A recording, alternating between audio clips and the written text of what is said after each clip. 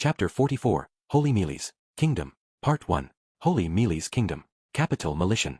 It is possible to get a full view of the city just from looking at it from the Holy Sword Road. First, the Nikolaus River, that flows out from the Blue Dragon Mountain Range.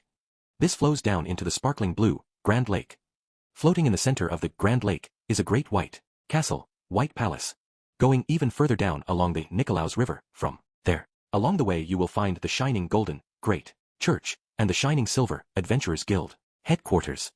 If you pay attention to your surroundings from there, you will notice a systematic townscape spread out in front of you. Finally, surrounding the city you will notice 7 great towers and a region of meadows just outside. Majesty and harmony. Possessing both of these qualities, it could be called the world's most beautiful city. Excerpt from the book, Walking the World, by Adventurer. Bloody Count. Part 2. It's certainly beautiful. A harmony between blue and green you could only find in a fantasy world. Adding to that, the townscape has a well-regulated structure similar to Edo or Sapporo. Eris went silent and just kept staring with her mouth open. Rudyard was just narrowing his eyes as he watched. I thought it was Hana Yori Dango, one for these two, but it seems they clearly remember how to appreciate beautiful things. It's amazing, isn't it? Then for some reason Jisoo started boasting about it. Why would you feel so proud about this? Is what I was thinking, but certainly just having seen this makes you feel proud to know of it. Even though I say that I don't really want to let this guy get too overconfident. It's amazing, but wouldn't there be problems with that huge lake during the rainy season? I started making negative remarks about it. Although this is a genuine question. The city is almost entirely in the center of the giant lake. There were 3 straight months of continuous rain in the great forest just to the north of here. Normally there would be some sort of effect over here as well. It seems it certainly was quite a problem in the past, but now those 7 magic towers perfectly control the water. Therefore, they could rest easy and build the castle in the center of the lake. There are no walls, right? That's because those towers are always projecting a barrier around it. I see. In other words, in order to attack the Holy Mealy's kingdom you would first need to destroy those 7 towers somehow or other. Don't say anything too dangerous, or else if those Saint Knights overhear it, they'll still capture you even if it's a joke, you know. I'll be careful. If I were to believe what Jisoo was telling me, as long as those 7 towers remain, the city will never be hit by any disaster or plague. I don't really understand the theory behind it, but it sounds quite convenient. Hurry up, let's go. Eris shouted out excitedly, and we continued moving forward on our cart. Part 3. The city of Militian is divided into 4 districts. In the north, there is the residential district. It's a section of private houses and blocks, a place where the family of nobles and knights live. There are some differences from average citizens, but fundamentally they are all private houses in the residential district. In the east, there is the commerce district. It's a district where all sorts of merchants gather. There are a large number of shops, but the structures are small. It's a place where many companies meet and widen their trade contacts together. This world's business district. Things like blacksmiths and auction houses are here as well. In the south, there is the Adventurers District. It's a place where the adventurers gather, centering around the Adventurers Guild headquarters. There are all sorts of shops and inns aimed towards adventurers. There's also an area with a slum for ruined adventurers, with things like a gambling place, so it's a good idea to be careful. For the most part, the slave market is in this district rather than the commerce district as well. In the west, there is the Holy District. There are a number of places for those related to the Holy Mealy's church to live. The enormous great church is also here. Also, the Holy Mealy's night group has their headquarters in this district. Is what Jisoo took the time to thoroughly teach us about one by one. Part 4. We turned around and entered the city through the Adventurers District. According to Jisoo, if adventurers try to enter through districts other than the Adventurers District, they'll be put through a certain amount of questioning and it can take quite a bit of time. What a troublesome city. The instant we entered the city, the air changed into quite a mixed one. If you look at it from outside, Militian is beautiful, but after you enter it's no different from any other city. Near the entrance to the city there were inns and stables. Stall people were all lined up loudly calling out for customers to come in their direction. A little ways down the main road I saw an arms shop. There's probably a slightly cheaper in down one of those thin alleyways. Incidentally, the supposedly silver glowing Adventurers Guild headquarters was visible from the entrance of the city. For the time being we left our cart at a stable. After listening to them, there's a service to take luggage to your inn for you. It's a service that wasn't in other towns. After all, in a large city like this they've probably got to offer a perfect service, otherwise they might go out of business. PYGG. Now then, I've got some places to visit, so please excuse me here. After we left the horse in the stable, Jisoo abruptly said that, we're already disbanding. I thought it was surprising. I thought we would stay in the same inn together. What's this? Does that make you lonely, senpai? Yeah, that makes me feel lonely. I answered honestly to those words intended to tease me. We've only known Jisoo for a short period, but he's not a bad guy. Finding partners who are on the same wavelength as you is a precious thing during travels. Thanks to Jisoo, just how much stress do you think I've been relieved of? Also, I feel depressed when I think about how the meals are going to be terrible again if he's gone. No need to feel lonely, senpai. We'll meet again as long as we are in the same city. Jisoo shrugged his shoulders and patted my head. Then just like that he started waving his hands around and walked away. Then Eris stood in his way. Jisoo, with her arms crossed and her jaw turned upwards, the usual imposing pose. Next time we meet, teach me how to cook. That's why I've said no way. You're persistent. Jisoo walked away to the side while scratching his head. While doing that he also patted Rudyard's shoulder. Then, you take care as well, Dana too. You take care as well. Don't do too many bad things. I know that. This time Jisoo finally disappeared into the crowd while waving his hands. It just happened in an instant. So much that you wouldn't think we've spent 2 months together. Really just parted in an instant. Then just when that monkey face started to disappear, suddenly he turned around. Ah, that's right, senpai. Make absolutely sure you show your face at the Adventurers Guild. HN? Ah, sure. We have to go to the Adventurers Guild anyways. We have no choice but to earn some money. However, I wonder why he's saying that now. I don't really know, but after hearing my reply, Jisoo disappeared into the crowd again. Part 5. First off is searching for an inn. Finding an inn is a basic action when we first arrive in a new town. In Malaysian there are a large number of inns spread all around the main street. If you go down an alley and walk a little bit, you'll arrive at something like an inn district. After taking a look at each one, we decided on an inn finally. Inn of Dawn's Light 3. This inn was just a bit far off from the main street. However, it was far from the slum district and the public order wasn't bad. Including some of the hidden services it offered, it was an inn that caters to around C/B rank adventurers. The fact that it doesn't get very much sunlight is a flaw, if you can call it a flaw. Find an inn and organize things from the travels. If time permits, visit the Adventurers Guild and check the goods around the town. If even more time is still left, take the time to relax and enjoy freely taking a look around, then return to the inn and have a future plans meeting. That is the usual flow of events. Wouldn't it have been fine if we stayed in a cheaper place? Eris said that with an amazed face. What she says is perfectly right. We must be cautious with our money. It's something I'm always saying. Though right now we have just a little bit of flexibility to spare. The money we earned while helping defend the Darudia village. Then the money we received from guys. Adding them together, it is just a bit over 7 mealy's gold coins. It's certainly true we have no choice but to save up money. But we aren't in such a dire situation right now. Therefore, this amount of luxury is fine. Even I want to sleep on a soft bed from time to time. Well, isn't it fine from time to time? After giving Eris a glance, I walked to the room. It's a pretty neat and good room. The fact that there's a table and chairs prepared in the room is nice. The room has a key to lock the door and the windows even have shutters. It's not comparable to the business hotels from my previous world, but it's an above average quality for this world. Now then, our actions after arriving at the inn were already decided. Repairing our equipment and preparing a memo with consumable goods we need to restock. Drying out the bed, washing the sheets and sweeping. While we're at it. This pattern has become such a routine that I didn't even need to say anything. Everyone started working in silence. By the time everything had finished, the sun was setting and it was getting dark outside. Since we arrived sometime around early afternoon, the time to visit the guild has disappeared.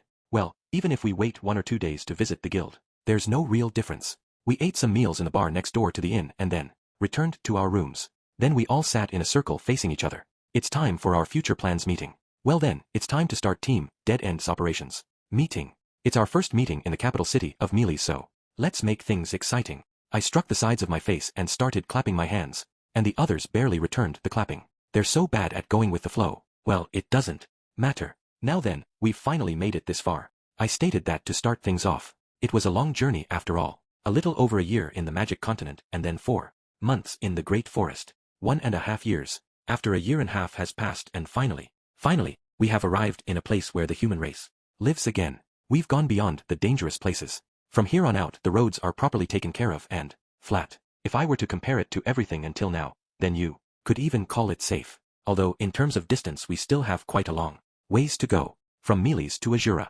it's a distance of traveling halfway across the world. No matter how easy of a ride it is, it won't shorten the distance we still have left to cover. It seems like it will take another year or so. In that case the number one problem would be money. For the time being I would like to start earning some money while in this city. Why? I politely responded to Eris's question. I've understood it after visiting the Magic Continent and the Great Forest, but prices in the human race regions are quite expensive. Then I remembered back to all the market prices I've seen. Until now, I was unable to check the market prices in Saint Port, though I still remember the general market prices throughout Magic Continent and the prices from the inn town. In comparison to those, the prices in Holy Mealy's kingdom and Azura kingdom are expensive. Even the cost of this inn, if you were to compare it to an inn in the magic continent, it's high enough your eyes would jump out from their sockets. The human race places more importance on currency than other races as well. I won't say anything about being greedy. The value of currency in Mealy's is high. It's the next most valuable after Azura kingdom, in other words second in the world. The market prices are expensive, but that also means the job rewards will also be high. Unlike how we did it in the magic continent, staying in each town for roughly a week to gather money, it would probably be more efficient to stay in this city for a month and gather money. The value of Mealy's currency is high. In other words, if we earn enough money in Mealy's, then we don't even need to worry anymore. There will be no problems when we have to pay tolls to pass through to the central continent. We still don't know how much money it will cost to allow a supered race to board the ship there as well. When I mentioned the word ship, Eris made an obviously displeased face. She must be remembering her sea sickness. It was probably a bad memory for her, but it was a good memory for me. I'll be there to assist you any time. We'll collect money here and then travel to Azura all in one go. Though if that's the case, we most likely won't be able to give more publicity for the supered race. Rujard-san, is that all right? Rujard silently nodded. Well, spreading the publicity of the supered race is mostly something I'm doing because I enjoy it now. If it were up to me, I'd prefer to calm down and take my time a bit more to go around fixing the infamy of the supered race. Half a year or a full year. If it's in a large city, it just means there would be that much more of an effect. However, just to make it up to here, we've already surpassed 1.5 years. 1.5 years. It's not a short period. I don't want to take more than this amount of time. If you think about it, then it's like being missing for a year and a half. My family should be quite worried. I wonder what they are doing right now. Just when I was thinking that, I realized I hadn't sent a letter. I kept thinking, send one, but so many things ended up happening that I forgot along the way. A letter, huh? Alright. Let's make tomorrow into a free day. We've used the concept of vacation days every so often up until now. It was originally something to give Eris some room to breathe, but somewhere along the way it became something for my own sake. Eris never shows her fatigue, and Rujard is a tough guy. The only pathetic and weak one is me. Of course, even I have gained an amount of strength that can't even compare to my previous life. I may be no match for these two, but I should have enough strength to match the average adventurer in this world. Therefore, it's not a matter of physical fatigue. It's mental fatigue. My heart is weak. Every monster I kill while traveling adds to my accumulated stress. Although I'm not really exhausted this time. Information gathering, confirmation of guild jobs, and various other things. If I were to put priority on those things, then I'm sure I would end up forgetting the letter again, since that's how it has been until now. Therefore, I will spend the entire day tomorrow ensuring that I send the letter so I don't forget this time. Rudius, is your body condition bad again? No, this time is a different matter. I was thinking about sending a letter. Letter. In response to Eris's question, I nodded. Yes, a letter to notify that we are safe. Well, it should be alright if I just leave it to Rudius. Yeah. Tomorrow I'll write a letter. After I've started to remember about Buena Village, I'll write Paul and Sylphie a letter. He told me not to send any letters, but well, in this situation he really can't say no. The chances that the letter will make it there aren't all that high though. When I was exchanging letters with Roxy from Azura Kingdom to Shiren Kingdom, 1 in 7 letters never made it. Therefore, we would send a number of letters with the same content. I'll do that this time as well. What are you two going to do? I'm going to do a goblin subjugation job. In response to my question, Eris gave that response. Goblin. If you were to say goblin, then it would be that goblin, I guess. About half the size of a person and wielding a club and equipment, yellow-green skin color, a high virility, and they would almost always come out in fantasy-type arrow games, working until they fulfill their role of attacking the characters. I just heard in the city that goblins appear around this area. If I'm an adventurer, I have to make sure I see some goblins. Eris said that full of energy. Goblins are almost a rat-like existence in this world. Strong ability to breed and always causing trouble for people. For the most part, they are capable of speech, so you could consider them one class of magic beast. Even though they can speak, they still just move based on instinct, increasing in numbers until someone exterminates them. I understand. Rujard, will you be guarding? I'll be fine on my own against goblins. In response to my words, Eris raised her voice. It was a face that took offense to what I said. I thought about it. Eris is strong. In terms of rank, goblins are on the level of an E-rank monster. There were none on the magic continent, so I've never actually seen them, but the danger should be low. It's an opponent a child with just a bit of sword experience should be able to defeat. In comparison, Eris can fight equally with B-rank monsters. I guess forcing Rujard to follow along in this situation is being a bit too overprotective?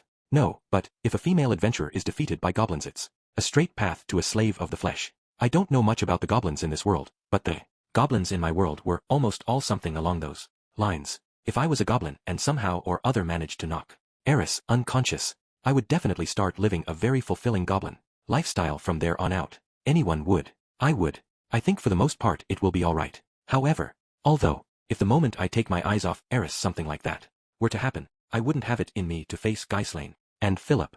Rudius, it's alright.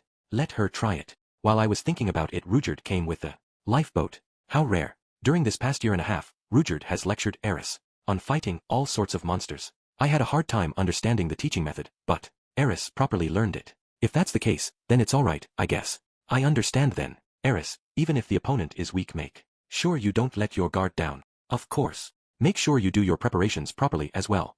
I know that. If it seems dangerous, run like the wind. I said I know. In the worst case scenario, grab your opponent's hands and yell in a loud voice, "This person is a molester. You're being annoying. Even I can manage a goblin." Subjugation. I made her angry. I'm still quite worried, but let's believe in the experienced warrior Rudyard here. In that case, I won't say anything more. Give it your best. Yeah, I'll give it my all. Eris nodded with a satisfied expression. Then, Rudyard, what are you going to do? I'm going to visit an acquaintance. That's the first time I've heard the words acquaintance from Rudyard. Oh, an acquaintance? Even Rudyard has acquaintances. Of course. I thought he was always alone though. Well, I guess if you were to live for 500 years you'd have at least 1 or 2 acquaintances. Why, here in this city of Melitian is what I was thinking. But conversely, in a city this large, it's very possible Rudyard would have an acquaintance here. What kind of acquaintance? A warrior. Another warrior, huh? Since that's the case, then it would be another person he saved along the way on the magic continent, I guess. Well, I won't pry too much. It's not like I'm his parent. It would be unrefined to ask all about who he's meeting on a day off after all. Part 6. Next day, Eris and Rudyard left separately. I as well went out to buy paper, a pen, and ink in the city. While I'm at it, I also plan to investigate the market prices of Holy Mealy's kingdom. In terms of food, it's quite a bit cheaper than the magic continent. The quality was so high as well, the magic continent was not even worthy of comparison. There was all sorts of fresh meat and fish lined up, happily. Even raw vegetables were being sold. The thing that surprised me the most was the eggs. Chicken eggs were being sold at an extremely cheap price. Fresh eggs, they were eggs that were literally just laid. Today, on the magic continent you could find eggs being sold every so often. However, they weren't eggs from chickens, but magic beasts. They were made use of in combination with imprinting, and then the magic beasts were trained. Obviously, they weren't intended for food purposes.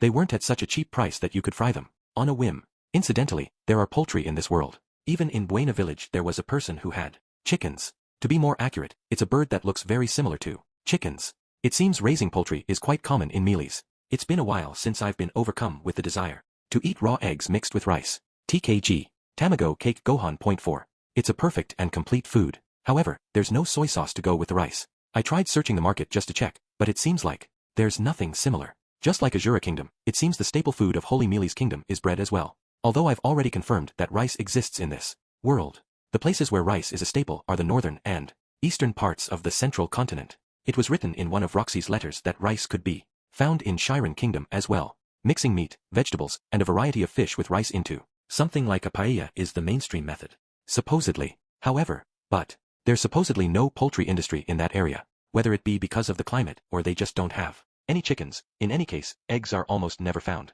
there. Even more so, there's nothing that's similar to soy sauce. In the plant dictionary there is something that looks a lot like the soybean, but it seems there's been no experiments in trying to let that ferment and turn into a sauce. Although if you search there could be some somewhere. Eggs and rice exist after all. I will make sure I will one day obtain it with these hands. Then I will eat it. Tamago Cake Gohan. I'm not really paying much mind to the sanitation of the eggs. Even if you were to get sick you could just cure it using healing magic after all. Part 7. After investigating the market prices, I returned to the inn. While thinking about what I'm going to write for the contents of the letters. If I think about it, this will be the first time I've sent a letter to Paul and Sylphie. I wonder if I should start writing from the time at the Boreas house. No, more than that, reporting that we're still alive is the most important. It would be fine as long as we tell them we were teleported to the magic continent. If I think about it, a lot of stuff has happened. Traveling together with a supered race, meeting the great demon emperor, spending 3 months or so at the beast race village. I wonder if they'll believe it. At the very least, the fact that I met the great demon emperor and was given demon eyes would be something pretty unbelievable normally. Whether they believe it or not, it's a matter of fact that it happened. Speaking of the beast race village, I wonder if Ghislaine is alright, since she's that strong, unless she ends up being Teleported to some strange place, she's most likely okay. I'm sure everyone in the Boreas family is worried as well. Philip, Soros, Hilda, as well as the butler Alphonse, and all the maids. No matter where old man Soros gets thrown, I'm sure he would be energetically letting out a loud voice. While I'm thinking about this, I enter a short alley. In Militian there are a number of these short alleyways. If you were to draw a map when it was new it would probably look like a pretty go board, but after a long period of destroying and rebuilding houses of all sizes, it slowly started to shift, and that's how these short and tight alleyways were created. Although, maybe it's because they were lined up like a go board, there's no real worry about getting lost. Therefore, I went through a different route to return to the inn. Maybe I can find some good date spots around here. The red-haired one from our place is just a little bit violent, though as long as she puts on something proper she actually looks quite pretty. If we're to stay here for a month, then we might have a chance for a date. If it comes down to that, then I'll have to make a plan and make sure to take her to a great place and give her a good impression. Just as I was thinking that, I saw 5 men coming in my direction in a hurry through a small alley. They weren't adventurer types. If I were to say it, they would be hoodlums from the city. They were wearing clothes intending to intimidate. If you were to put it into a single word it would be young. However, I can't think well of them when several adult males enter this kind of small alley. Roads are made for compromise. Even if I am a child and on the small side, if you enter this alley as well as side by side, we'll eventually run into each other. This is a time to be like the heinous delinquent leader, Emmy, and glare at them one by one to signal a mutual compromise move. I meekly stuck to the wall. No, please don't misunderstand. I just like to avoid unnecessary conflict. It seems like they're in a hurry as well, and I'm not in a hurry. It's not particularly like I avoided them because I'm DQN-ish.5, for the most part. It's not a lie. Also, you can't make decisions based on people's appearance. They look like hoodlums, but one of them could be a well-known swordsman. If I was not being careful of my opponents and just started using violence, then if all of a sudden they were actually young noble of madness, dead end. Something like that could happen. Considering this is a world where you could find a great demon emperor little girl starving in an alley in the middle of nowhere after all. Yeah, it's better to avoid unnecessary conflict, is what I was thinking, but the moment I was about to pass by them, I noticed the 2 in the center had a large bag, 2 of them both carrying it side by side. Then I noticed a small hand sticking out of the bag. More than likely there is a child within that bag. Another human kidnapping, huh?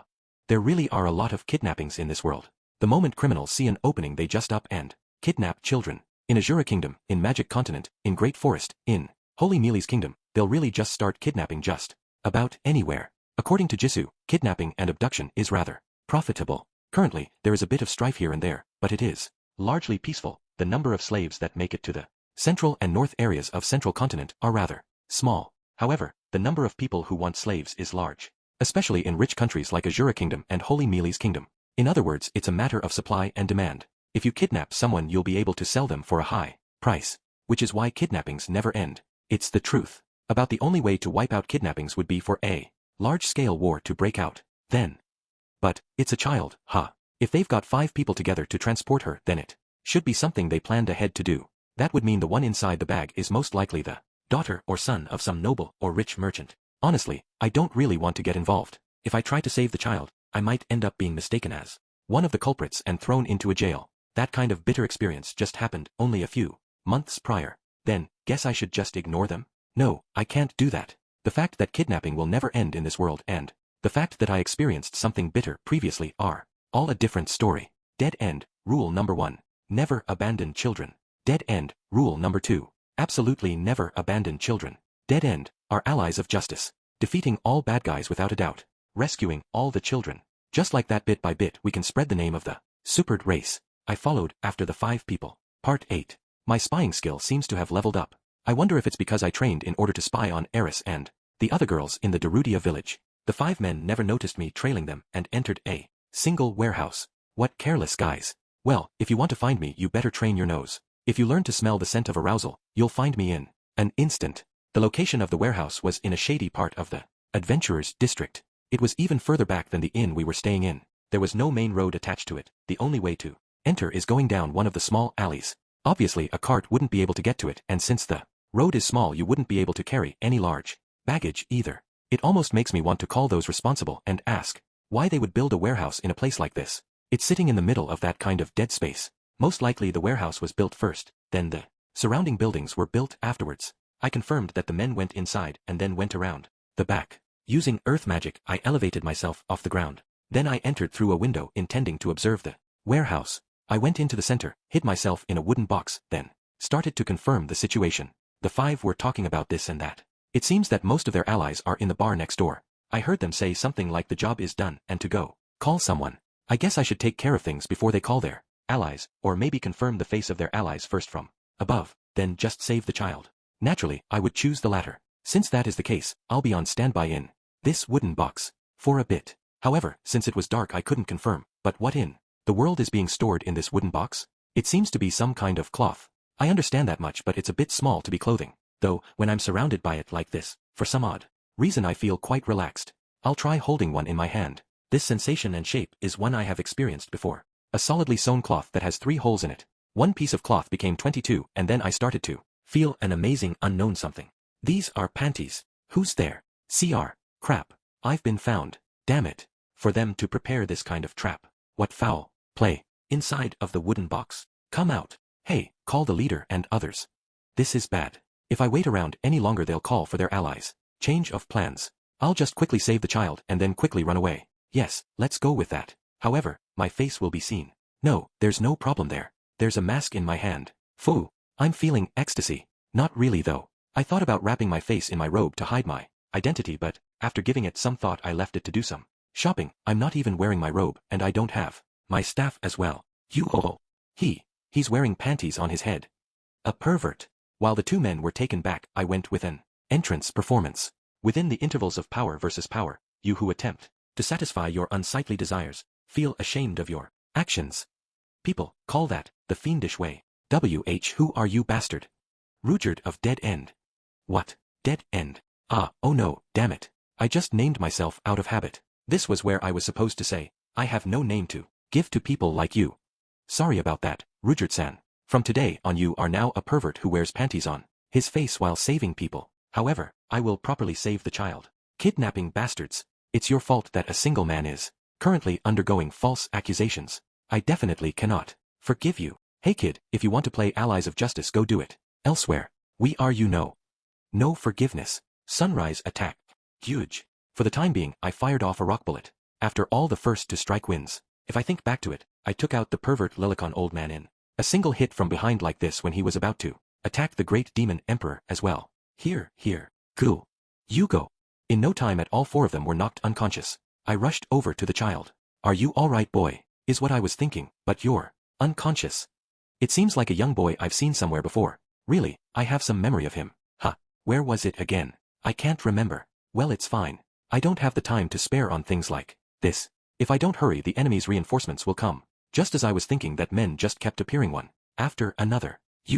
Everyone was knocked out. He's a kid, but don't go easy. Quickly call the leader and others over. The leader is out drinking today. He's strong even when he's drunk.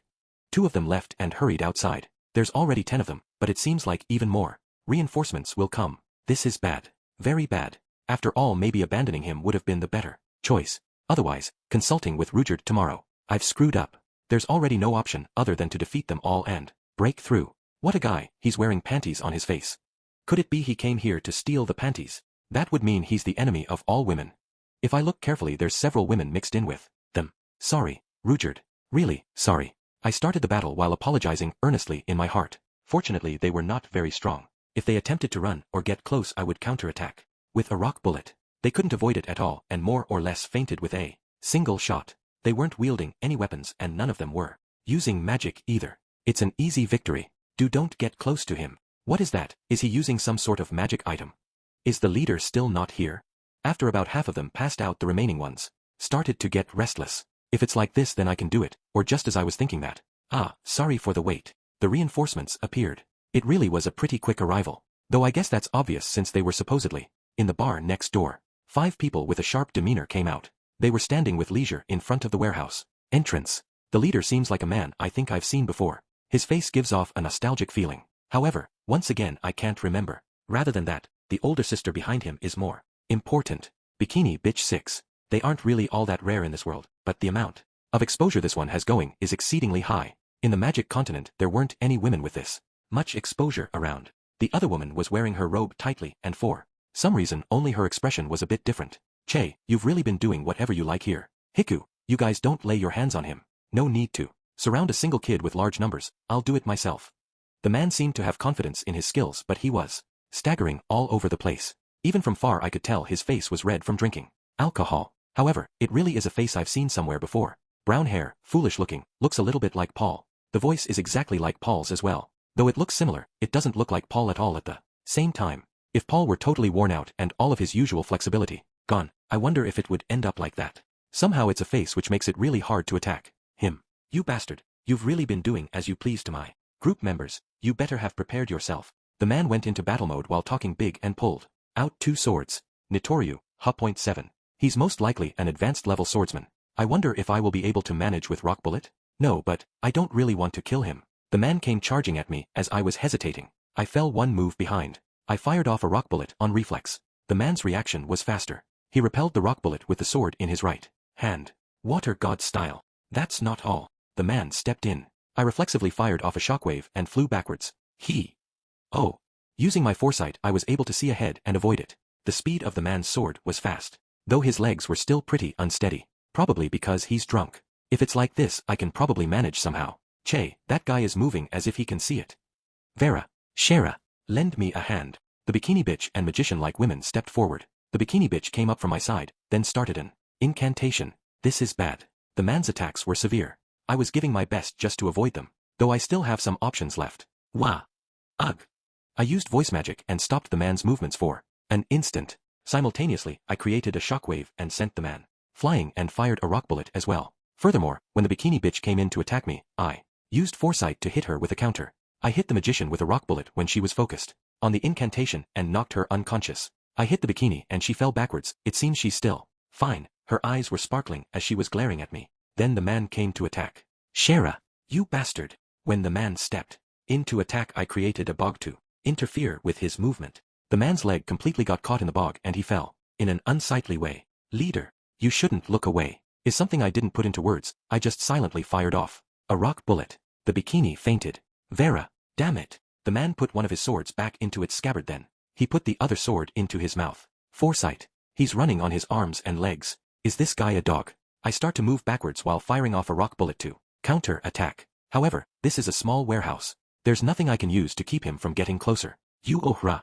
He jumped up from all fours while twisting his body. While in the middle of a movement similar to that of a beast, he pulled the sword on his hip. His movements are sharp. Even from such an odd stance, he can make his body appear smaller or larger as he pulls his sword. Simultaneously, he dropped the sword he was holding in his mouth into his left hand and switched directions. A surprise attack. An original attack. He's going beyond my predictions. If I didn't have this foresight, I most likely wouldn't have been able to avoid this. His attack just barely grazed the tip of my nose. There was a slightly tingling pain in my nose. My heart started beating really fast. I wasn't thinking about trying to kill the man. However, he is trying to kill me. I just realized that obvious fact. If I don't get serious, I'll be killed. After thinking that, I lowered my hips. I remember back to my training with Rudyard and Eris. The man's beast-like movements, if I were to compare them, they are movements that are similar to Rudyard when he gets serious. However, this man doesn't carry his body as well as Rudyard does. It's just an eccentric movement. I should be able to do it. The next time he comes with a counter. Just as I was thinking that, I realized the man's movements had stopped. After taking a look around, I realized the panties I had been using to hide my face had fallen to the ground. This is bad, my face was seen? Are you Rudy? Rudy. There is only one man who would call me by that name. Then that dumbfounded voice, mixed with anger, wasn't a drunk voice, but something I was used to hearing. Father.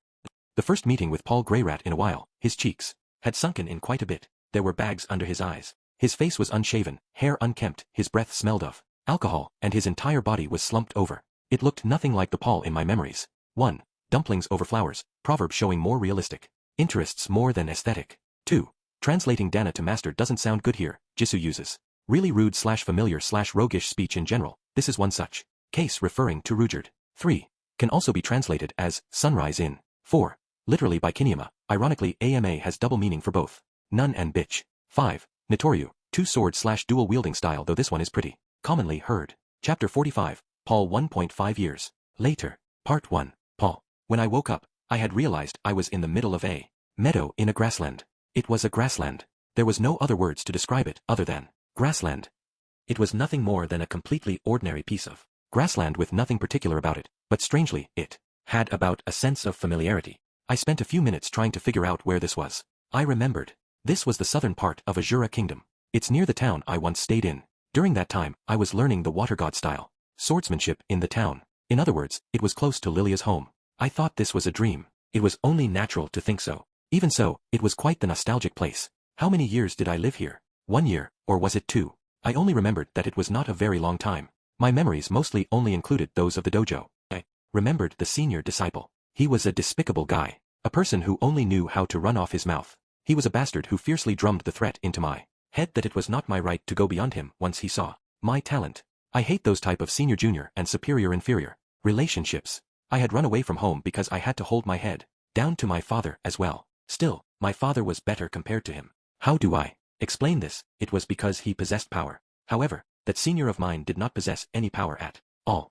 He was merely a small fry that had developed immense narcissism by running off his mouth. When I had trained to reach the intermediate level, that guy was still hanging around at the end of the beginner level. That was a guy of low caliber. Even within the main dojo, that was their best of the senior water god style swordsmen. They just kept coming up with different excuses with how their lack of competence was caused by this or that. I had thought that someday I will show the true strength of my power to those guys. Although, at the very end, I wasn't able to show that guy my own strength at all. There were many things I wasn't able to put up with, like the crime I had committed against Lilia, so I ran away. I had more or less aimed at this from the beginning, the fact that I had wanted to trample on what was considered precious to them. Those guys started to look for me in a frenzy ever since I fled. I left the country in order to ridicule them. When I think back on it, I realized I was a kid back then. How that senior disciple acted did not matter. The fact was that I did a bad thing to Lilia. The wind blew. Dust entered my eyes and I frowned. Then, the side of the hem of my clothing was pulled. Dad, where is this? Looking closely, Norn was clinging tightly to my chest. She was looking at me with an anxious face. So finally, I let go of my house coat and noticed I was standing on the prairie. The soles of my feet were feeling the texture of the ground. Clearly, the warmth of Norn. This was not a dream. What's with this? I do not understand why I was here. If I was alone then I would have thought it was a dream too. The end. However, there was Norn clinging to my chest. Norn born 3 years ago. Tiny Norn. My cute daughter. I rarely come into contact with my daughters. Since I was hoping to become a strict father, I usually avoid physical contact with them. So why would I be embracing Norn? Oh right. I remember. Just until a while ago, I was talking to Zenith at home. It was just a talk about nothing special. As our daughters grow bigger, they'll start to resist contact with their fathers, so it's alright for you to stop holding back, just for now. No, I am aiming to become a dignified father. Unlike Rudius, Norn seems to be more mundane, so I'll have to be more aware of how I act as a father now. So it's not like you dislike her after all then? Yeah, then I'll hug her after all. It was such a conversation. Nearby, Lilia was teaching Aisha something. Lilia was going to let Aisha go through specialized education. I opposed her saying that we should let them grow more freely, but I was strongly overpowered by Lilia. Aisha was growing quickly. Anything taught was memorized immediately, just as how. She also learned how to walk quite fast. So, it was at that time that, abruptly, I was wrapped in a bright light. Oh, I remembered. The memory continued. That something seems to have happened. I instantaneously realized it. Dad. Norn raised her anxious voice as she looks at my face. It's all right. I gently stroked Norn's head. Then I looked over my surroundings. There were no signs of Lilia or Zenith. Whether they were nearby, or if I was the only one blown away, Norn was together with me. Why, I wonder. I remember. In the labyrinths, there was one time where I was caught in some atrocious trap. It seems to have been some sort of teleportation magic that we had triggered. It was lucky of me that I had been transported to somewhere close at that time. Elinalise at that time had grabbed onto the hem of my clothes and was fuming. It was the sort of trap that spells instant death if you were unlucky. The monkey scout that had been caught up in the trap was never found. Such a story doesn't matter. In summary, only the person that was in contact with you during that instant would get teleported with you. This was why Norn was with me. However, why? Why has such a thing happened? It's way too abrupt. Whose handiwork was this? There were many enemies around me. It wouldn't be strange for whoever it was to do it. However, this was teleportation. Teleportation is another story. There was no casting used for the teleportation magic. Therefore, items imbued with magic or magic products were used. Teleportation-imbued magic items were considered to be illegal no matter where in the world.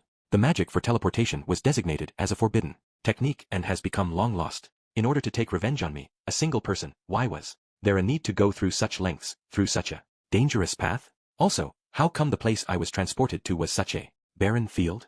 No way. A disciple of the dojo was one of the culprits involved? A thought suddenly surfaced in my mind. In order to get to Lilia, they had me moved. This place I was at was supposed to be a hint. By the time I return home, Lilia and Zenith might have already been sullied by a vulgar man. Damn it, it seems to be an idea they would come up with. Hey, father. Norn, it's all right.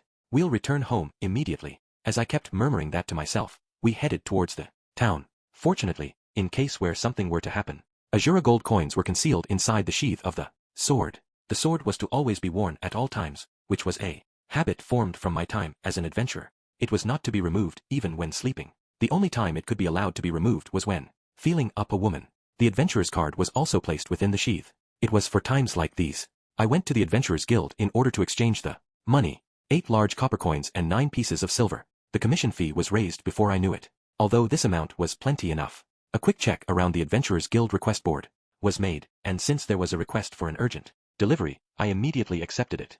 The lady at the reception desk updated the magical power to the adventurer card along with the accepted request. After realizing the rank written on the card was S, she showed a surprised face. The reason as to why she was shocked was not because S rank adventurers were rare, but rather the fact that I had accepted such a quest. Usually, such delivery quests can be accepted regardless of rank because of the urgency, but it's still commonly considered as an E-rank request. Usually, I would not bother hiding the reason behind it, but explaining it was troublesome, so I didn't. I readily held out 1 silver coin. How many years had it been since I prepared for traveling? It's been a long time, but I still remembered clearly what was needed. The preparations were finished in no time. I had also rented out a horse from the Adventurers Guild. I'm glad that there was a request for urgent delivery. Of the many benefits of the S-rank, renting out a free horse on such a request was one of them. Of course, that didn't necessarily mean that I was going to return it immediately once the request was finished. This time, I headed out in a different direction from the delivery. I feel bad for the client, but I'm also in an emergency. These horses that have been bought were definitely good ones for sure. My luck was good. This just goes to show how much of an emergency it was. There could possibly be a chance of having my adventurer's status revoked for taking advantage of its benefits, but so be it. I had not intended to continue living on as an adventurer in the first place. Norn was placed on top of the horse and I jumped onto its back. Immediately, we set off from the town. Part 2. Norn became sick on the way. I was in too much of a hurry. Norn had absolutely no experience riding, even more so to have to continue moving throughout the day and night. Even when she's still just a child, extra time was taken to nurse Norn, and so by the time we reached the Fidoa region, 2 months had already passed. This was the number of days that it would have taken it if I had used the horse-drawn carriage in the first place. Therefore, the delivery request had already been failed long ago. The fine was not a big deal though I was in despair. Before we reached the village of Bina, I had already realized the gravity of the situation. The entire Fidoa region had disappeared. I had sunk into the polar regions of confusion. What had happened? Where's the Bina village that I had known? Zenith? Lilia? The walled city of Roa was not there anymore either. Then, wouldn't that mean that Rudius was gone as well? Stupid. Unknowingly, I had my knees fall onto the ground. Annihilation from the teleportation trap. Such words swirled inside my head. The adventurer era. I had heard many times about labyrinths, that the number 1 trap to be wary of was teleportation traps. The party will fall apart without even knowing the location of their comrades. It is one of the absolute worst traps that we shouldn't get caught up in. I have heard many stories of parties that had been caught up in such a trap and most would end up wiped out. If any parties were to be caught in such a trap, they should all find their way back to the entrance to rendezvous. Otherwise, those that were unable to come out would most likely be dead. Any men who would hear of such a story would end up with a stunned look on their faces. But, surely, in such a place like this, Dad, we're still not home yet. With those words, I returned to reality. My daughter of a mere 3 years old had grabbed onto the hem of my clothes. I silently hugged Norn. Dad, what is it? Yes, I am a dad, a father. My daughter still doesn't know what had happened yet, but because of me she can have peace of mind. I am a dad, a father. Do not show any weaknesses. I must retain a resolute attitude. It is so. Teleportation's a terrible trap indeed. I do not know why we had ended up in such a situation, but I am alive. Zenith was even a former adventurer as well. Even Lilia, although not as strong as she used to be, could still use a sword. Aisha, I remember, at that time, at that moment, Lilia was in contact with Aisha, right? I can't remember clearly. No, do not give up. At that time, Lilia was holding Aisha's hand. Let us think that is true for now. Part 3. While returning the borrowed horse to the nearest town, I tried to collect some information. It seems that the disaster took place throughout the entire Fidoa region. Soros and Philip are both missing, and his brother is the Lord now. But it doesn't seem that Philip's brother is going to take responsibility and intervene in the downfall of this disaster. At any moment, they're too concerned about themselves to bother lending a helping hand, it seems, rather than to protect the people under on his own dominion, he would rather care about himself. The Azura nobles are absolutely repugnant because of this. While I was gathering information, an old man named Alphonse made contact with me. He was the butler that had been serving under Philip. He had sworn allegiance towards the Grey Rat House. Even under such a situation, he did not harbor any other selfish thoughts of his own. He had even used his own property in order to start the construction of refugee camps. Alphonse had said that he wanted my help. When he heard me ask him, why me? He responded saying that he had heard about me from Philip. Philip had said, he is a person who puts in effort the case of an emergency, but since he doesn't have the power to see ahead, he's an unreliable person that gets himself in trouble because of his own mistakes. The story goes like that. That's none of your business. Alphonse seemed to have been hesitant whether to attempt to contact me, but considering that I was Rudius's father, he took up the chance to offer cooperation. I was just following the conversation but became delighted that Rudius has been evaluated so highly even by the house butler. I willingly accepted and followed Alphonse's instructions. Then 1 month passed. Alphonse continuously borrows and collects volunteers as well as funds from various kinds of places while using them to expand the refugee camp. What superb ability! I, on the other hand, find and gather the lost people to the refugee camps while establishing and organizing the Fidoa region's search group. The network had spread to all places, trying to save those that had turned into refugees. However, my purpose was not to save strangers, but to help to find my family. By that time, the power attained over the place was large enough to be compared to a king, and Alphonse was gaining steady funds for the reconstruction of the camps. I left a note in the refugee camps, saying I was aiming for and heading to the Holy Meles Kingdom's headquarters, the Adventurers Guild. Meles and Azura. If I was able to successfully connect these two, then information could easily be obtained between them. This was the judgment I had made. Anyone and everyone would easily be found. That was what I had thought at that time. I was too naive. Part 4. Half of a year's time has passed while I was active in Meles. A considerable number of people had been transported to the Meles continent. All of them were rescued, one after another. Some within the group were sold as slaves. I had decided to save them all. It said that if you were to free slaves by force, you would end up going against the Meles Kingdom's law. But Zenith and Lilia could have possibly ended up as slaves as well. If that were to be the case, then there's no need for any hesitation, even if it were to be a crime. I will save them all. I kept that sort of attitude. That way, in any sort of situation, I will remember what I doing is for a just cause. I do not allow any sort of precedent or reason to sway my decision. Thinking about that, I realized that I could rely on Zenith's house. Zenith's family is a house of powerful nobles in the Meles Kingdom, prestigious and known to have bore many excellent knights. I made a commitment to rely on them. The refugee rescue was advancing nicely as well. Thanks to the early start of the movement, many of the people in need of help were found immediately. Many of those from the Fidoa region had indeed been teleported over to the Meles continent. Those that had to go back by foot were given travel expenses in order to assist them. The elderly and children that the Fidoa region search group had found were provided with a place to rest. Those that had become slaves also needed gold to purchase back their freedom, along with the power of the Zenith family. If all else were to fail, then we would resort to looking for a chance to kidnap them back. Of course, a problem surfaced. The Meles Kingdom's nobles became aware of the fact that I was the one in charge of the recent disappearance and stealing slaves, and so many sent their own private armies to attack me. Many members ended up dead because of that, but I did not stop. What we were doing were justified. We were right in saving people, and so the search group continued to follow me. I used the status of a senior noble of the Azura Kingdoms, Grey Rat family, the House of Zenith, and the fact that I was a former adventurer in order to solve our problems. However, not even one single piece of information of Lilia or Zenith came to me. Not to mention, the same went for Rudius as well. That son of mine, wherever he would be, he would still stand out with overflowing information and rumors, but unfortunately, it did not enter my network at all. Part 5. 1 year had passed. It became a year in no time at all. At this point in time, the reports of discoveries become quite varied and confusing, as well as more infrequent than before. There are those that were found to be roughly in the middle of the Meles continent and the central southern continent. There are still some villagers who have still not yet been found, and others are still trapped as slaves. To this degree, the liberation of the slaves was proceeding according to plan. The first priority is to secure custody of them, even if it required using brute force. I also realized that this is an abomination to many of the nobles, so much so that they can't turn a blind eye towards us. The situation worsened due to the fact that many of our members were attacked and either killed or seriously injured. There are even some members who blamed me for it. We could have done better, not to mention I didn't expect us to be in such a situation. Even so, my attitude did not change. It's too late to afford a change. Recently, more reports of discovery of refugees' deaths have come up.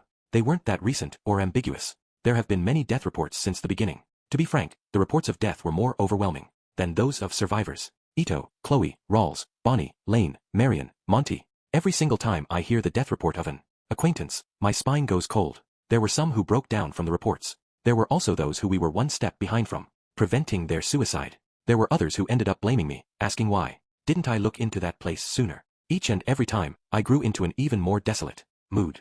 Then, as time flows by, even the death reports became ambiguous. The person might be dead. A corpse of that looked like that person might have been found in the depths of the forest. Someone could have seen someone who looks like that person. When I thought about it more clearly, the actions we have taken have ended up as vain effort for way too many. Information about my family still did not come up. I thought that I might have failed. We should have looked into the Magic Continent and the northern part of the Central Continent. If they had become slaves in those places, then they might still be alive. What could have been put off should have been put off. The first choice should have been to search within those dangerous places. No, impossible. Most members of the search team were not suited to fighting. The majority of them were the original town's farmers. Some of them were adventurers, but they were too few in number, and of those that I had known, I had sent them to suitable places. For the rest of the members of the Fedoa region search group, if they were to be sent to the northern part of the Magic Continent, the Central Continent, and the Bigarret Continent, they wouldn't be able to stand in the midst of battle. Those sent to rescue would need rescuing. Therefore, my choice was not wrong. Thanks to the decisions I had made, I was able to save thousands of refugees. Or perhaps, if I was able to make contact with those of Fangs of the Black Wolf, I would have been able to search the Bigarret Continent and the Magic Continent as well. Unfortunately, I was only able to get in touch with a single person. Also, that one person whom after I had made contact with once, I no longer knew where he was or what he was doing. I do not think that they were cold-hearted guys. The relationship between us was bad originally, and I also had a big fight with them during our parting. It was the worst farewell ever. It would not be strange even if they were to still have a grudge against me. Why in the past did I make that kind of farewell? I know, it was because I was a kid. That being said, I cannot begin to regret now. Part 6. A year and a half has passed. These days, the amount I'm drinking has increased. It has become a fact that I am unable to do anything unless I resort to alcohol. I'm drinking from morning till night. There's no time when I'm sober. Even while I think I should not be like this when I wake up. In the middle of the night, whatever I do becomes completely useless. I would have thought that my family has died. What was their death like? What became of their corpses? All I would end up thinking of were such things. After all, even with that excellent son of mine, I still had not heard of even one thing of him ever since the disaster. I do not want to think. I do not want to think, and even possibly consider their deaths. Surely everyone during this 1.5 years was waiting for my help and then ended up dying in tears. When I think about that, I almost become mad. Why am I in such a place? Out of all the possible choices, it would have been best if I had started looking in the most dangerous places. Even at worst, I alone could have somehow worked it out. Any mistake in my decisions contributes directly to those who had died, those that could have been saved but weren't. Those that we hold dear to us, those who were the most important to us, were mercilessly taken away. Rather than wanting to believe it, I drink away my sorrows. Only when I was drunk was I happy. I was unable to do any work at all. 6 months later, the plan to return all of those found in the Mealy's continent back to the Fedoa region begins. I just can't move those who were ill, the women, the children, and the elderly recklessly like that. There are people that cannot withstand the long trip even if there was a gold coin each for their travel expenses. But we have hope with us as well as the will to return home. Those of us within the Fedoa region's search group escorted them back to Fedoa. While the plan was progressing, even though I was responsible for them, I did not participate at all in the meetings, and instead I just drank all day. All of the key members, including me, remained in Mealy's. But in the end, the searching activities were reduced. 2 years. The search movement will stop after 2 years. While I think that it is still too early, there were others who thought that this was it. Even if we were to search more, we would just be wasting money in vain. In the end, I wasn't able to find even one family member. Such a useless man. Why in the world was I so useless? Always a mere kid, not fit to be an adult even to the ends of time. The team's members all started to take a step's distance away from me, who was now always drunk and filled with the smell of booze. This was natural. No one would want to be acquainted with such a fool of a man who only drinks all day. However, there were some exceptions, one of which was Norn. Dad. Just a moment ago, a huge man was there. Even when I was this drunk, Norn would still talk to me so joyfully. Norn. For me, Norn is my only family now. She's my most important person in the entire world. To me, there is only Norn. Right. I didn't even go to the Bigarret continent or Magic Continent. This was because of the presence of Norn. My daughter, who's only 4 years old right now. How could I abandon her? Why should I leave her behind and go to such a dangerous place where I might die? Oh, what is it, Norn? Have you encountered anything fun? Yeah, when I almost fell into the ditch a while ago, a bald person helped me. So, I got this. While saying that, Norn held up what was in her hands. Happily, it was an apple, a red apple, a most appetizing color. Indeed. I see, that's good. Did you thank him properly? Yes, I said, thank you. The bald uncle then stroked my head. I see. A good person. But, you shouldn't go calling him bald since it might bother him. Conversations with my daughter were always fun. Norn's my treasure. If there was anyone who would dare lay a hand on her, I would be ready to go against the entire Mealy's kingdom. It was at that time when I was thinking about that. Leader, it's very bad. One of my team members jumped into my room, interrupting a conversation with my precious daughter. I was feeling a little cranky. If it was like always, I would just reply back at him while yelling my lungs off. However, with my daughter besides me, my pride held me back. What's the matter? I was doing the work you assigned to me when we were attacked. Attacked? They were attacked. By whom? It must be those damn nobles. We told to them that those under the Azura kingdom's dominion were wrongfully forced into slavery after the disaster. Even so, they did not budge nor hand them over, those greedy bastards. That was the story today. They sent people over to take their slaves back. All right, everyone, quickly get equipped. Let's go. For now, we called out for everyone to gather together. They weren't a bunch of powerful fighters, but it wasn't like their opponents were strong adventurers that have fought through labyrinths. They should be able to at least fight neck to neck with them. While they gather, I headed off to where the problem had occurred. The place should be close by, where I can immediately jump in. The search team's secret headquarters were a bunch of old warehouses where clothing and other sorts of items were stored. It was a place someone was bound to discover. This is bad. It may be necessary to change the base. Mr. Paul, the enemy is only one, but he is strong. Be careful. He uses a sword? No, it's a magician. Probably a kid, but he has his face covered. A magician brat. Possibly an amateur, though with that said, how would he defeat us with so many adults as his opponents? It would probably be someone from the dwarf race. With a small stature like a child, he can easily fool us into thinking he's a mere kid, an opponent of the dwarf race. Even drunk, I should still be able to win. I am confident that I wouldn't be defeated by these mere thugs, but nope, there's no problem. I have more than enough options in terms of fighting abilities. Thinking so, I continued on to the warehouse. Chapter 46, Parent and Child Fight. Part 1. The inn Paul was staying at was the Dawn of the Door Inn. Next door is a slightly larger than usual inn. Inside is a circular wooden table with 10 seats. I sit on one of them. Paul is sitting in front of me. Though it's still the daytime, all the seats are filled up. The guys I knocked out were healed by some healing magician, allies of Paul, and they were sitting around as well. It goes without saying, but the looks they were giving me weren't particularly good. It seems that everyone here is Paul's companion. The one I notice in particular is the person behind Paul. Sitting there is a female warrior. Her hair is short and chestnut-colored, curling outwards. Her lips are a bit pouty too, and she gives a charming impression. Worthy of special mention is her figure. Large breasts, a slim waist, and a full butt, covered up by the so-called bikini armor. She's a girl in her late teens. Indeed, it's the female warrior that Paul called Vera. Even with one look, I can tell that she's got the kind of figure that Paul is fond of. That bikini armor isn't very unusual in this world.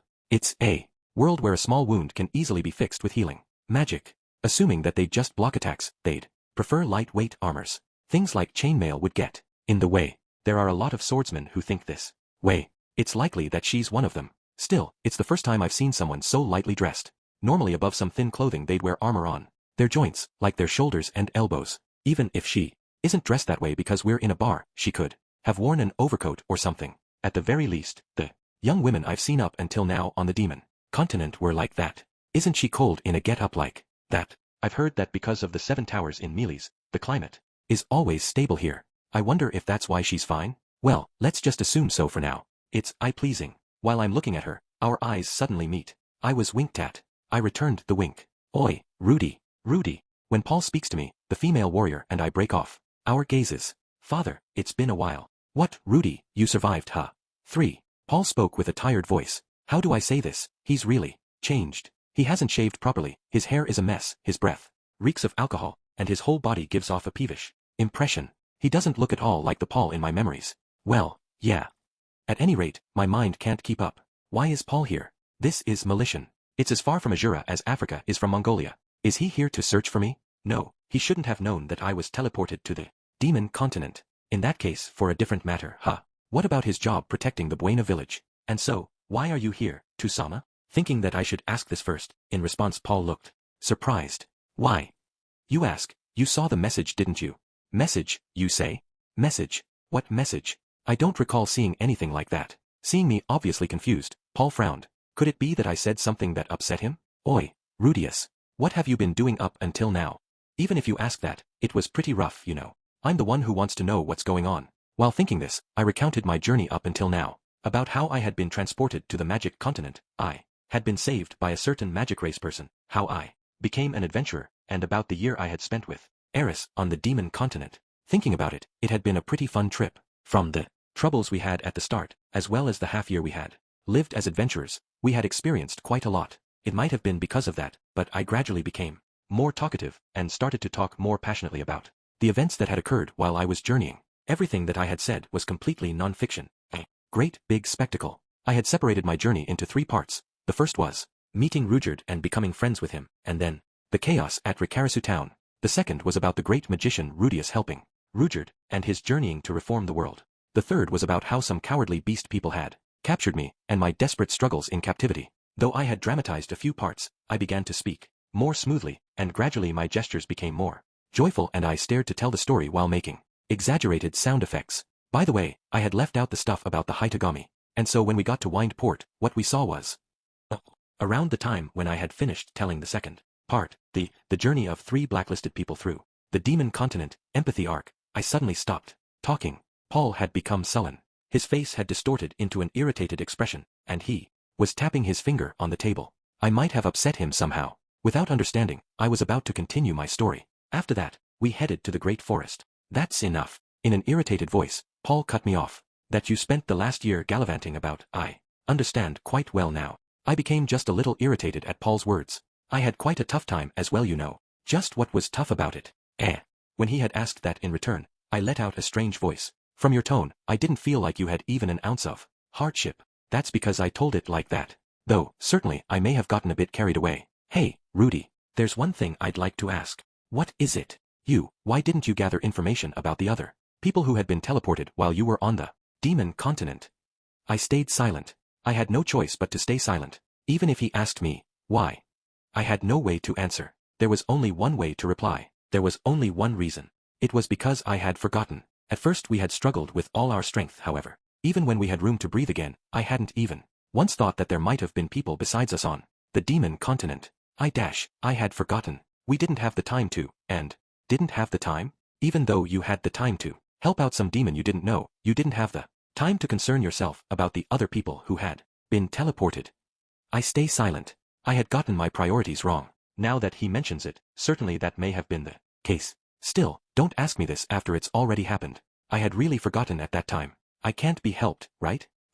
Without searching for others, without writing a single letter, together with that cute Oju-san like you, were on a picnic, living as an adventurer. Not only that, you had a strong guard to escort you, and then, when you first came to Malichan you saw a kidnapping, and put panties on your head and played hero. Paul sighs at me in ridicule, and reaches for the jug of alcohol on the neighboring table. He drank half of it in a gulp, then spat as if to make fun of me. Because that gesture was unabashedly making fun of me, I became irritated. Though I won't tell him to stop drinking. Aren't we in the middle of an important discussion? Even I've had to deal with one thing after another. I had decided that in a situation where I couldn't tell left from right, I would protect only Eris. Various things had happened, so it couldn't be helped, right? It's not like I'm blaming you or anything. He had spoken in a tone that ridiculed me. Finally, I began to raise my voice. In that case, why are you picking a fight with me? I reached the limits of what I could endure. I don't understand why Paul is saying things like this. Why, you ask? Once again, Paul spits. I should be asking you that. What about me? I can't comprehend it. What is he trying to say? Was that Eris you mentioned, Philip's daughter? Of course she is. I've never seen her, but she's definitely quite the cute Ojusan, huh? Was not sending letters because you thought the number of guards around her would increase, and it'd get in the way of your flirting. Didn't I just say that I had forgotten? I hadn't thought of anything but that. Certainly, Eris really does have good standing. The Grey Rat family is huge. Possibly, had we spoken to the Lord of St. Port, we might have gained 1 or 2 guards. But I had explained that at that time I had been caught by the beast people, and so, I hadn't explained, I hadn't gotten up to that part yet. Even so, I aimed to do the things that I could, in my own way. Though I didn't manage to do everything in the best way possible, that doesn't give him the right to blame me like this. Leader, how about leaving it there? He's still young, so even if he had said a little too much, it can't be helped, right? When I became silent, the bikini warrior from before had come from behind and placed her hands on Paul's shoulders. Seeing this, I laugh in scorn. In the end, it's this sort of thing. Though this man speaks high and mightily, he's a man who won't discriminate when it comes to women. He's that sort of man. He isn't in a position to say anything to me. I haven't laid my hands on Eris once. Certainly there were close calls. There were times when I was ruled by my desires as well. But I never did lay my hands on her. When it comes to women, I don't want to be told this by you, Tusama. Ha. Paul's eyes glaze over in irritation. I don't notice. What's the deal with the woman over there? What about Vera? Do mother, esteemed mother, Kasama, and Lilia know that you have such a beautiful woman nearby? They don't. There's no way that they would. Paul's expression warps into one of regret, but I don't see it. I was deluded into thinking that I was winning the argument. So you're cheating as much as you like, then? You've had her put on quite the erotic outfit. It seems that the day when I get a new brother or sister is close at hand, huh?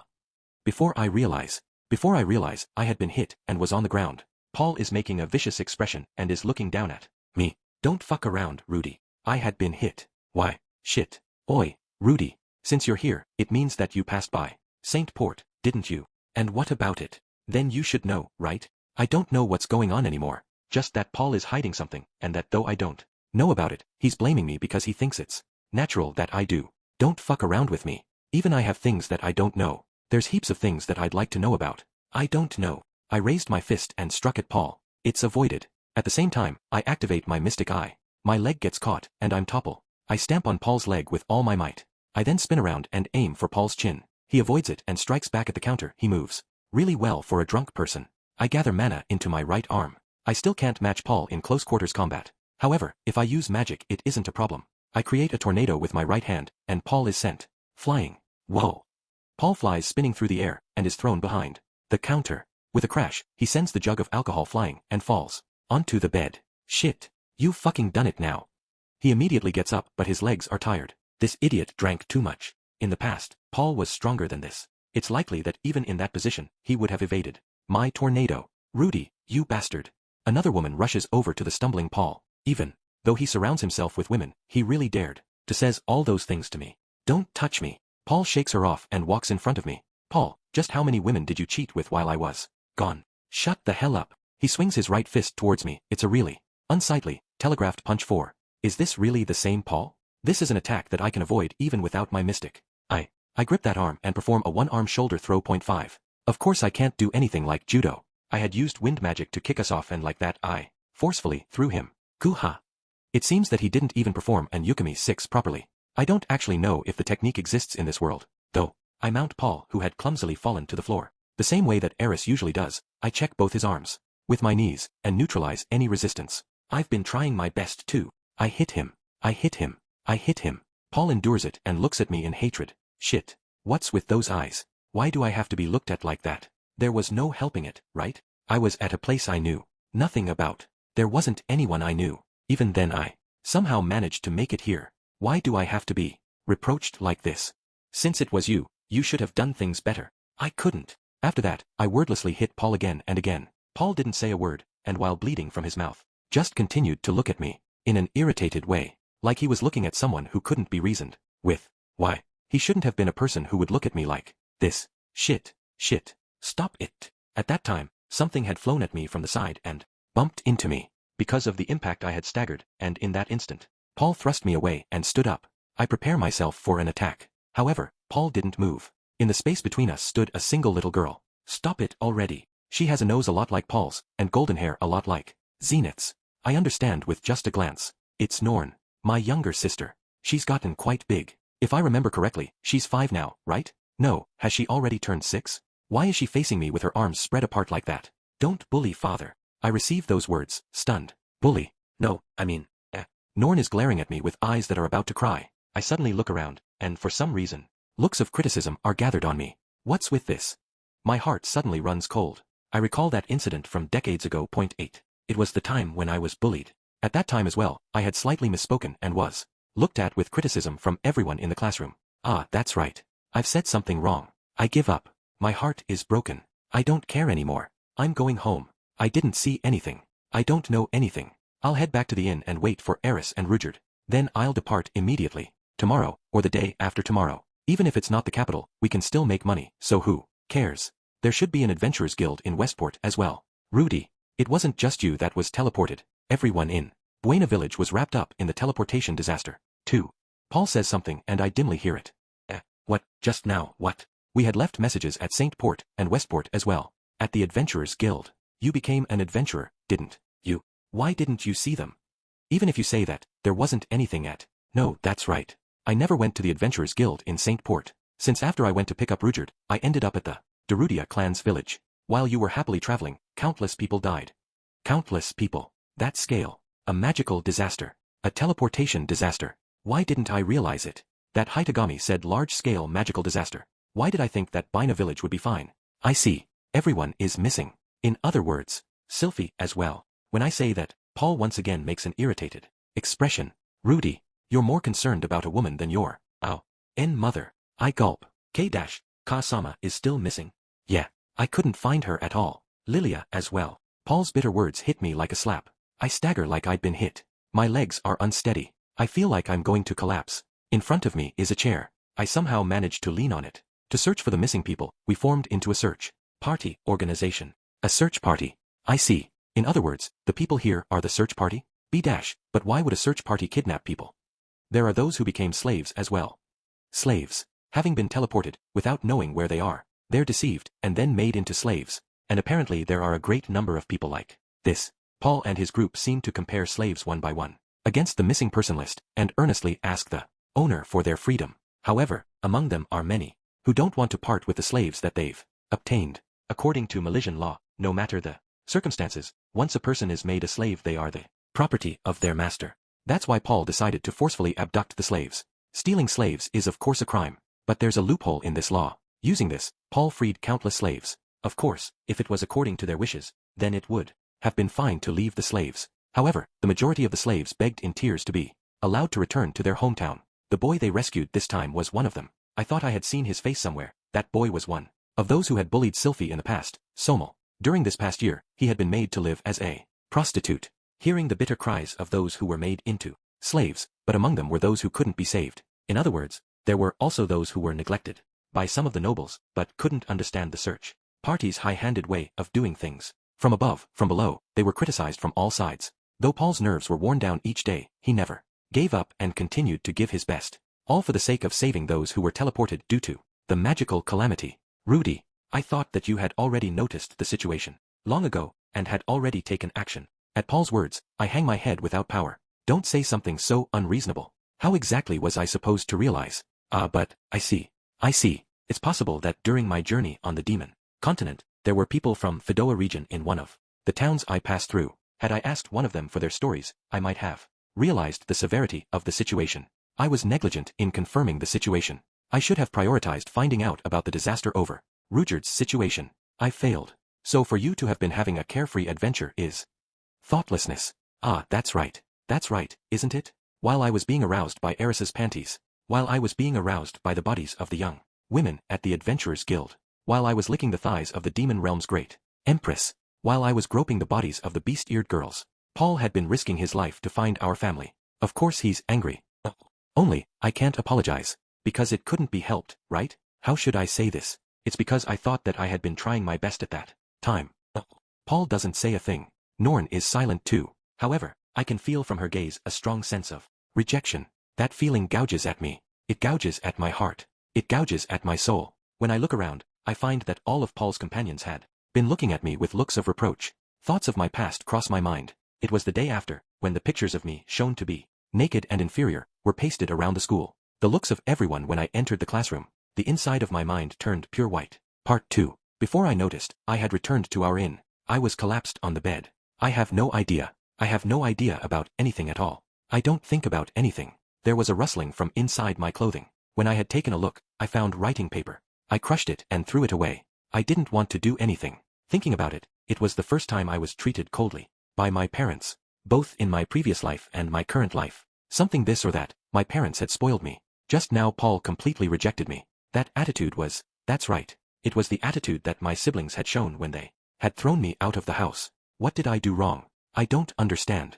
I had planned to do things right. Even when I think back, I hadn't made any fatal errors in Judgment. If I were to venture a guess, it'd be relying on Rudyard at the beginning. Even while doubting that God, I had followed his advice and saved Rudyard. I tried my best to speak happily about my journey too. Though there's also the fact I had gotten carried away. I hadn't wanted to worry Paul, and there was also my ego. I managed to do all this, I had wanted to say. To Paul, it's possible that it wasn't funny. To Paul's companions as well, as expected it wasn't funny. I really slipped up. I didn't intend to prioritize Sylphie over my mother. I mean, Paul and Norn were there. I had thought that Zenith was alright as well, right? No, that's an excuse, isn't it? At that moment, I hadn't thought of Zenith at all. It was Paul that had brought up the topic of women. I haven't laid my hands on Eris at all. I was told off by Paul who had a history of cheating. That's why I had the right to. Ah, so that's how it is? Could it be that Paul hasn't laid his hands on them? I see. If that's the case then of course he'd be mad. Okay. I feel like I'm a little more collected now. Alright. Tomorrow, I'll talk to him one more time. At any rate, even Paul just got a bit emotional. Wasn't there a case like this before, as well? If we talk, he'll understand. Right, it'll be okay. Even I worry about my family. It's not like I don't. That I didn't investigate was because I missed out on the information a little. Certainly, it's painful that in this year and a half that I could have searched the demon continent, I didn't do anything. Still, I'm still alive. I'll work things out somehow. Exactly. It'll be fine if I properly search for them. Paul should understand as well that in this wide world, just because you didn't find them immediately, doesn't mean that they won't ever be found. That's why I'll calm Paul down, and we'll work out this times plan. We'll focus on places that they haven't searched yet. I'll lend a hand as well. If I deliver Eris to Azura, I can continue north to search the northern regions. Right. First I'll meet Paul. I'll return to that bar and meet with Paul. Up.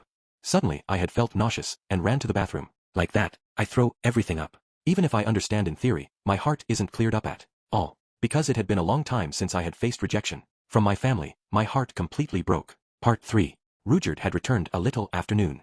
He had an expression more cheerful than usual, and it seemed like he had obtained something that had been made to look like an envelope. But when he saw me sitting on the bed, he frowned.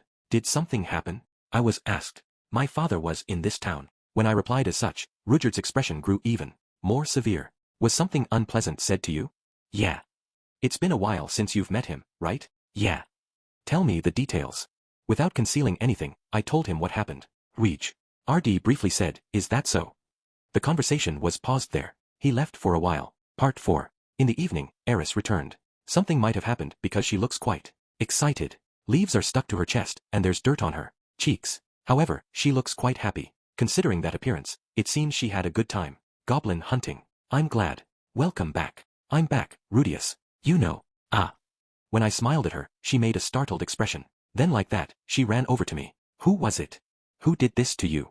With a frantic expression, she started shaking me by the shoulders.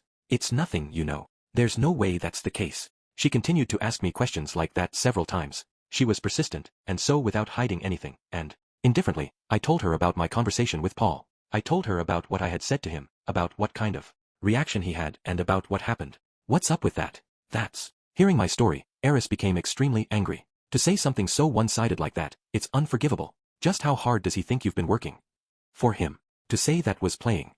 Absolutely unforgivable. He's disqualified as a father. I'll beat him to death. Saying something dangerous, she rushed out of the room, with sword in hand. I didn't have the energy to stop her, and so I saw her off. Like that. Part 5. A few minutes later, Eris returned. She had been caught by Rudyard by the scruff of the neck, and was carried in like a cat. Let me go. Don't get involved in parent and child fights. Rudyard declared as such, and lowered Eris onto the bed. Eris immediately turned her head to glare at him. Even if it's a fight between parent and child, there are still things that you can say and things that you can't. Yeah, but I can understand the feelings of Rudius's father. Then what about Rudius's feelings? It's Rudius, who's always easygoing, and who'll stay calm even when he's kicked and punched. Rudius. He's become this. Depressed. If he's depressed, then console him. If you're a woman, you can do that much, right? What dash? Eris was lost for words, and Rudyard went downstairs. Eris, who was left in the room, looks like she can't calm down and wanders about here and there. Sneaking glances towards me, she sometimes folds her arms in an imposing stance. Like that, she'll open her mouth to say something, but stop, and again she'll wander back and forth. She can't calm down. She's like a bear in a zoo. In the end, Eris sat down next to me, meekly, without saying a word. She sits. She delicately increases the distance. I wonder what kind of face Eris is making. I couldn't really see. I didn't have the composure to look at another's face. A little time passed by. I suddenly realized that Eris wasn't by my side. When I began to wonder where she had gone to, I was embraced tightly from behind. It'll be all right. I'm on your side. Saying that, Eris held my head, soft, hot, and smelt a little of sweat. All of it was something that I had experienced over this past year. It was Eris scent. I felt a sense of security. The feeling of anxiety I had from being rejected by my family, my fear. I felt like all of it was being swept away. Eris might already be part of my family. Had Eris been there in my past life, I might have been saved at an even earlier point. It was an embrace that let me think that. Thank you, Eris. I'm sorry, Rudius. I'm not really good at this kind of thing. After all, I had turned around and clasped her hand. They were calloused from her sword, strong, and not hands that you could believe belonged to the daughter of an aristocratic family. They were hands that showed great effort. No, you really helped me. MMMN. The pieces of my heart had connected, and just a little, my composure returned to me. While thinking this, and feeling relieved, I entrusted my body weight to Eris. I'll lean on her for just a little while. 1. Google image. 2. Google image. 3. In the original text he sounds glad while saying this. Not sure if it comes through in the translation. 4. In martial arts, the name for attacks that display a lot of wind up, or have particularly large movements. They're horrible, because you can see them coming from a mile away. Also known as a telephone punch, as the original text states. 5. Ippon sui, nage. 6. In Japanese martial arts this term is used to refer to rolls and other break falls. Chapter 47, Reunion with Paul. Part 1. Paul. I was drinking in a bar. Since it's almost night, the number of customers started to increase. In reverse, the number of group members have decreased. In the middle of the bar, I was sitting at one table, intent on continuing to drink endlessly. I'm sure my displeasure is hanging in the atmosphere. No one is approaching me. Yo, I was looking for you. And just as I was thinking, a voice called out to me. After I raised my face, a monkey-faced man was there with the ends of his mouth raised. This is the first time in a year since I last saw this face. Jisoo? You bastard. Where do you think you've been? Oh, what's this? You're just as displeased as always. Obviously. I clicked my lips together with a bit of a che, and then touched the side of my face. The pain still remains.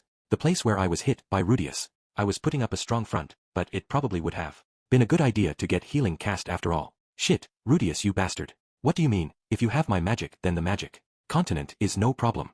If you have that much room for leisure, then you should have enough to search for people. On the contrary, you just kept on intending to tell me about eating the meat from great land turtles. What do you mean by, if I hadn't thought of the idea of creating a pot with earth magic, then there's no way I could have continued eating that crappy tasting meat for another year.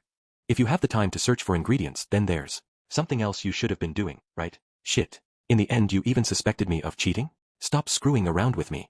Since the teleport incident happened, I haven't even once thought about a woman. I haven't done anything about myself and put it on the shelf, and then you're the one blaming me? Don't screw with me. What do you mean you didn't know? If you had properly investigated while on the magic continent, by this time you could have met with either Zenith or Lilia. Don't screw around with me. Hee hee. Since you're like that, it seems you haven't met yet. What's so funny, Jisoo? While laughing so frivolously, it seems he ordered something. In any case, it's probably just alcohol. This man is a bigger drinker than that dwarf Talhand. Paul, show your face at the Adventurers Guild tomorrow. Why should I? You'll be able to meet with an interesting person. An interesting person. Someone who would cure my displeased mood. The reason why Jisoo showed his face today. And then the person I just met today. After putting those three together, I realized the answer. Rudy, huh? After hearing that, the monkey face turned sour and started scratching the side of his head. What's this? Did you already know? I met him. If that's the case, it doesn't seem like you're very happy. Did you get into a fight? A fight? Well, fight, huh? It didn't even grow into a fight though? Shit, after remembering it, my face started to ache again. What happened, Paul? Tell me about it. With that friendly face, Jisoo moved to the chair next to me. Since the old days, this guy has always been good at least ning to other people's worries. This time as well, it seems even if I say he's meddling, he'll specifically go out of his way to listen. Ah, listen to this. Then I started to tell Jisoo about what just happened a while ago. The fact that I was happy about the meeting.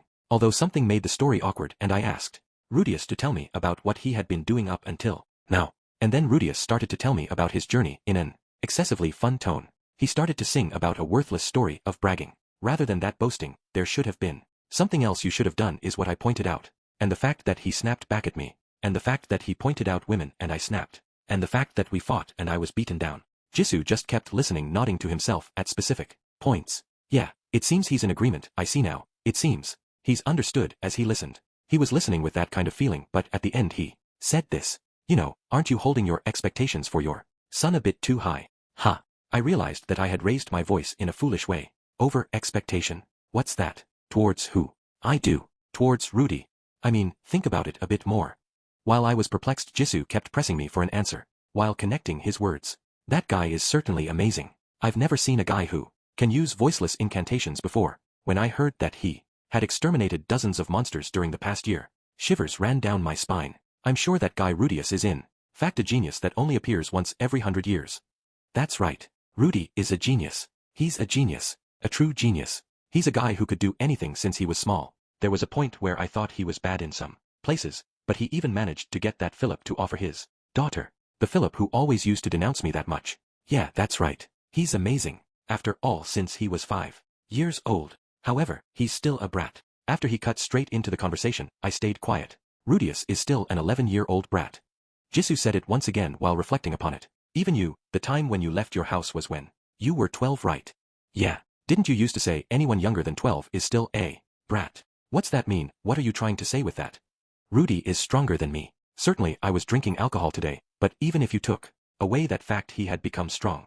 Even though I was drunk, I was serious. I seriously used the North God style, 4-legged form, that I didn't want to use, and even went as far as using Sword God styles, silent sword. Even with that, my sword only cut the string of the panties he was wearing on his head. Rudy wasn't serious at all. As proof of that, all of the group members were taken down with just minor injuries.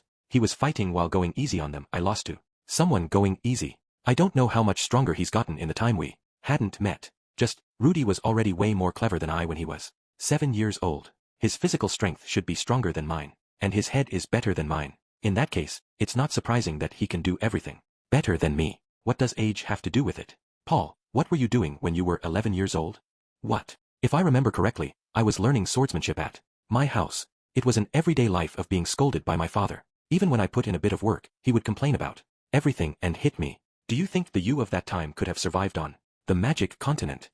Ha, Jisoo, that entire premise is strange. Rudy, you know, had a strong magic race as an escort with him. He knows human language, magic god language, and beast god language. He even beat an A-rank monster in a single hit. He was together with a guy like a monster escorting him. Even if it wasn't me, anyone could fly through the magic continent. It couldn't be done. You wouldn't be able to do it. Absolutely not. Even if you went to magic continent right now, you wouldn't be able to return by yourself. He asserted it while intimidating me. Jisoo is just the same as usual, laughing frivolously. This guy's smile is just as irritating as always. Ha! Then isn't that all the more reason he did something I can't do? He's a genius. Rudy is a genius. My son is a genius. He's already a fine adult. There's nothing for me to say. What mistake is there with placing expectations on a guy with the ability to meet them? Right, Jisoo, am I mistaken? It's mistaken. You're always mistaken. While continuing to laugh frivolously, he started to chug the beer that was brought out. Puha, that's good. After all, you can't drink something like this in the great forest. Jisoo, I get it, you're loud. Jisoo placed the wooden cup down with a bam sound, and then he suddenly started talking seriously. Paul, you've never been to the magic continent before, right? What about it? I've never been to the magic continent. Though of course I've heard plenty about it from people. Rumors that it's a dangerous land. Just by walking down the road monsters start appearing. And if you don't eat the monsters you can't live. However, what's going to happen just from there being a lot of monsters? Just as you know, I was born on the magic continent. Then, ask me, how is the magic continent dangerous? Come to think of it, I don't remember you ever talking about that. How is it dangerous?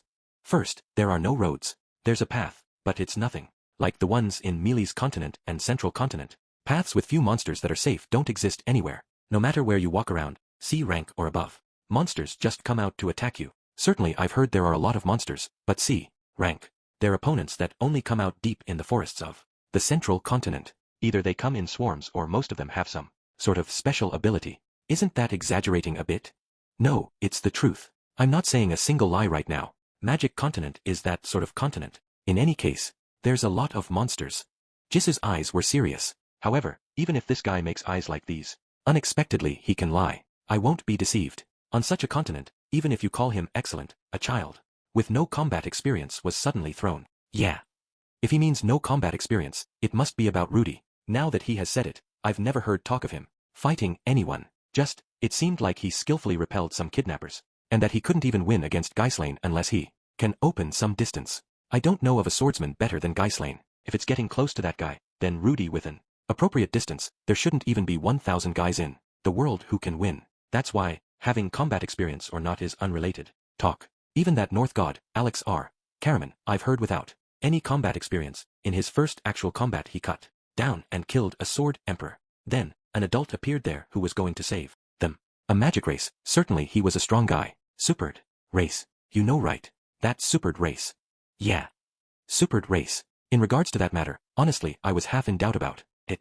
I heard there were almost none left in the supered races, even on the magic continent. In a state where he didn't know left from right, there was one existence who appeared he could reach out for. The existence who saved him in a weakened state. However, supered race are scary, since you don't know what while do, if you turn them down after all. That is, he had to grab onto that hand. Well, I guess so. Then after being saved, the clever Rudius thought up this idea. What is this guy's objective? Just like that. Certainly. If it's Rudius he would think that. I wouldn't realize it, but he's a smart guy in those matters. Even at that time when he saved Lilia, he showed a discerning eye that you wouldn't think belonged to a child. However, there's no way he could figure out the other side's objective. I'm sure. Since you don't know what the other side's aim is, it's how people like Jisoo live. Right now he's saving me, but he might eventually cut us off. Then and there Rudius thought. In order to not be cut off, I'll sell him a favor. What's that? Favor?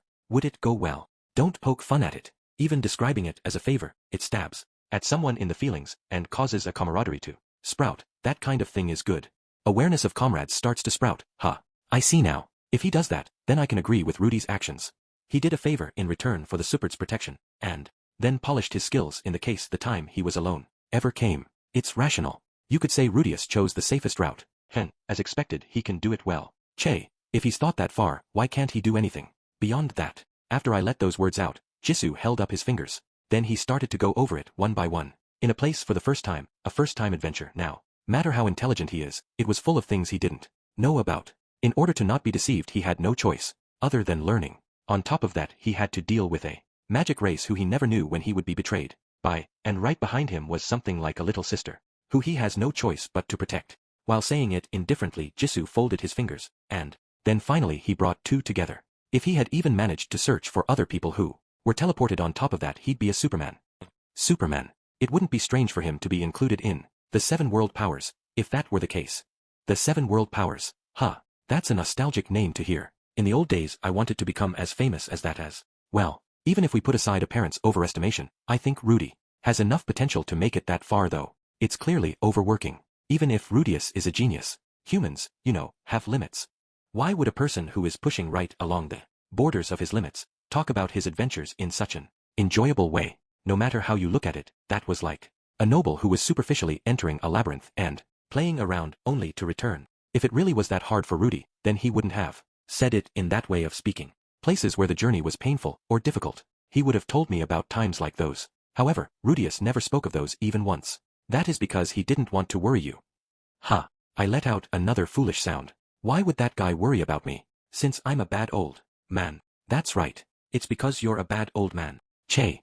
I see. That's right, I'm a weak man who runs away into alcohol over something worthless. I'm sure in the eyes of a genius Sama, I would be quite pitiful. Even if he wasn't a genius, the current you really looks pathetic, Paul. Jisoo let out a sigh. I'm going to say it because you can't see your own face. But right now your face is pretty terrible, you know. A face enough to make my son pity me? Yeah, if it's the current you, it's plenty enough to get in a fight and separate over. It's so pathetic that you really wouldn't be able to say anything to it, is what Jisoo added on. I touched my own face.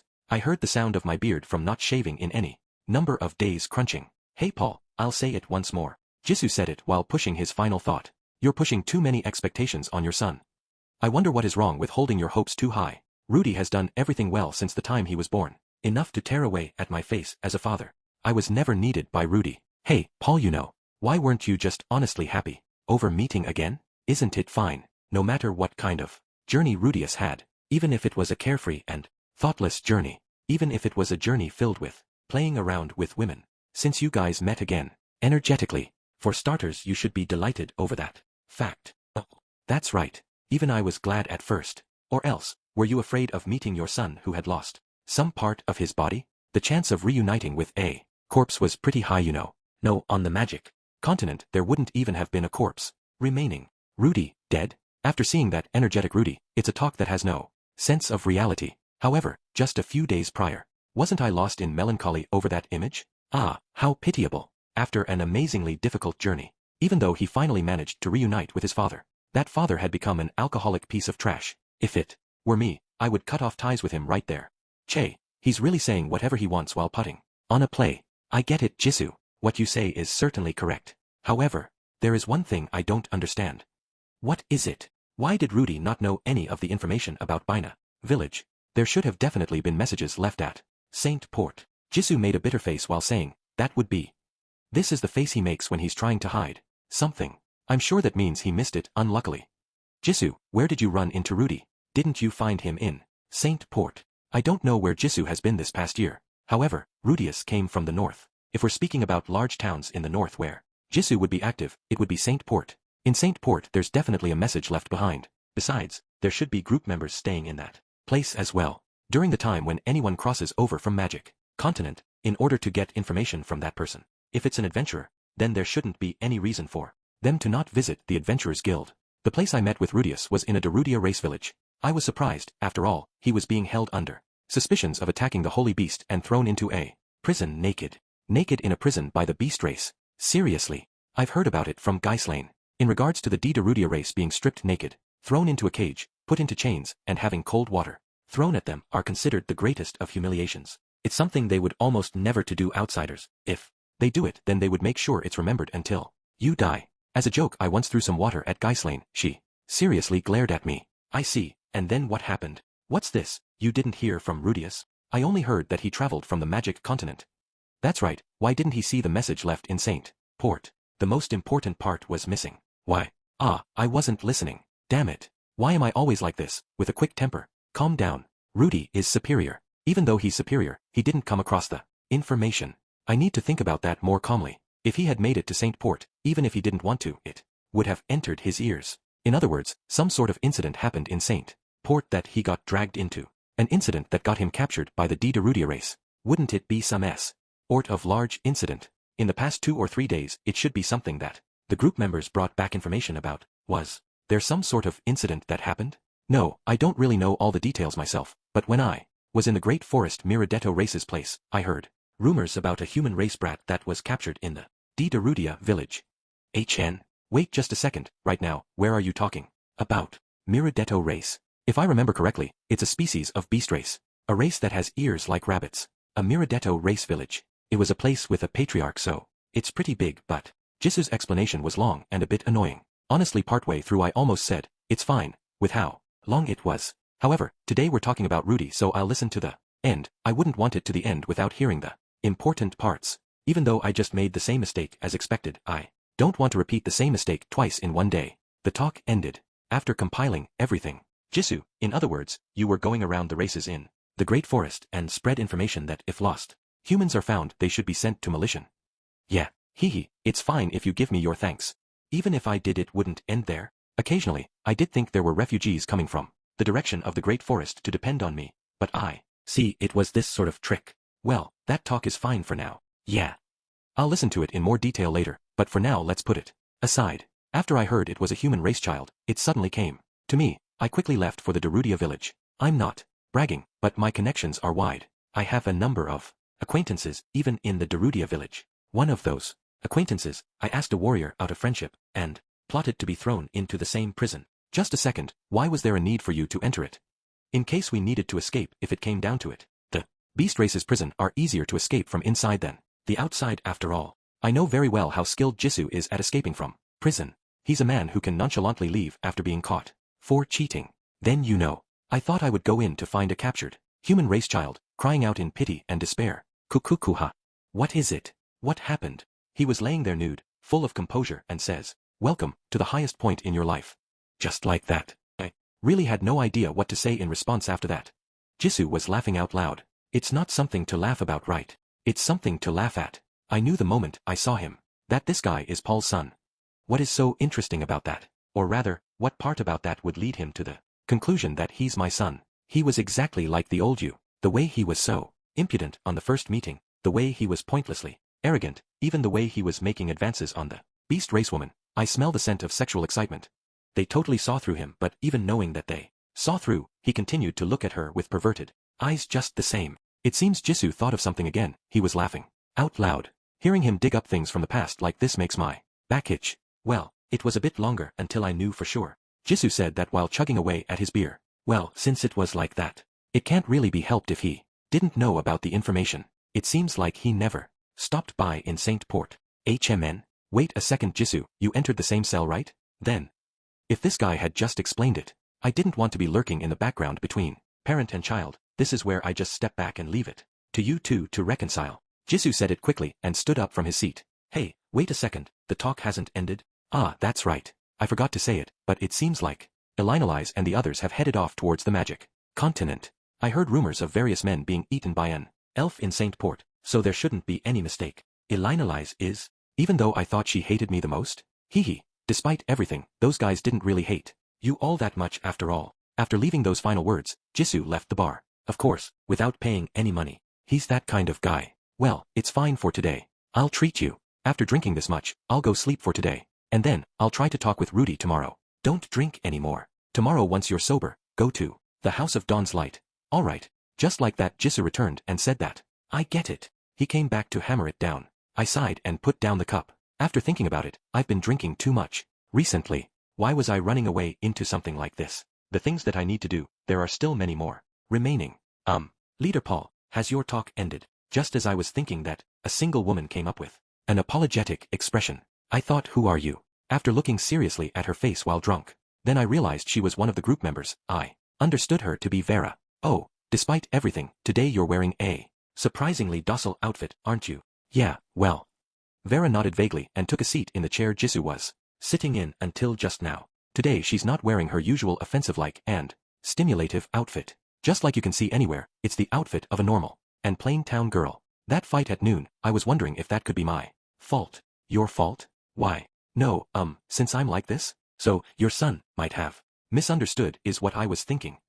It's unrelated. After all, that guy probably would have been suspicious just seeing your chest size. There's a reason why Vera normally wears such light clothes. She used to be a normal adventurer, but she was thrown to Mealy's continent without any equipment in the teleport incident. She was captured by thieves and used for amusement. Normally you would close off your heart after experiencing something like that, but she has a tremendous willpower and overcame it. However, there were women who couldn't overcome it. Vera's younger sister Shara was one such case. That child, whenever she meets eyes with a man, she can't stop from trembling. Even with the exception of the group members, there's several. In order to protect those girls from the stares, she tries to focus all the stares of the men on herself with her usual outfit.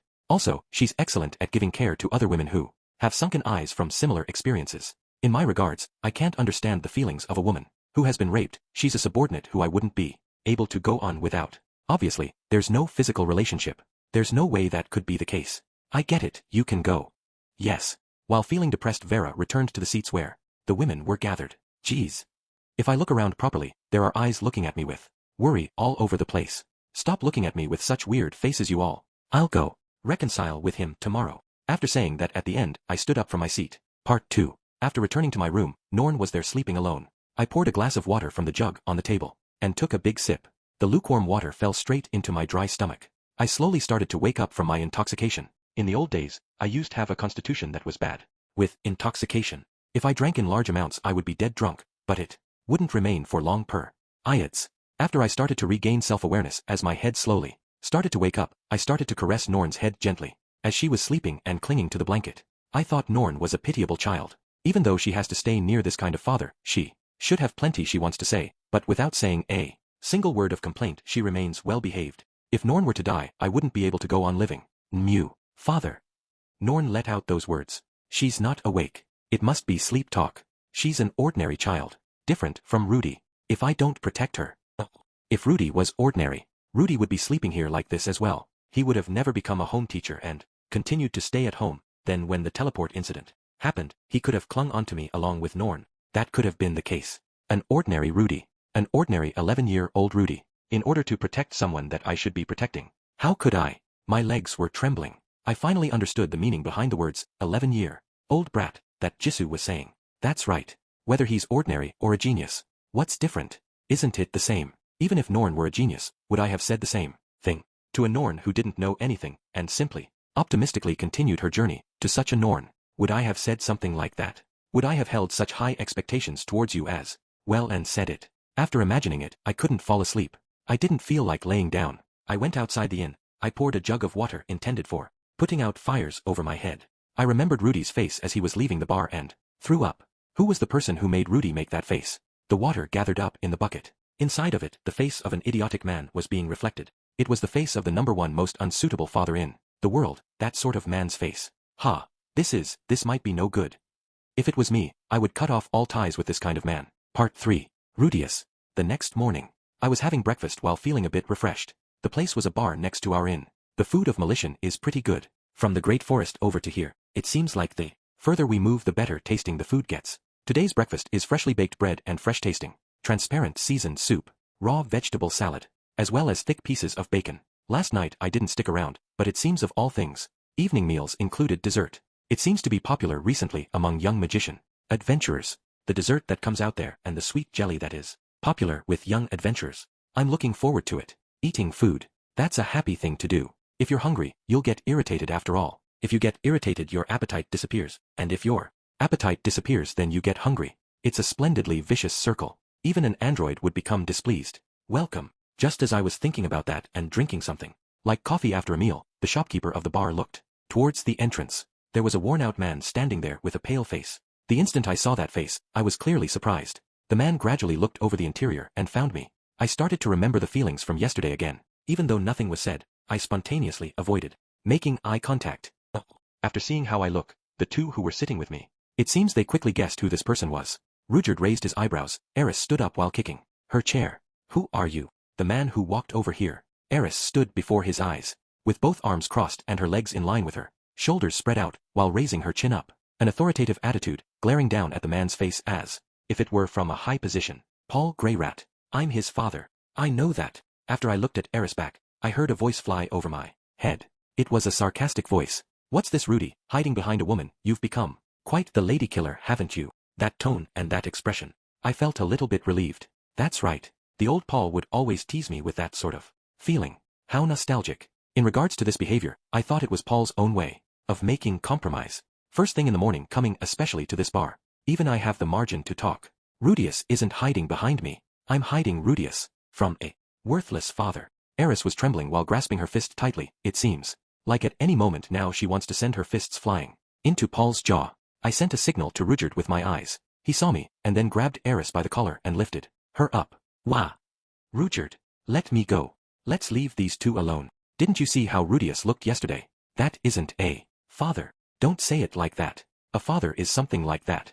While saying such things, he started to take his leave from here. Then Rudyard said it while passing by Paul and looking at him. I'm sure you have your own complaints, but those complaints can only be said while your son is alive.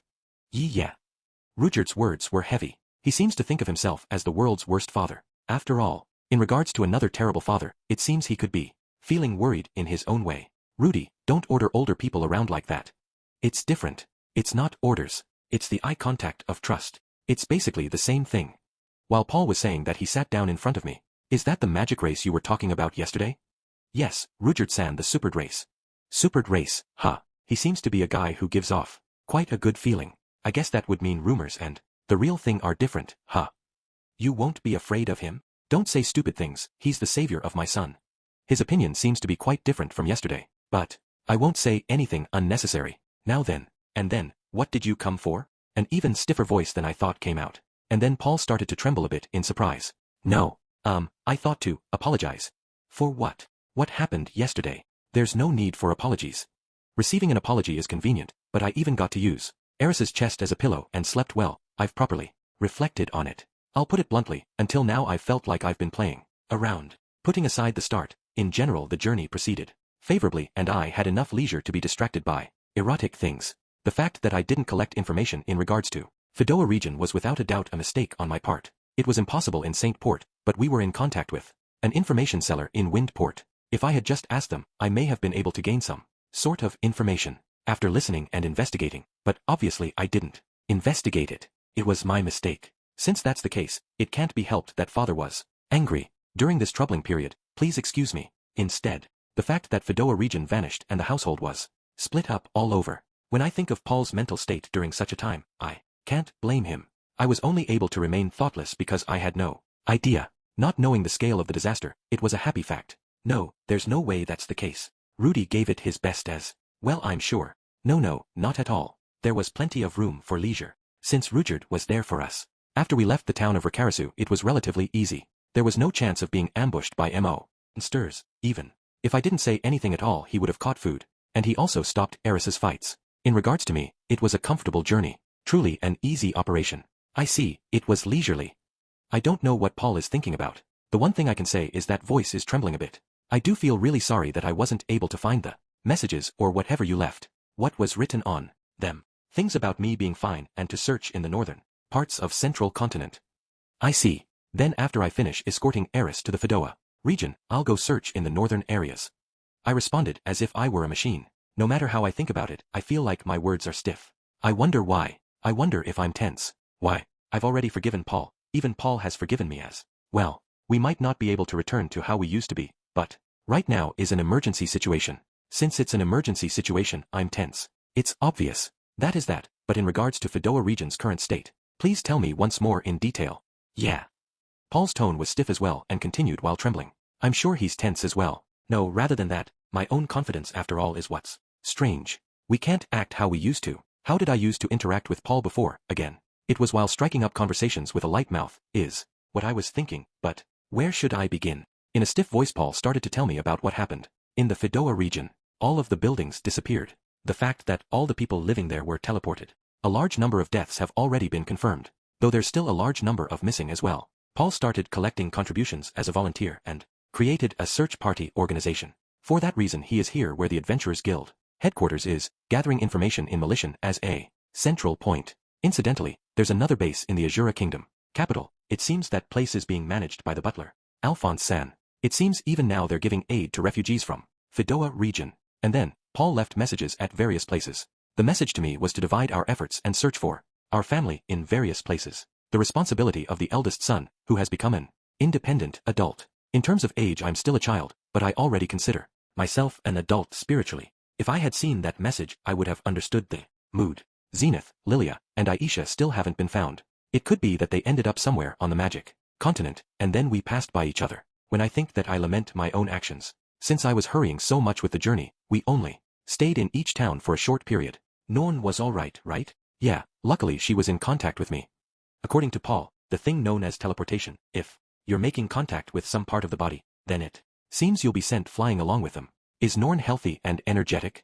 Yeah, it seems she was a bit bewildered appearing in an unknown place at first, but now she's something like the idol of the group members. I see, that's great. I see, Norn is healthy, huh? Yeah, that's truly something good. Certainly the blessing within unhappiness. You could even call it something joyous. However, why is my heart not clearing up? The conversation paused. The atmosphere is unusual. Paul and my relationship, it shouldn't have been something like this. It was more like a relationship with a light feeling. This is strange. Part 4. A little while after that, Paul said something, but I couldn't think of anything good to respond to it. Stiff responses with no thought just continued to be repeated. Before anyone noticed, the only customers left were us. Anytime now, it wouldn't be strange for them to come and ask us to leave so they can start closing. It seems Paul realized those signs as well. Rudy, what are you going to do from here on out? In the end, that's what he asked. For the time being, I'll escort Eris to the Fedoa region. However, there's nothing left in the Fedoa region. But we'll still return. We have no choice other than to return. Philip, Soros, Geislane as well. It seems no one has been found. Even if we return there will be no one around. However, we have no choice other than to return. Why? It's because that was the objective of the journey. Realization of original intention. First off we'll arrive in the Fedoa region, then look at the current state of affairs and confirm it with our own eyes. After that, it would be alright if I head to the northern regions to search in central continent. If we ask Rudyard he could return to magic continent, and he could look in various places. For the time being, it might be good to go to Begarito continent as well if I can understand the language. After that, we'll look in other places. I see. Just like this the conversation quickly paused. I don't know what to say. Here. Just at that time the master of the bar left some cups in front of us. There was steam coming out of the wooden cups left before us. It's service. Thank you very much. Just as I realized, my throat was completely dry. My hands were clenched tightly, and my palms were covered in sweat. At the same time I realized my back and sides were awfully chilly. My bangs were clinging to my forehead. Hey boy, I don't know the details, but Please look at his face. After hearing him say it, I realized it for the first time. I haven't looked at Paul's face even once. Ever since the first time I avoided his eyes, not even once, I wasn't able to look at Paul's face. I swallowed deeply and looked up at my father's face. It was a face filled with worries. It looked like it was going to cry at any moment. It was a terrible face. What's with that face? What do you mean what? Paul's face, making a bitter smile, was lacking energy. Coupled with that expression, the cheeks that are sunken in, it looks like a different person. However, I feel like I've seen a similar face somewhere before. Where was it? It was in the past. The past. I remembered. I was looking in the mirror at home, 1 or 2 years after I started secluding myself from being bullied, while thinking I can still make it, but a time when I still couldn't allow myself to go along with my surroundings, and was too self-conscious. I was too afraid to go outside, overcome with nothing but worry and impatience. It was my first unstable period, I believe. I get it now. It's that kind of thing. Paul is feeling insecure right now. The people who he's looking for are still missing. No matter how long he waits, no news will come. Worrying. Maybe they were injured or something. Maybe they came down with some kind of illness. Or else, maybe they're already thinking that. Worrying. The one who finally showed up was me, since I was so different and easygoing from what he was imagining. He unintentionally got irritated. Even I have such recollections. That was soon after the time I started to seclude myself. An acquaintance from the time I was in middle school came by to visit. He talked about various things from school. Even though I'm this depressed, even though I'm this upset, he continued to tell me thoughtlessly about his life in school. I couldn't stand it and suddenly started to spit out severe words, venting my anger on him. The next day, if he appeared again, I thought I would apologize to him. However, he never came again. I never went to him myself. I had a strange pride. I remembered. This face is the face from that time. I have a proposition. Rudy. It's this situation. We have no choice but to become adults. Yeah, well, certainly I don't think I'm greatly popular right now. What do you want to say? The inside of my heart suddenly cleared up. I finally understood Paul's feelings. After thinking that, it was simple. Remember the past. The time when Paul scolded me and I talked back to him with a strong tone. In those days, I thought he was a guy who couldn't be helped. 24 years old, he was still young as a father, so I thought it couldn't be helped. It's been 6 years since then. Paul is 30 years old. Compared to me in my previous life, he's still younger. PYG. And then if you were to compare him to me in my previous life, he's still a splendid person. I never did the things that I was supposed to do, only ever thinking about things to blame the other side. I'm different from that time. I swore that to myself. Recently I feel like I've forgotten about it, but I don't want to repeat the same mistakes again, and I swore that I would live seriously in this world. The scale this time is much greater, but it's the same thing. It's the same thing as 6 years ago. We're repeating the same mistakes. Even though we should have grown up, even though we should have advanced from before, we were just standing around in the same place this entire time.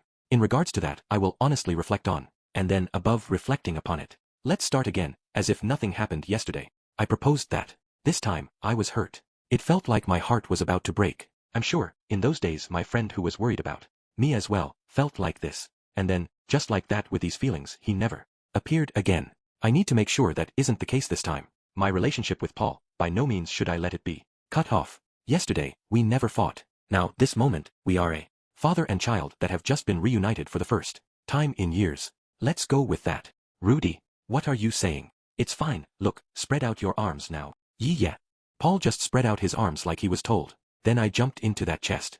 Father, I wanted to see you.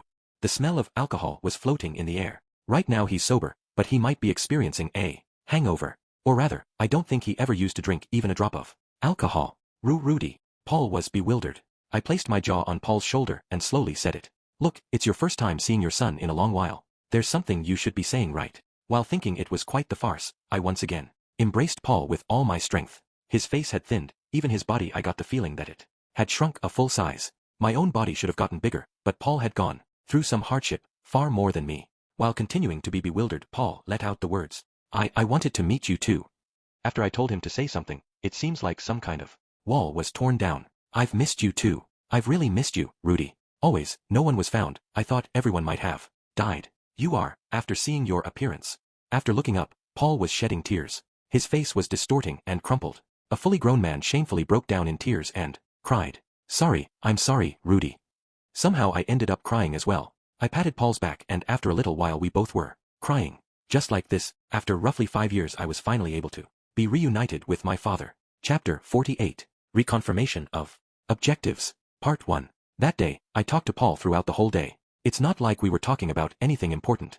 They were just trifling conversations. We started with what had been happening at Bina village. During the few years since I had gone to Stronghold City, Roa. It seems that though he had 2 wives, there wasn't any debauchery.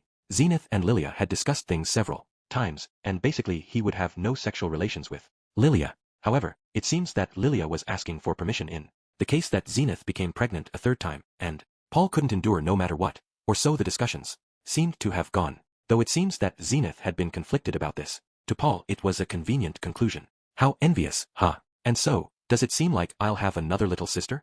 Nah, it was fairly, even though in your case it was just 1 shot. To have given birth to such an excellent son in 1 shot. You were pretty lucky too, Sama. Keep on saying that. This isn't really the conversation a father and his 11-year-old son would have, huh? Or so I was thinking, but the mood was quite comfortable. We didn't touch on Zenith or Lilia's life and death. We intentionally avoided it. We both understand. Even if we discussed that topic, nothing happy would ever come of it, and we'd just be left with miserable feelings. Was Sylphie doing well? Yeah, that kid is amazing. I could feel your talent as a teacher. It seems that Sylphie had been doing well. In the mornings were jogging and mana training, and in the afternoons she'd learn healing magic with Zenith. It seems that after Aisha had grown to a certain extent, she'd learn etiquette from Lilia. I guess you'd call her Ernest, huh? She'd come over to our house a lot and would do something in your room. Rudy, did Sylphie ever find anything there or anything like that? What? Did you hide something that would get you in trouble if seen? No, of course not. There's no way that would be the case. Right. Oh geez. Well, it seems that everything disappeared though. According to what Paul said, it seems that most of the objects in the Fedoa region disappeared. It seems that from small things like quill pens and ink jars, to architectural structures like houses and bridges, everything had disappeared. The only exception were things that had been in contact with the people who were teleported, he said. Is that so? That's a shame. Though I couldn't recall at all what was supposed to be a shame, but in the depths of my heart there was a profound sense of loneliness. What were you doing at the time? You mean in Roa? I was asked, and so I answer. About how on the first day I had been beaten by Eris, and it felt like my heart was going to break. About how by chance we had been kidnapped and how we had escaped somehow. About how using that, I became a little closer to Eris. About how despite this, she'd never listen in my classes. About how I had begged Ghislaine in tears. About how thanks to her, Eris had begun to listen in class. About how after this, we slowly became closer. About how we learned to dance together. And after that, about my 10th birthday. Your birthday, huh? Sorry about that. What about it? I didn't even show my face. To the citizens of the kingdom of Azura, being 10 years old was a critical point in their lives, and so turning 10 was a milestone of great importance. Though I still don't know why it's so important, it's probably something like a lucky charm. A great celebration would be held, and even presents would be given. That doesn't matter. Eris' family had properly congratulated me, after all. I see. What did they give you? An expensive staff. It's called the Arrogant Water Dragon. King, Aquahirtia, 1, though it's a bit of an embarrassing name. Really? Isn't it cool? Cool. What kind of stupid things are you saying? Isn't it a name? That sends shivers of embarrassment down your back. Though in this world, it could be that the higher the performance of the item, the more extravagant the name. It's given. Point 2. And Rudy, I've heard from Alphonse, you know? You received just one other nice present, didn't you? A nice present? Let's see. What did I receive, anyway? Was it wisdom, bravery, and infinite power? I don't think I have enough of any of them though. Come on, it's the Oju-sama from Philip's place. I saw her just a while ago, but isn't she quite the gallant and lovable girl? She tried to desperately protect you, you know. Received. I feel that it's a little off to say that. No, I mean, certainly Philip had said, all right, and approved, but it hadn't gotten to a stage where I could say, Ita de Kamasu. Point 3. I want to cherish her. There's the incident yesterday, too. It was the first time anyone had gently hugged me when I was down, and even stroked my head until I had fallen asleep. I'll definitely never betray Eris. There's also the promise about when I turn 15, but even if I turn 15 and she changes her mind, I can endure it. Though, even saying that, I'll probably still run wild. In 4 years from now, when my sexual desires will probably be even stronger, I'm not really sure if I'll be able to hold it in. Though, at the very least though, that's what I've decided for now. Eris is someone important to me. Though, still, to say that she was something I received, doesn't really sit well with me, you see. Well, you'd be marrying into her family after all. Rather than receiving, it's more like you'd be received. Ha. Ha. I let out a strange sound. Marry for? Well, with Philip as a backer you're going to become a noble, right? What kind of talk is that? When did you hear this? When, you ask? Well, about a year before the teleportation, you know. That you and Eris were getting along and that your feelings were firm, so a letter came. About wanting to take you in as a husband, you know. Though I think that Azuran nobles are basically pieces of shit, but since it was something you decided, I'd replied in a letter that I'd let you do as you like. But I see. In other words, by the time I was 10, Philip had already finished all the arrangements with Paul. Had we not parted soon after that, there's no mistaking that over the next few years using this or that method, he'd have tried to pair Eris and I together. Just what about this is something you'd talk about in a bar? In other words, I can understand how Paul had come up with that kind of idea about Eris and I. Two people who'd promised to get married. Two people who in their anxiety were unable to bear it. Had we been lovers, then it couldn't be helped that it'd seem like we'd spent the journey flirting and making out. Going by the sound of things, it seems that Philip had pulled a blind one over us. That seems to be the case, huh? The two of us sigh together. Right now the same man's face is probably floating through our minds. Philip, a high-ranked noble of the kingdom of Azura. A man with enough power to survive in the sordid place. That is high society. And so your relationship with the Ojusama is pretty good. As for Sylphie, nah, it's nothing. Forget I said anything. As if to say that his previous words were a slip of the tongue, Paul's words became ambiguous. Sylphie still hasn't been found yet. At least, according to the extent of Paul's knowledge. Though he said that it was nothing, I think about it. I like Sylphie. However, it's a feeling that's a little different than those I have for Eris. If I had to say it, she feels a lot like a little sister, or a daughter. She's been bullied, and she's pitiful, so I'd better take care of her. It's a feeling like that. There's also the fact that I stop any further feelings from taking root. Though there's a similar kind of feeling with Eris, I've also been saved by her a number of times. If I were asked which of them would take the victory, I'd give the victory to Eris. However, it's not like this is a conclusion I've come to by judging them both fairly. There's the issue of the time we've spent together. As expected, the effect of spending a long time together is really strong. Though there are a lot of things you can bring up about your childhood friend, it's basically because of the long time you've spent together with them. I've spent twice the amount of time with Eris than I have with Sylphie. What we did during that time was deeper as well. Nevertheless, it's a different story if you're asking whether or not I'm worried that Sylphie is missing. It'd be good if Sylphie was alive.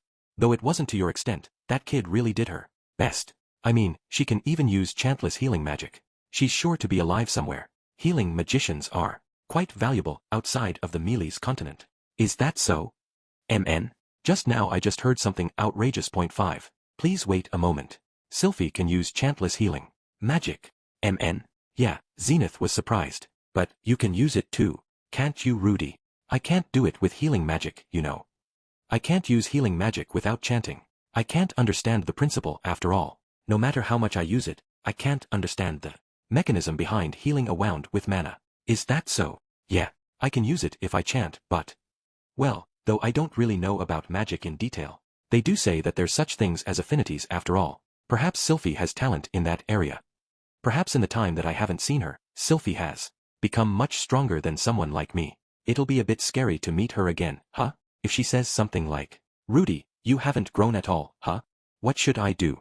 While we were talking about various things, the distance between Paul and I completely disappeared. Part 2. Around evening, someone greeted Paul. It was the Wani-san in the bikini armor, and the healing magician Wani-san. Today she wasn't wearing a bikini, she was dressed like a normal town girl. Just what was that? Yesterday. Well, it was also one of the causes of the argument, so she may have been showing prudence. Tusama. What is it? Of course I believe in you, Tusama, and there's also the matter from yesterday, so I'll just be asking to make sure. You haven't been cheating, right? Course I haven't. I see. Then I'm relieved. The fight I had with Paul yesterday was one of clashing suspicions. It was the result of prodding at each other's weakness with women, without any facts. Oop, bringing up something that never happened. No good. Well, it seems that Paul hasn't had the free time to care about women. The collapse of his family hasn't triggered anything either. I should follow his example and hold back my perversion for a while. At the end, to confirm my intentions, Paul asked, Rudy, you said you were going to guard Eris and escort her to the Fidoa region, right? Yes. While nodding strongly at those words, I reply, or would it be better if I participated in the search as well? No, there's no need for that. Whatever road you take, it'd be better to escort a member of Boreas back to the kingdom of Azura, you see. It sounds like it's quite important. Is it really okay to Leave it to me. There shouldn't be anyone better suited for it than you. There's also the fact that she trusts you, right? It seems like she trusts me. I suddenly think this, but I wonder if Paul isn't overestimating me. No, however he evaluates me, I want to live up to his expectations.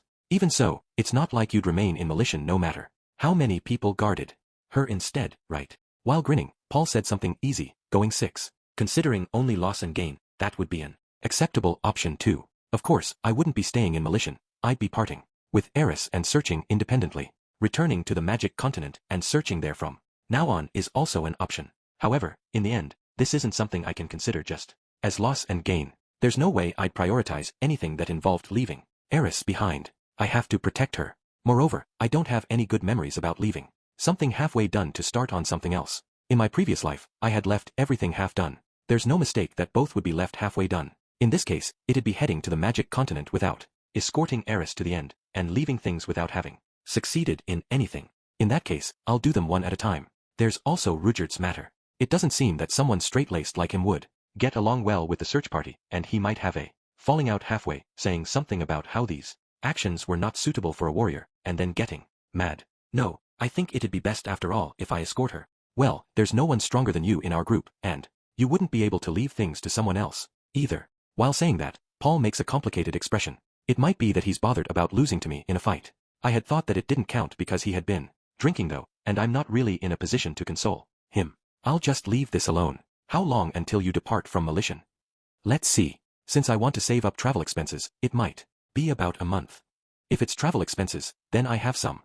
Paul turns his head towards the two women. It's the robe-wearing healing magician Wani-chan. She's freckled, and seems like quite a meek girl. Paul calls out to her. I did right. There's money entrusted from Alphonse-sama for the sake of searching for the Boreas family. It seems that Alphonse had said that it was for when anyone was found in Mealy's, so that they could travel comfortably. He'd leave some money with Paul. And that's how it is. I see. It's great that the money didn't disappear as alcohol expenses. Shara's been looking after the funds, after all. It's pathetic that my father is saying this boastfully. I won't say it. And so, how much is it? It's the equivalent of 20 royal notes. When I ask Shara, I receive an immediate reply. Royal notes are Mealy's largest currency denomination. Using 1 yuan equals 1 stone coin as a reference, it'd be 50,000 yuan per note. There are 20 notes. In other words, 1 million yen. What kind of reaction is that? Paul looks confused. I'm dizzy from the money. Anyhow, this half year, I, who have been thinking about nothing but money issues, like a miser. Such a person has suddenly been given 1 million yuan. That much money. Isn't that enough to play around your whole life? Well, though I think it'd be enough to build a house in the south, it's not enough to play around for a lifetime, you know.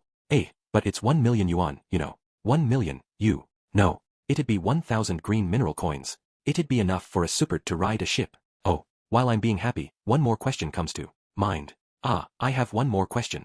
You still have more? Yes. Though we had wanted to put a superd on a boat at Windport, the voyage expense was huge. Though I don't know how much it'd be at Westport, it certainly seems like it'd be a lot. Would 20 royal notes be enough? Or? So it's about that, huh? Paul had crossed his arms over his chest. He's not going to say something like, leave Rudyard behind, is he? Shara, how much money is needed for a superd to cross the sea? Paul had suddenly asked her. Shara nodded in acknowledgement. 7. It would take 100 royal notes, she replied. Could it be that she's memorized it all? It was like that before as well, so she seems quite exceptional. From her appearance she seems quite like a secretary. Though when our eyes met, she lets out a small scream, and looked downward.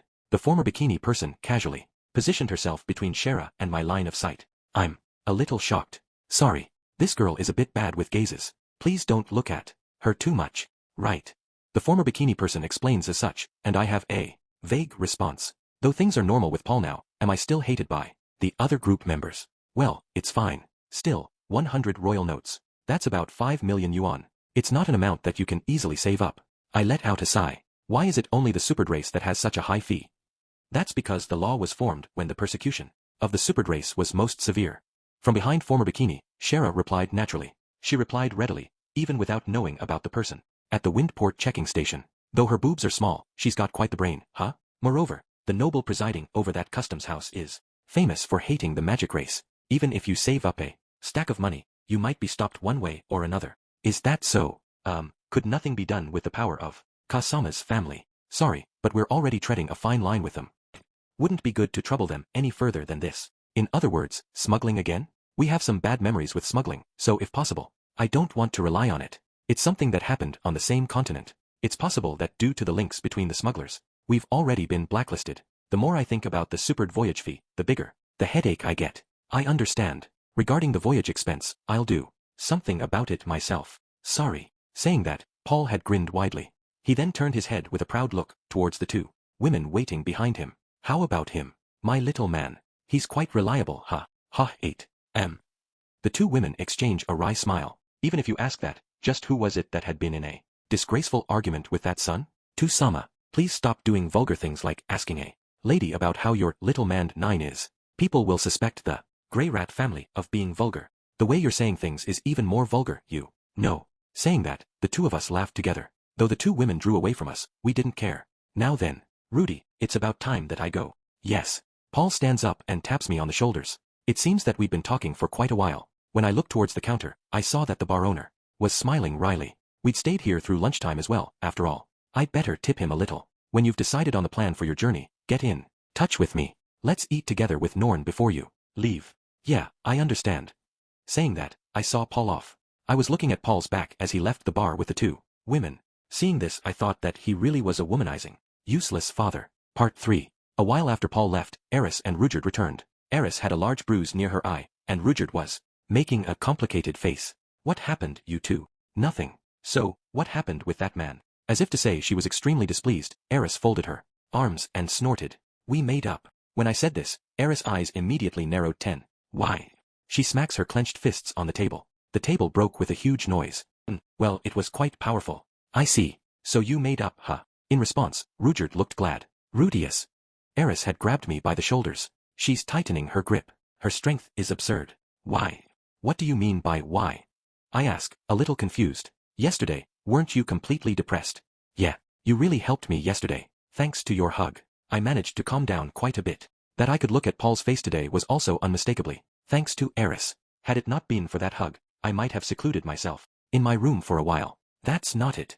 That man didn't show up to your 10th birthday either, Rudius. Not only that, the journey through the magic continent was really tough. You were even thrown into jail in the Great Forest. And then, finally, even though you finally managed to meet him, he did something like that. You said that he rejected you, right? Why are you forgiving him? Eris had spoken in one breath. I understand her point as well. Certainly, if you say it like that, Paul was the worst. Had he declared that he hated me, I would have believed it. Had I been a normal child, I'd probably have never forgiven Paul. However, it can't be helped that Paul had failed in regards to me. I've inherited my memories from my previous life, and have always done things well. Towards such an irregular son, it'd be unreasonable to expect him to interact normally. Paul has trouble grasping the distance between us, and is troubled over how to treat me. Moreover, despite the things I say, there are still various things I don't know about how a proper father should be. I don't think that this is anything bad. To me, from the standpoint of a son, a father is just someone who watches over and protects you from above. To me, it doesn't matter how many times Paul fails. My heart isn't broken anymore. Though, there's still the fact that we parted ways immediately. Eris. What? 11. I'm troubled over what I should say. Eris is angry for my sake. However, it's something that is already settled to me. To-sama is just one person. He'll make mistakes too. I said this, and then used healing on the bruise near her. Though Eris had obediently allowed me to heal her, looking at her expression, I understood that she hadn't accepted this. When I had finished treating her, she sulkily returned to her room in the inn. While watching her go, I asked Rudyard a question. So, Rudyard-san, what is it? What's with that bruise? The bruise near Eris' eye. She didn't have that yesterday. I had difficulties in stopping her. He spoke calmly. Normally he'd fly into a rage about people hitting children, but it seems that his mind had changed. Eris had probably been violently struggling because she couldn't forgive Paul no matter what, but she and Rudyard have a student and teacher relationship. Because of their training, this isn't the first time Eris has been injured. No, look carefully. Rudyard's expression. It's not actually calm. He's not a man who makes a lot of facial expressions, but right now it's a little bitter. It seems he was reluctant. I guess there's no helping it, huh? Whether it's what happened, or what kind of conversation they had, or what kind of circumstances there were, I don't know any of it. However, there's only one thing I can say. That Rudyard and Eris were at odds with each other was my fault. I was able to reconcile with Paul. In that case, what I'll say is my thanks. Thank you very much. Thanks to you, I was able to reconcile with To-sama. No reason for thanks. However, right now Rudyard can't stop Eris without hitting Her. Without me knowing, she's gotten steadily stronger, huh? Part 4. A while after that, we had our strategy meeting. Well then, let's begin the second strategy meeting since arriving in Militian. The location is the bar. Thinking about it, today I haven't moved one step from the bar. This bar is comfortable. There aren't many guests, as well. Didn't we have one just the day before? Eris isn't angry anymore. I had thought that she'd be shutting herself up in her room, sulking, but she came back after about 10 minutes. The speed at which she's able to switch moods is something that I'd want to learn. The situation has changed. Specifically, we no longer need to earn money. As a result, I think we should leave Militian in the near future. Receiving 20 royal notes means that we don't need to work for money anymore. As for information gathering, I've heard what I needed to from Paul regarding the supered race's reputation. For the moment, we'll be putting it on hold. What this means is that the number of things that we can do in this town have decreased to almost nothing. I summarized this to them. Regarding the situation in the Fidoa region, I had been hesitant in discussing it with Eris. However, I braved it and told her, rather than getting to the scene of the incident and then tasting despair, it'd be better to prepare ourselves, starting now. Eris, it seems that our hometown doesn't exist anymore. Right. It seems that Philip-sama and Soro-sama still haven't been found either. It can't be helped, huh? We basically don't know Ghislaine's whereabouts either, and it's possible that you know, Rudius. Eris crossed her arms, raised her chin and looked at me. I've already prepared myself for that much. There was no hesitation in Eris's eyes. They were eyes that, as usual, held great strength, arrogance, and not a single doubt about her future. It's not that she had forgotten, but that she had prepared herself. That's what she had said. Though I think Ghislaine is alive somewhere, it wouldn't be strange if Oto-sama and Aji-sama are dead, huh? She said with a snort. In other words, because it was tough for her when she had been teleported to the magic continent, she had already anticipated that others might have died. The situation should be something like that, huh? No, she might be putting on a tough front. It's hard to tell apart the times when she's putting up a front, and the times when she really does have confidence. After all, even though you'd been hiding it from me, Rudius, I already knew it all along. I have no idea what she had supposedly known, but I don't feel like she's putting on a front at all. Eris has been in her own way, considering various things. In other words, the person who had completely forgotten about Fidoa was just me, myself. It's kind of shameful, huh? Is that so? I understand. As you'd expect of Eris. While thinking this, I continue the conversation. At any rate, I was thinking that we'd leave town in about a week, but are you fine with that? The one who asked that was Rudyard. What's wrong? Once we begin our journey, there's the possibility that you'll never see your father again. We've ended up talking about something pretty unlucky. Again. Because Rudyard says it, the significance is a little different than usual. Still, it's not like we're in a war at the moment. On the contrary, because there are family members who we might never see again if we don't search for them, I'd like to prioritize them instead. Is that so? That's right, huh? With Rudyard assenting to this, we finally start on our main topic. For the rest of our journey, let's focus our activities on information gathering. As expected, I think the amount of time we should stay in each town is roughly a week. However, during that time we won't be earning money, but instead focusing on gathering information. What we'll be looking for is primarily the teleported people, the journey between Meles and Azura. In this world, this is the journey with the largest number of travelers and the largest number of merchants. It's this world's Silk Road. Naturally, there are probably members of the search party investigating along it. However, there's the possibility that perhaps we might be able to find something that our predecessors hadn't. Redeeming the super name we can do some way or other whilst carrying out this search operation. However, the name Dead End isn't well known on the Meles and Central continents. We'd better have another thought about just how we're going to sell the supered name. The problem is the voyage fee, huh? In this world, the act of crossing the seas itself has a special meaning. Though there are countless ways of dealing with entry into another country when it's a land route, it's only the seas that are difficult to cross, especially for a supered. Regarding that, Rudius, have a look at this. What Rudyard produced was a single piece of paper. It was the envelope from yesterday that I had given up on trying to see. I take it and have a look. The words, to Duke Backseal, are scrawled across the front. On the back is a seal of red wax. The design on it might be a family crest. It gives a truly unrefined feeling. It's something that an acquaintance of mine wrote for me yesterday. An acquaintance. Now that it's mentioned, Rudyard did say that he'd be going to meet with an acquaintance. What kind of person is your acquaintance? A man named Gouache Brush 12. What's his occupation? I don't know. He seems pretty important. I'm told that he met Gouache over 40 years ago. It was on the magic continent. Rudyard had saved a group that was being attacked by monsters, and Gouache was among them. At the time, Gouache was still a child and so looked on Rudyard with fear and hostility, but it seems that by the time they had parted, they'd become relatively friendlier. When he had finished escorting them to town, he was told that if he ever came to Melishan, he should visit, but, because there was never the chance to, he had forgotten. However, it seems when we were circling the town to get to the Adventurers District's entrance, he had suddenly seen with his eye and had remembered. As a result, he had felt that he may as well visit, but there was the chance that perhaps Gouache had forgotten. Seems that while carrying that anxiety in his chest, Rudyard had approached him, but upon doing so, Gouache had remembered him as if a matter of course, and had greatly welcomed him. Though he had planned to leave things with just a greeting, the two of them hit it off. After talking about the journey up until now, it seems that he had said, well then, when you get to Westport, show them this. Hitting it off with Rudyard. I wonder if he's someone a bit like Gustav? Someone who'll immediately write a letter, and seems to be of important standing.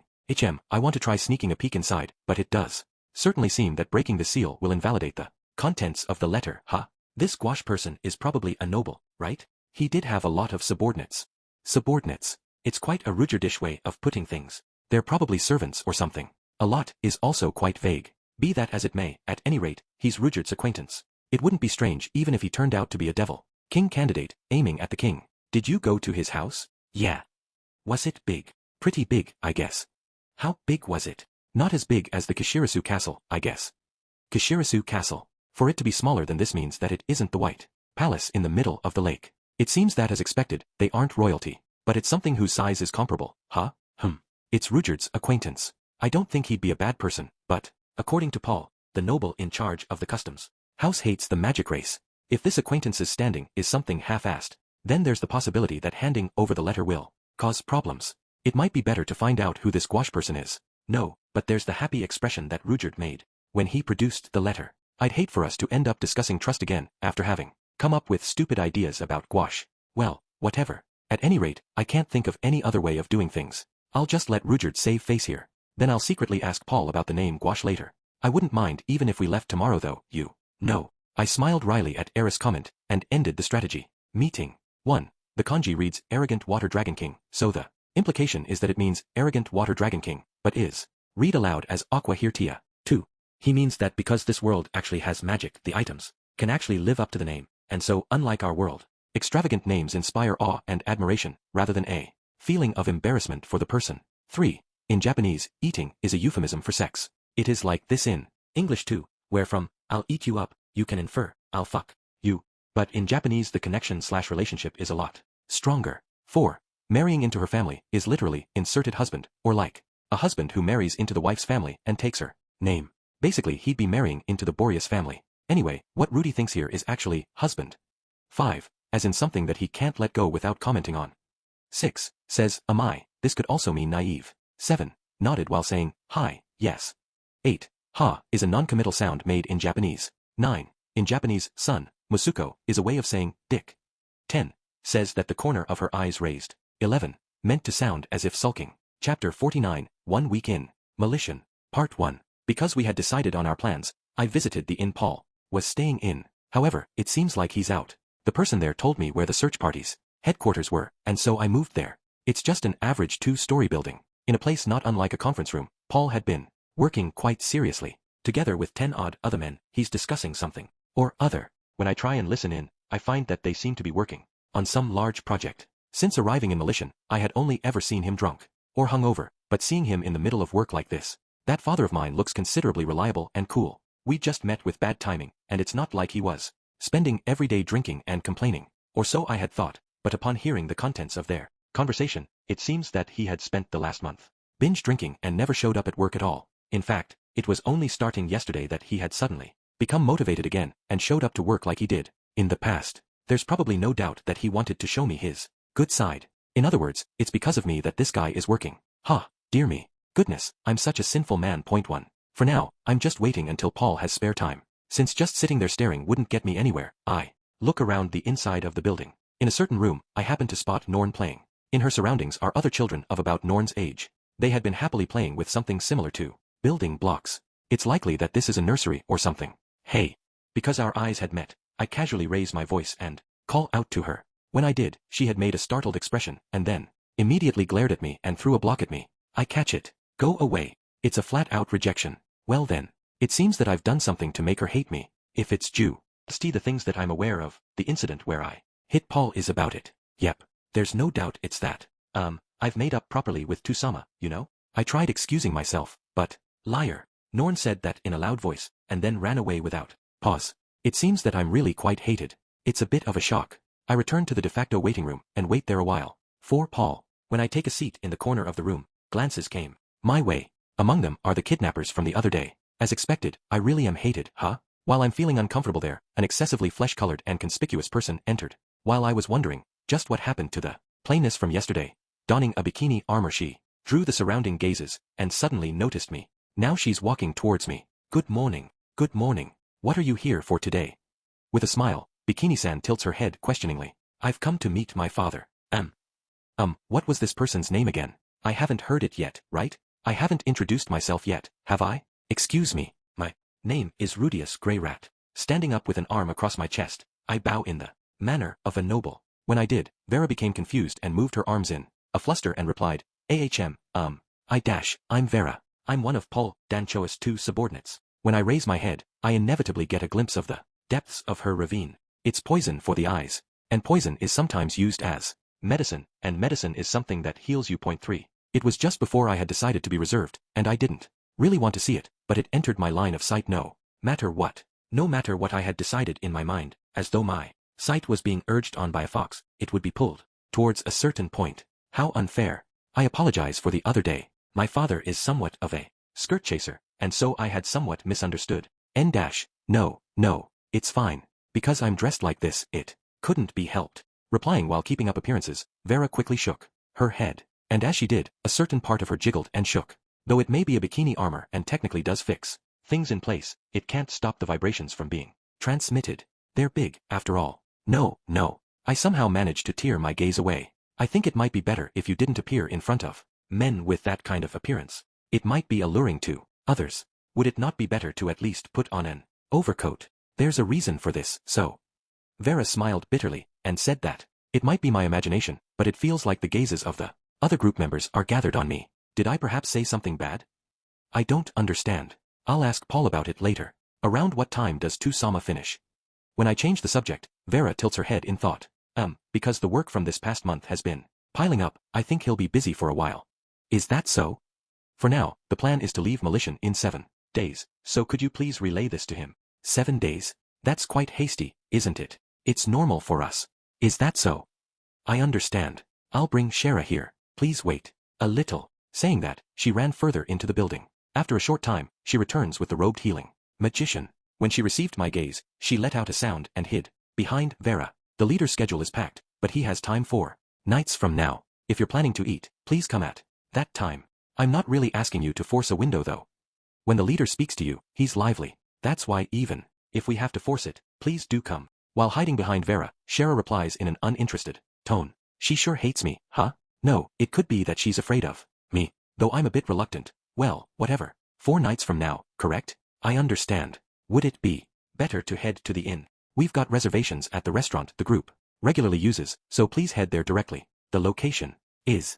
And like that, Shara indifferently told me about the location and time. It seems to be a restaurant called Rage Mealy's, in the Commerce District. I had asked just in case, but there doesn't seem to be a dress code. Still, somehow the setting feels a bit like dining together with the president of an important company. It feels like Paul's gotten quite important, having his schedule managed by a secretary. Will you be bringing a companion?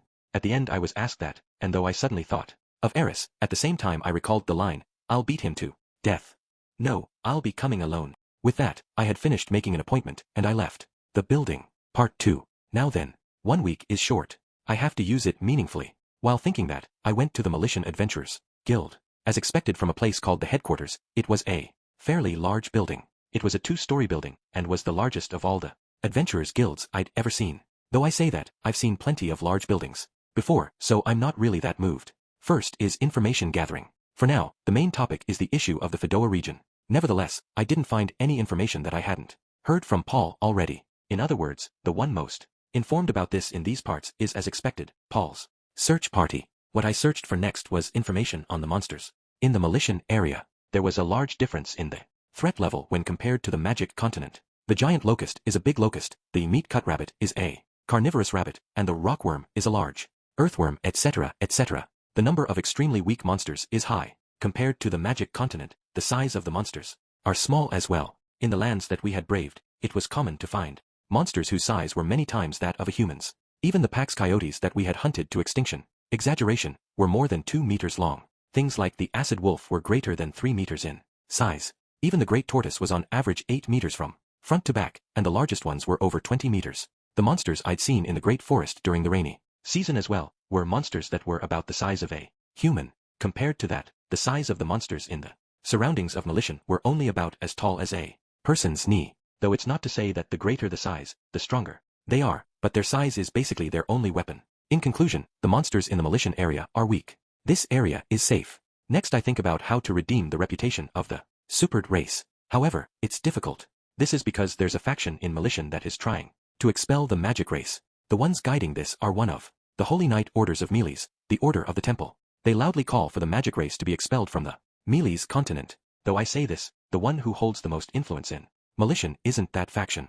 The head of the faction that advocates coexistence with the magic race is the Pope incumbent, and so the Order of the Temple isn't openly trying to expel the magic race. However, should a magic person cause a problem in town, these knights will immediately come flying in to blame them. Even if their position is weak, as long as they have a just cause, they'll come down strongly on the magic race. If we assert that Rujard is a supered and do things on a large scale, it's probable that the Order of the Temple will immediately have their eye on us. The city is always under the watch of the Order of the Temple. In that case, how about outside the city then? While thinking this, I accepted a certain quest. The requests posted were mostly B rank, and this was one of those. It seems that in the neighboring town, a monster was running wild. It's in a place that is close enough for me to make a day trip. The target for subjugation is an emerald green tiger, the leaf tiger 4. Normally it's a monster that inhabits the southern parts of the Great Forest. For some reason it's moved south and settled down close to the town. Because its fur is an erratic green pattern, with parts that are a brown pattern as well, when inside a forest it completely blends in with the scenery. Because of the difficulty in detecting it, coupled with the fact that it moves in groups, it gained a B rank designation. However, right now the target is a single leaf tiger, and, moreover is on a plain field. You could say it's even less dangerous than an acid wolf. Using the ranking system to describe it, at best it would be a D rank. Finding a request like this during the time I was on the magic continent would have been cause for delight. When I quickly make my way there, the timing was just right because the tiger was holding a chicken in its mouth, and was leisurely leaving the village. Noticing me, it dropped its prey and growled at me, but Eris had just said, "Leave it to me," as she began running, and in the blink of an eye it was cut perfectly in two. The request really was completed too quickly. The villagers were very thankful towards us. Lately, the tiger had been acting violently in the area, and a number of villagers and livestock were injured. It seems that usually one of the Holy Knight Orders would come to defend the town. However, it seems that just a few days ago, there was an incident where a shrine maiden had been attacked nearby. It seems that with the exception of the commanding officer, all the members of the Order of the Temple that had composed the guard unit had been killed, and the shrine maiden had just barely been saved, but the responsibility for the defeat of the unit lay with the commanding officer, and so he had been dismissed. In the first place, lately there had been a lot of suspicious kidnapping incidents, and because the night orders were becoming tense, this kind of incident had occurred. Because of that, both the religious order and the night orders had their hands full. Thus, the knights had left the dangerous B-ranked monster problems to sort themselves out, and with no other choice, requests were sent out at the Adventurers Guild. Well, the problems of the night orders or whatever are none of our business. Now then, with the information I've obtained, I'll begin my experiment. I'll publicize the supered race here. Rujard is actually a supered, and so that the supered can get along with people all around the world, we're traveling around and piling good deeds. The supered clan is a race that's daunting upon first glance. Thus, I create a stone statue. If you look at this, Rujard's name is mentioned, and no matter how scary the supered look, in the blink of an eye, their attitude towards the supered will soften, and like a stubborn grandfather looking at their grandchild, their expressions will relax. After a few minutes they'll probably end up as soul brothers of 100 years. Even if I say so myself, it's a perfect sales pitch. However, the village head had a complicated expression on. Though he was grateful to Rujard as an individual, something of this level wouldn't remove the prejudice against the magic race, and as a follower of Meles he was reluctant to have a statue depicting a magic person. I was told this, and the statue was rejected. My experiment hadn't gone well. As expected, it seemed that things couldn't be solved in one go like that. Or perhaps as expected, it wouldn't do unless it was a Bishujo figurine? Should I start making gender-bent Rujard figures from now on? No, there'd be no point then, huh? You made this kind of thing, huh? On the way back to Malishan, Rujard had taken a long look at the figurine and strongly praised it. That's right. Rudius is great at this sort of thing, after all. Then, seeing the figure, for some reason Eris said that in a boasting manner. Though it was rejected this time, my figurines sell for quite a high price. My figures of the Beast Race Sword King had caught the eye of some country's prince after all. 5. It wouldn't even be exaggerating to say I was a royal purveyor. While thinking about things like this, I was feeling proud. But, however, this stance is full of openings, huh? Said Rudyard. That's true. The stance is no good, huh? It has to be lower, said Eris. In the end, the figurine was no good. Nyoho N.6. Part 3. 3 days later, the day before the dinner appointment. Although I'll be having dinner with my family, I don't have any clothes to wear. There's no real dress code, but the clothing I'd bought on the Magic Continent are seen as quite shabby in these parts. Thus, I'm browsing clothing shops with Eris. It's a date, so to speak. Though I say this, it's nothing that romantic. Eris is looking for clothes to buy. She isn't that active about it, and it feels like she's fine with buying whatever. Because she's like that, I'll be choosing clothing for her as well. From now on is the domain of the human race. We'll be judged according to their tastes, after all. At the very least, I want to be presentable enough that we aren't ridiculed at first sight. If there was at least one person here who knew the latest fashion trends, we could ask them for advice, but among my acquaintances, there's basically only the monkey-faced newbie or Vera, but I don't know where the monkey-faced newbie is, and I don't know Vera well enough to ask her for a favor. We could probably ask the shop clerks at the more expensive stores for advice, but the clothing in those kind of stores probably don't cater to adventurers. It'd be awkward to go in and ask for advice, and then leave without buying anything. If we owned a set of those kind of clothes, it might possibly come in handy, but we might also never use it. Thinking this, I can't help but feel awkward. Because of Paul's assistance, we have money, but I don't want to squander it away either. Thus, we started watching the people walking down the road, and decided to decide on what to buy based on that. Although my hobby is observing humans, Eris and I are sitting on the side of the road and people watching 7. It's just to a certain extent, but it seems like a lot of people are wearing blue clothing. Additionally, there are both those who don outerwear and those that don't. Because the climate is good, the outerwear is thin as well. It seems the fad these days to wear blue, huh? Blue wouldn't suit you, Rudius. Eris immediately rejected the idea. Well, I'm not exactly eager to follow the latest fashion trends, but then, what would you say suits me? Didn't Jisoo give you something? That one was good, you know. That fur vest, huh? However, the size is a little big. Because it's longer than necessary, it ends up looking like a coat. That said, though it's not uncomfortable, and I'd wear it on cooler days, still. Though that vest isn't bad, it's a little too long, huh? Right. It really is a bit long, huh? What if you cut it? That'd be a waste. I'm growing after all. While having such a conversation, I decided on what to buy. As expected, Eris and I don't care much about fashion, and the fact hat we didn't take long to shop is an indication of that. Or so I thought, but near the end Eris bought a black dress. It's made from a black material with a white rose embroidery, and is quite the stylish dress. Eris, did you buy that? What? Do you have a problem with it? No. I think it suits you. Humph. It's not like I need compliments. With that conversation, we finished that day's shopping. Part 4. The day of the dinner appointment. When I had mentioned that tonight I'd be having dinner with Paul and my family, Eris began saying that she wanted to come too. Had it not been for the incident the other day, I would be saying, by all means, but Eris is still holding animosity towards Paul. Enough that you could call it killing intent. It's quite a strong hostility. It's not that I can't understand her feelings, but I've already decided to get along with Paul. If that was it, then I'd be trying this or that to reconcile them. But as far as things go, tonight is the first time in years that it's just been our family. My relationship with Norn hasn't improved either. That's why I have Eris sit this one out. Wearing new clothing, the new me, Nudius, heads to the restaurant. I try my best to avoid passing through alleyways. There are a lot of kidnappers in alleyways, and in certain places, there's also a lot of bloodshed. It'd be terrible to dirty my clothing with blood. There's plenty of danger on the main streets as well. Because it's dinner time, there are a lot of people who have bought things like yakitori walking around. If they bumped into me, it'd splatter all over. That much is obvious. Thus, I had unsealed my mystic eye. While seeing things a second ahead in time, I magnificently avoid the crowds of people. I arrive. Because there had been something like reservations, I had been on guard, but it was actually an extremely normal shop.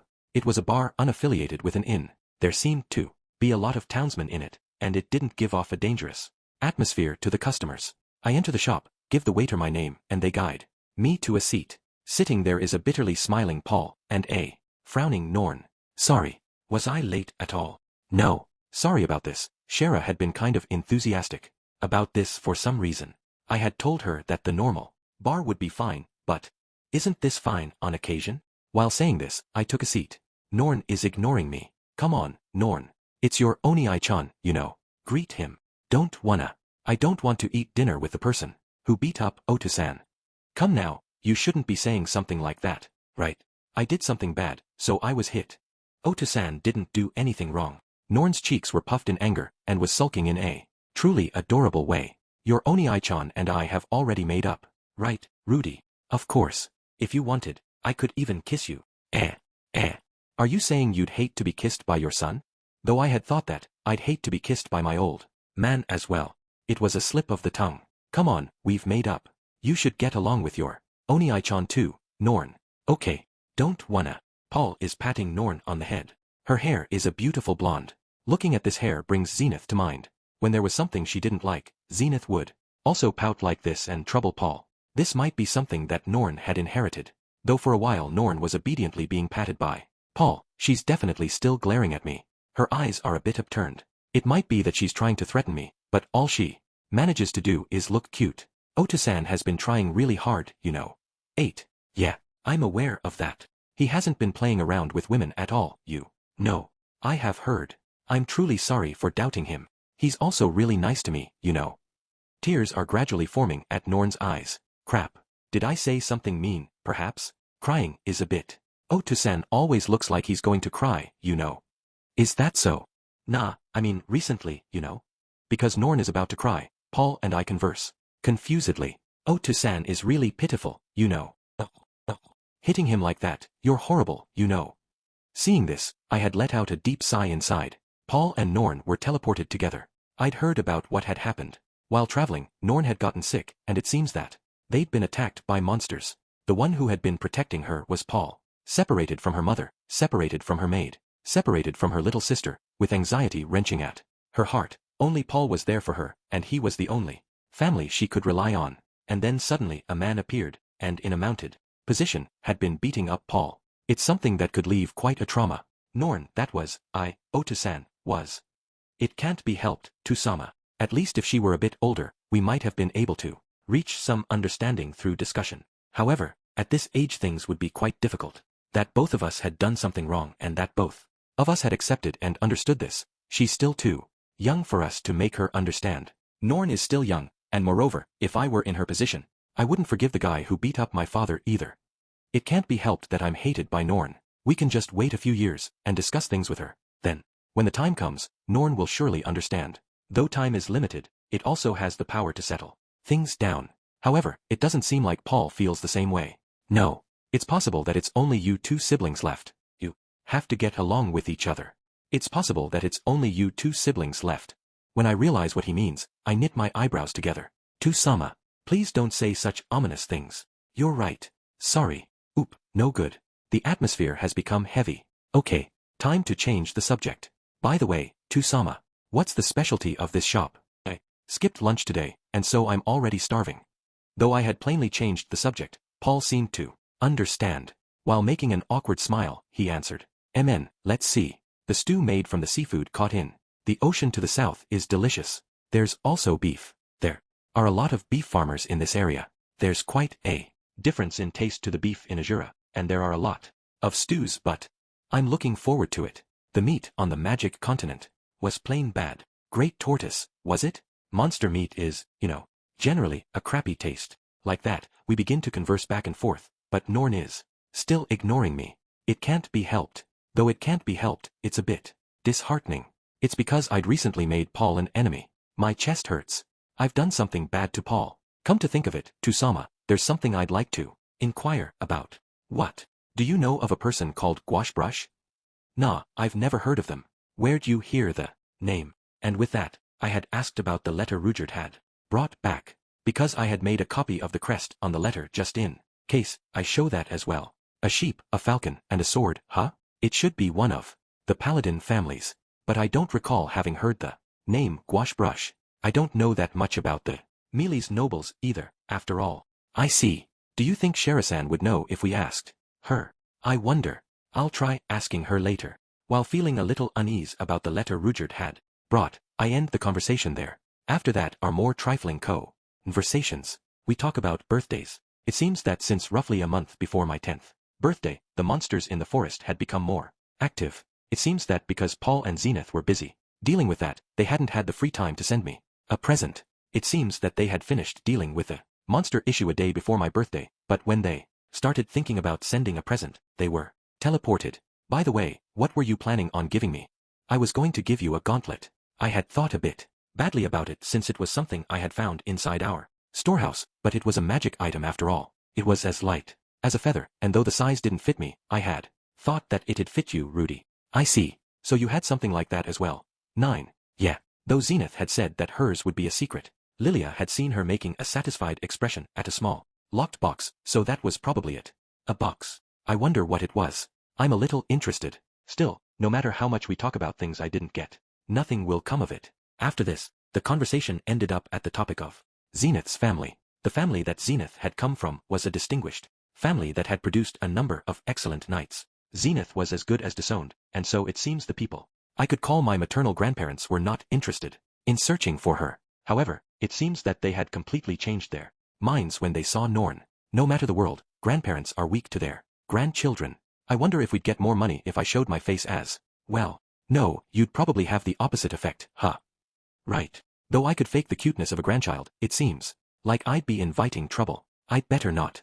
We had conversations like that, had an enjoyable dinner, and then I parted with Paul. In the end, Norn had ignored me to the end, but you can say that it was a fruitful dinner. Part 5. And in the blink of an eye, a week had passed. It's the day we're to set off. We're at the Adventurers District's gate. I had gotten on a carriage, and just as I was thinking, all right, let's go, Paul had come to see us off. Rudy, it'd be fine to stay just a bit longer, you know? For some reason Paul had said something easygoing, but it's a bit late now. If we keep saying just a bit, it seems like we'll end up staying for a whole year. You and Norn haven't managed to make up, after all. It won't be too late to worry about that after I find the other 3. Moreover, I glance at Eris. Eris had been caught by the scruff of her neck, and was glowering at Paul with a demonic expression. I had thought that she was quick to change her mind about things, but it doesn't seem like that's the case. It isn't just me that wants to meet their family, right? I see. But the Boreas family is most likely. Please stop. As he spoke with a complicated expression, I interrupted Paul with my hand. There's the possibility that the information just hasn't come, and when we return to the Fedoa region, both Philipsama and Soro-sama have already returned as well. I see. That's true. But Rudy, Paul spoke with a serious expression. Don't be too optimistic regarding Philip and the others returning home safely. With the scale of that disaster, who knows what's happened? What do you mean? Paul lowered his voice a little and said, I mean that for the sake of protecting himself, Philip's brother may have pushed all the blame onto one of the 2.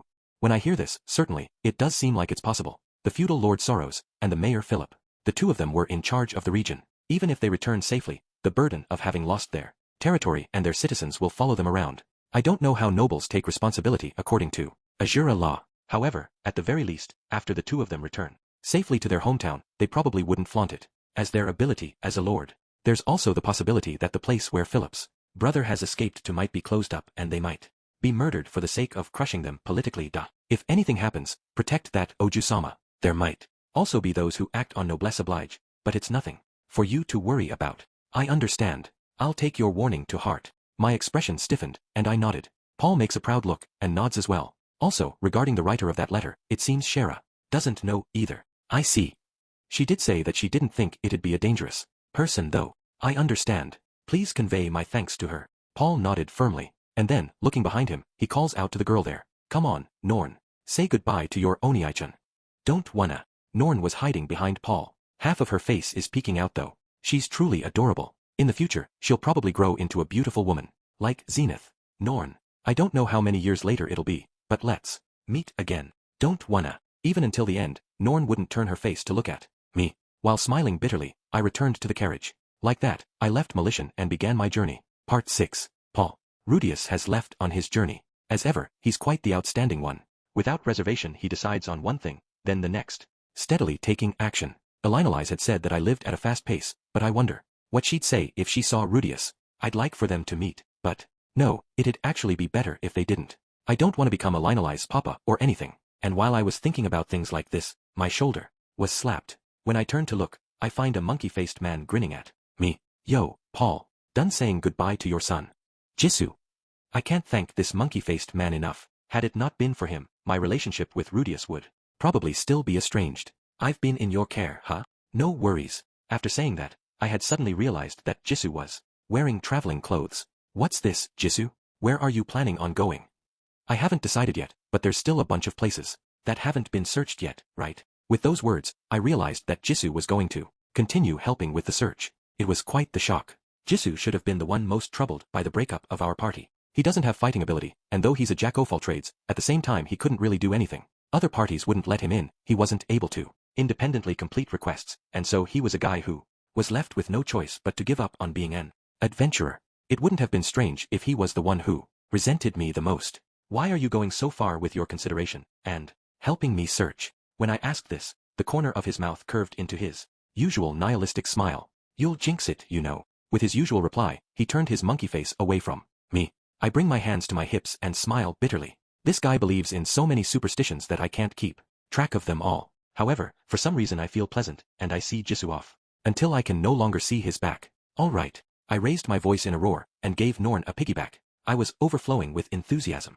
First I'll have to make sure the large-scale migration of the refugees is a success. After that, I'll definitely find my family. Having decided that, I returned to town. 1. The Japanese says, ha, yarrier, atakushitara tsumi na otak.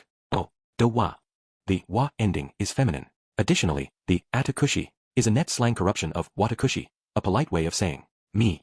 Tsumi na otoko is literally guilty/sinful man, but tsumi na ana, sinful woman, means something closer to a slut, or a woman who seduces everyone. A joke you sometimes hear is when someone exclaims that they are, or accuses someone else of being a sinful woman, when random men all start falling in love with them and doing them favors, especially when the woman herself didn't intend on leading them on/seducing them. The joke here is that Rudius is saying that he's a sinful man, woman, and claiming that men can't stop falling in love with him and trying to show off to him, even when Rudy himself isn't trying to attract them. 2. Dancho equals group leader. When used standalone, it is translate as leader. 3. Meaning it's too alluring. Literally says, be too much of a temptation, be bad for children to see. 4. Literally green leaf tiger. 5. Ed, authorial goof. The WN says Beast Race Sword King, but he hasn't made Ghislaine's figurine yet. Author meant Roxy's figurine, of course. 6. Omega. 7. This phrase comes up in Japanese media and stuff, so it sounds less weird than it would in English. Not to say that Japanese people find it normal, they don't, but at least it's a phrase/topic that's come up before, sometimes as a pretext for stalking. 8. She ends her lines in demon, for emphasis. You know, is added as a rough English equivalent. 9. Says, heh, which is a sound that indicates, I see. Or, oh, really? That is used in various contexts. Side story, Eris Goblin. Suppression. Part 1. This is sudden, but let's talk about the boy known as Cliff. Grimoire. Cliff was now 13 years old. His age was right between those of Eris and Rudius.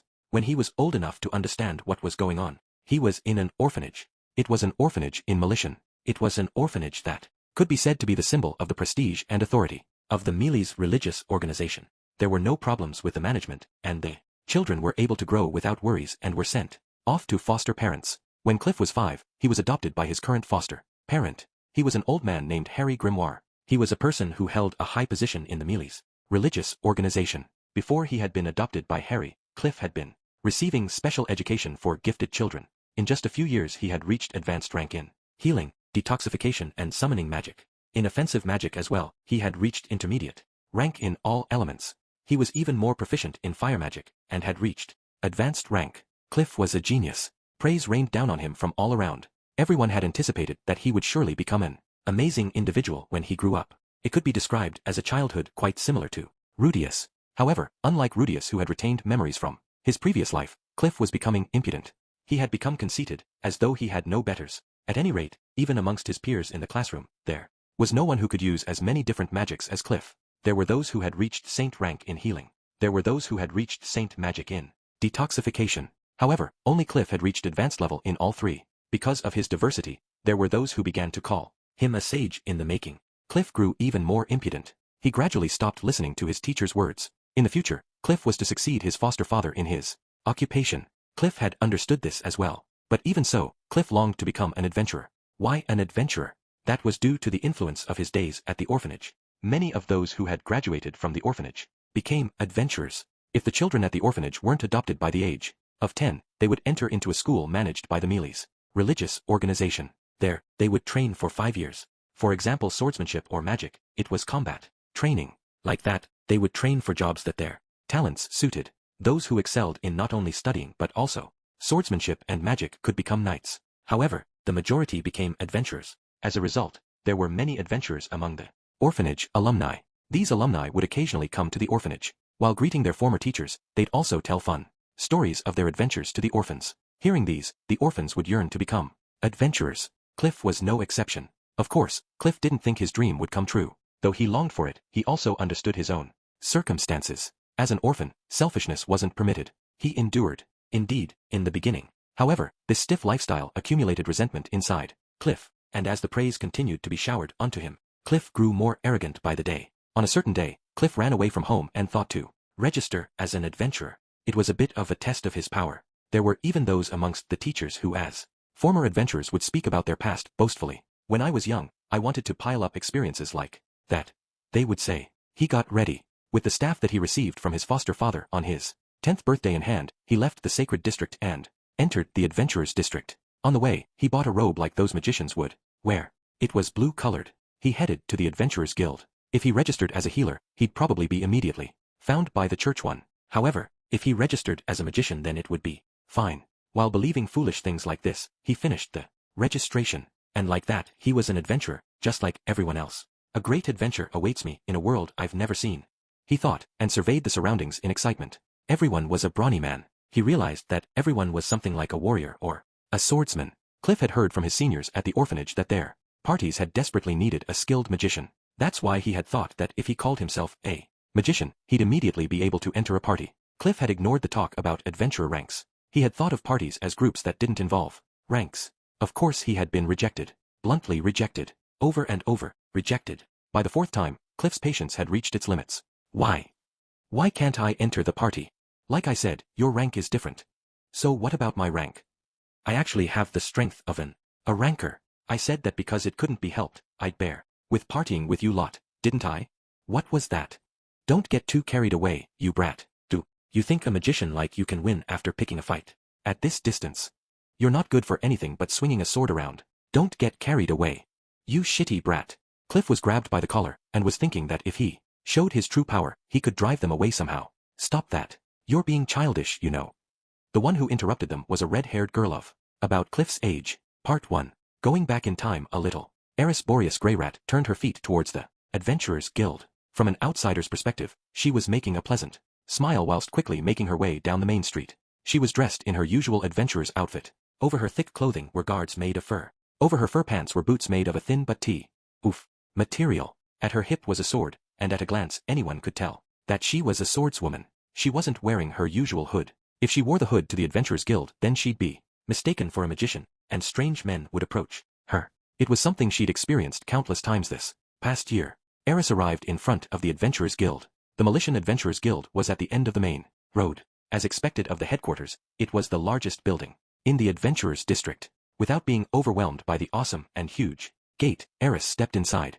Looking at the huge lobby, she unconsciously folded her arms. Anyhow, it was even larger than the banquet halls in Roa. It goes without saying that it was larger than all the adventurers' guilds she had seen thus far. If she were a young girl becoming an adventurer for the first time, in the face of such a spacious room, she might have shied away. However, this was Eris. She was an A ranker, a competent adventurer. She immediately began to walk towards her objective. It was the request board. It was far larger than other requests boards, and was overflowing with attached requests. Eris looked at them, arms folded. She wasn't looking at her usual B-ranked requests, but was looking at the E-ranked area. There, she was looking for requests that were classified as free quests. Free quests were requests that were periodically issued by the nation. The pay was lower, but because of its urgency, adventurers of any rank could accept it.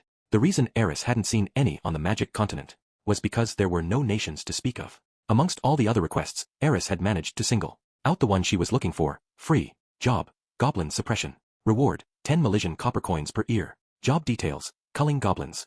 Location, Eastern Militian. Time limit, none in particular. Deadline, none in particular. Client name, Holy Knight Orders of Meles. Notes, beginners be aware of the hobgoblins that occasionally appear. Additionally, please do not tear off this request, and simply bring the gathered items to the counter. Goblins were monsters that only appeared in the forests and plains. Though they were humanoids and could use simple weapons, they couldn't comprehend human speech. If there were just a few of them, it'd be fine to leave them alone, but if left to their own devices, they would steadily increase in population and start to attack the surrounding villages.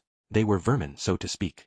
Be that as it may, because they lived in the forest and its surroundings, they acted as a natural defense against outbreaks of monsters from the forest. Additionally, goblins were weak, and so a young boy who dabbled in the sword was more than a match for one. Making use of this fact, the Adventurers Guild prepared a reward suitable for beginners, and would prepare goblin suppression quests as a kind of introduction to suppression requests. Also, though it was something Eris wasn't aware of, goblins were also used as a torture instrument for spies from enemy nations. Due to the above reasons, the goblin population in Meles would be carefully maintained at a moderate level. Now then, why would an A-ranked adventurer like Eris, who could defeat the average C-ranked adventurer bare-handed, and whose strength had already been recognized by Rudyard, be accepting such a request so late in her adventurer life? There were two reasons. First of all, it was simply one of Eris's dreams. In the past, Eris had attended school for just a very short while. Her male classmates had been huddled together and talking about something. That topic was about what they would do if they became adventurers. First they would hunt goblins, and with money saved up from doing so, and whilst traveling bit by bit towards the southern region of the central continent, they would challenge themselves with dungeons and high-ranked requests. They spoke about that kind of dream. Eris, who had been listening in from nearby, began to have delusions of one day doing so as well. Her delusions began to swell, and then she approached the happily talking boys and told them to let her join in as well. But for various reasons they fought, and then she beat the three of them up. After that, she dropped out of school and met Ghislaine. And each time she spoke to Ghislaine, her feelings about adventures became stronger. After meeting Rudius, she was filled with dreams of going on adventures with him. She would be a swordswoman, and he would be a magician. They would challenge dungeons, just the two of them. However, after going on a journey for real, it was different from her dream. In particular, Rudius was more cool-headed and pragmatic than she had imagined. Because of the danger, not once did they approach a dungeon. If she proposed goblin hunting, he'd probably ask, "What for?" with a stunned expression. Eris was a woman who had become an adventurer on the magic continent. After all, he wouldn't be able to understand what meaning there would be in hunting goblins now. But putting that aside, goblin hunting was number one on Eris's list of things I want to do when I become an adventurer. Even if there wasn't any meaning in it, it was something she wanted to try. That was the first reason. As for the second reason, it's a secret. I wonder if I'd be able to return before the sun goes down. While looking at the requests, Eris was thinking of the time it would take to go there and back. This time she would be traveling on foot. It was still morning at the moment, but it would be better to do things with time to spare. Incidentally, by the F-ranked requests, a certain memo was attached near the edges of the request board. Refugees from the Fedoa region, please contact the following address. Without reading the rest, Eris moved her gaze away. She had seen this memo at St. Port as well. Rudy hadn't spoken about the Fedoa region issue. Eris had thought that Rudius had been considerate of her, and had undoubtedly been trying to avoid worrying her. Today's independent action as well was probably so that he could work out what to do about this matter. I wouldn't understand difficult matters, Eris had been thinking. Even if I don't think deeply about it, Rudius has probably thought of something, so Rudius will properly discuss it when the time comes. So thought Eris. Never in her wildest dreams did she imagine that Rudius hadn't even known about it. Now then, with the request confirmed, in high spirits Eris got ready to leave the guild. All there was left to do was walk east, and then hunt the goblins. Considering Eris's current enthusiasm, she would probably even destroy one or two nests. There wasn't anything left to stop her. It was time to sing a requiem for the pitiful goblins. Why? Or so it had seemed, but suddenly hearing a shout, Eris stopped her feet. It was the voice of a young boy. She casually looked towards the source. A youth was encircled by men twice his height. "Why can't I enter the party?" The shouting youth was wearing a blue-colored robe. He was a bit shorter than Rudius, and his hair was dark brown. His eyes were hidden by long forelocks. His staff wasn't as splendid as Rudius Aqua Harshatu, either. However, from the size of the mana crystal, it could be seen that it was still a staff made of expensive materials. My family is higher ranked than his, huh? Eris naturally thought. I actually have the strength of an A ranker. I said that because it couldn't be helped. I'd bear with partying with you lot, didn't I? Because of that arrogant manner of speaking, the men naturally became annoyed. Even Eris would wallop him had those words been said to her. What was that? Don't get too carried away, you brat. Do you think a magician like you can win after picking a fight? At this distance, you're not good for anything but swinging a sword around. Don't get carried away. What was that, you shitty brat? Even caught by the collar, the youth still gave off an expression of composure. However, Eris hadn't overlooked that his legs were shaking, if only a little. Eris casually walked towards them, and placed herself between the two of them. Stop that. You're being childish, you know. Had Rudius been there, he would have been staring in wonder. Childish. They were words that you couldn't even imagine being said by the usual Eris. Eris had gotten carried away by the mood. I'm an A-ranked adventurer, so I'm higher ranked than the angry men. A man who's hurting a newbie, and me who's objecting. So cool. It was that kind of mood. Tisk. You're right. We were being pretty childish. The man easily removed his hands from the boy. Eris had already assumed that she'd get into a fight with the man, so she was a little disappointed. Let's go, guys. The men had left, and only the youth remained. With a composed expression, Eris awaited the youths. Thanks. Thank you for saving me. Who are you? I'm nobody famous. At least give me your name. All right. Let's just go with Rudyard of Dead End. She had been thinking it'd go something like that. Incidentally, it was something that Rudius did on occasion. I never asked anyone for help, you know. The youth spat out these words, and Eris' proud expression froze. With my magic, I could have worked out something of that level. Don't just decide on your own to butt in and settle things ugly. 3. The boy was lucky. He had been knocked out in one hit, after all. Not only that, but the men from before were still nearby. Had it not been for their efforts in desperately stopping the enraged Eris, there's no doubt that the boy would have lost the 2 orbs that were most important as a man. Part 3. Despite having become a little displeased, Eris had come to the gates of Malition. Though she was the type to change gears quickly, she was still unhappy. As for why, wait. Please wait. The youth who had been revived after fainting had come running after her. I'm sorry about before. I was a bit confused from the shock. The youth had said this and politely bowed his head. It was because of this that Eris's mood could still be called a little displeased. The boy had just barely managed to escape from death. However, had it not been for fainting after one hit, then he probably wouldn't have been capable of doing something as vigorous as running after Eris. I'm Cliff. Cliff Grimoire. I'm Eris. Eris had decided to give up on giving the name Dead End. She couldn't give Rudyard's name to a person she had beaten up in impatience. Eris-san. That's a wonderful name. That outfit means you're a swordswoman, right? By all means, please form a party with me. Dead center in the middle of the road was Cliff, who was talking on and on. Eris had been thinking to just go with the flow and knock him out, but for now she was enduring. Don't want to. Eris turned away in a huff and walked away. Honestly speaking, she wasn't used to this kind of person. To continue to approach her even after being beaten up. Of the people she knew, there was basically only Rudius. Is that so? Then please, at least let me cover you from behind. People have been saying that I'm a sage in the making. I'll definitely be useful. Had Rudius been here. Just who exactly is a sage in the making? Lit. Sage's egg. Best you're an unfertilized egg, you virgin asshole. 4. He probably would have spat out such insults towards the boy. In his mind, at least. Eris didn't say such vulgar insults. If you're an egg, then how about I break you to pieces and fry you sunny side up? Was all she had been thinking. I don't think even you've met a magician as strong as me, Eris-san. At any rate, I'm stronger than your average A-ranked magician after all. Being told this, Eris became annoyed. To her, the strongest magician was none other than Rudius. Rudius was such a skilled magician that even Rudyard had acknowledged him. Though he was certainly a ranked, you couldn't lump him together with any run-of-the-mill A-rankers. By all means, please confirm this with your own eyes. Then I will have a look. Eris had ended up thinking. Fine, come along, then. Yes. And like that, Eris and Cliff left to hunt goblins. Part 4. 7 goblins were burnt to cinders in an instant. How was that? It was amazing, right? An average magician wouldn't have been able to do this, you know. Making a face as if to ask, how was that? Cliff looked over the annihilated goblins.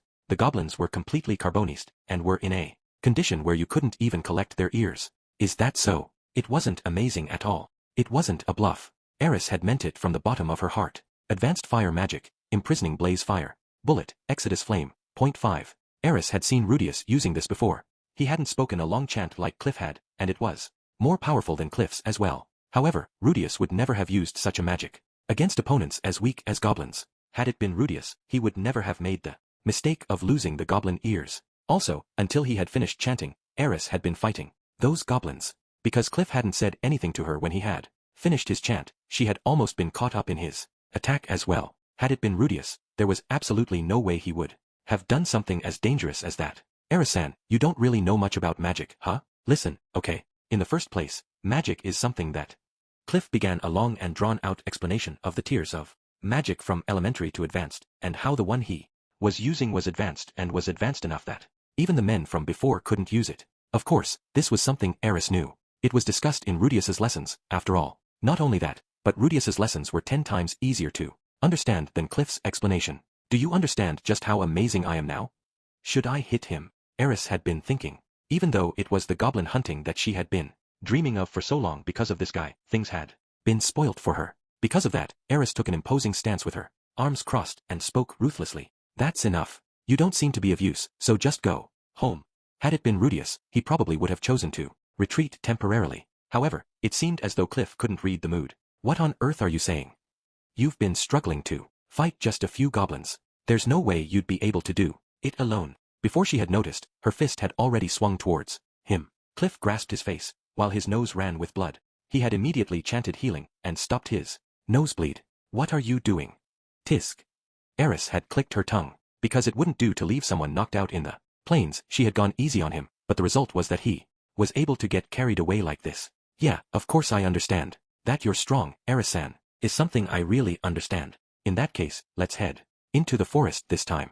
I can't show you my true worth by fighting goblins after all. There were no ulterior motives to his words. He wanted to show Eris how amazing he was. However, it was definitely not the case of a boy wanting to show the girl he loved his cool side. He had simply wanted Eris to be amazed at his powerful self. The forest is no good. Eris spoke briefly. The forest is no good. It was something that Rudius always said. Moreover, Rudyard would agree with it. Thus, Eris obediently abided by it. Though you'd be the last person I'd expect to say this. Eris-san, are you afraid? I'm not afraid. However, Eris was still a simple girl. As long as you used such a line, she was easily swayed. It wasn't acceptable to allow someone to look down on the Boreas family like they were novice adventurers. The forest, right? Fine. Let's go. And so the two of them made their way towards the dim forest. Part 5. Even if we head into the forest, since it's mealies, it's still no big deal, huh? While saying this, Eris was cutting down monkey monsters. Named Utens.6, they were D-ranked monsters though, so they were no match for Eris. That's true. They aren't a match for me either. Cliff spoke while again killing an Uten with intermediate wind magic. Like that, they rapidly headed into the depths of the forest. Ah dash. Suddenly, Eris raised her voice. What's wrong, Eris-san? With a happy expression, Cliff approached Eris. Eris was openly making an unhappy face. She then folded her arms, spread her legs shoulder-width apart, and overlooked Cliff with her chin raised. Do you know which way heads back to the city? I don't. Naturally, there was no way Cliff could know such a thing. Because they had done this due to a sudden suggestion. They hadn't brought any equipment for entering forests. I see. Then we're lost, huh? Eris had calmly declared this. Cliff had kept silent. And then, very quickly, his face became pale. What should we do? Eris was calm. Thus, Cliff had thought that she had some kind of idea. However, deep down Eris had also thought that the situation was bad. If those two found out that she had become lost in the forest, they'd be shocked. They'd wonder why she entered a forest while hunting for goblins, and be shocked. Point 7. However, she would never show this in her attitude. A lady of the Grey Rat family should always be composed. Cliff, fly into the air for a bit and find out which way the city is in. There's no way I'd be able to do something like that. Right. Rudius would be able to do it. Rudius? Who's that? My teacher. Eris let out a sigh. Even if they argued, there'd be no meaning in it. What should I do at a time like this? Then it came to her. It was something that Ghislaine had taught her for times when she was lost. If she remembered correctly, it was to collect tree branches and start a fire. The smoke would rise to the air and could be seen from afar. However, who would see it? Rudyard had said that he had things to do today. Rudius had said so as well. Nobody would notice. At some point, Eris had unconsciously folded her arms, and, in an imposing stance, and the corners of her mouth had curved downwards. Point 8. She then closed her eyes and thought carefully. Ghislaine had said this, that at these times when she was anxious that she especially needed to compose herself. Because of that, no matter the situation, she would never panic. Eris-san, what should we do? There should be other adventurers in this forest. I see. If we depend on them, let's look for them. Cliff had started running flusteredly. However, Eris didn't move. Rudyard had taught her this, that in times like this, she should stay still. That while staying still, she should search for the presence of others. She had also been taught how to search for them. Even without a third eye, she could perceive sound and the surroundings, as well as the flow of mana. Though Eris was still immature, she did practice every day. Eris-san. Quiet. Eris took a deep breath and then with her eyes still closed, she sharpened her mind. The sound of the forest. The sound of leaves rubbing against each other. The sound of moving animals. The sound of flying insects. And then, the faintly audible sound of weapons. I found them. This way. Immediate decisions and immediate action. Without hesitation, Eris began to walk. What is it? What did you find? People. They're that way. How? I searched for their presence. Did your teacher teach you this too? Having been asked that, Eris thought for a little. Is Rudyard a teacher? He's a teacher, right? Though it's not as much as Ghislaine, I've been taught various things by him as well. He's a teacher. No, he's someone you could even call a master. That's right. He's pretty amazing, huh, that Rudius person. Right. Rudius is amazing. Without understanding why Rudius's name was suddenly brought up, Eris continued forward. Part 6. They had left the forest. The moment they did, they spotted a horse carriage being turned over. Get down, gay. Eris had immediately gripped Cliff's head and thrown it to the ground. As for herself, she was crouching and confirming the situation. There were 6 people standing there. One person was a knight in full body armor. The knight was standing with their back to a tree, and had their sword in a guard. In the area were men dressed from head to toe in black. There were 5 of them. The black-clothed men were surrounding the knight. In the area were 3 corpses. All of them were wearing armor. They were wearing the same armor as the surrounded knight. The men slowly tightened their encirclement around the knight. The difference in fighting ability was already clear. Though this was the case, why wasn't the knight escaping? The knight had their back to a tree, and looking carefully, a girl could be seen crouching by the base of the tree. Her expression was brimming with anxiety and despair, and her face was wet with tears. Eris-san, that armor means that the knight belongs to the Order of the Temple. Cliff informed Eris in a whisper. Eris's heart was beating fast. The Order of the Temple. She had heard of it. It was one of Melis's 3 knight orders. The elite group in charge of defending the country, the Order of the Church, spreading Melis's teachings around the world, making known their power, and doing mercenary-like work, the Order of Instruction. Finally, the branch in charge of heresy inquisitions, their name a synonym for passing judgment onto heretics, the Order of the Temple, respectively. The Order of the Church wore white armor. The Order of Instruction wore silver armor. The Order of the Temple wore blue armor. Though the knight was a long way away, their sky blue armor could be seen. There was no mistake. The one who was now cornered was a knight of the Order of the Temple. You bastards! You know who this lady is, don't you?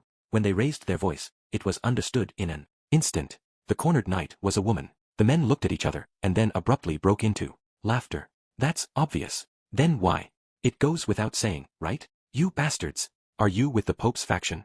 Eris couldn't understand their conversation. However, she understood that the black-clothed men seemed to be bad guys and wanted to kill that girl. Eris placed her hand to the sword at her waist. Cliff questioned it. What are you planning to do, Eris-san? However you look at this, it's bad.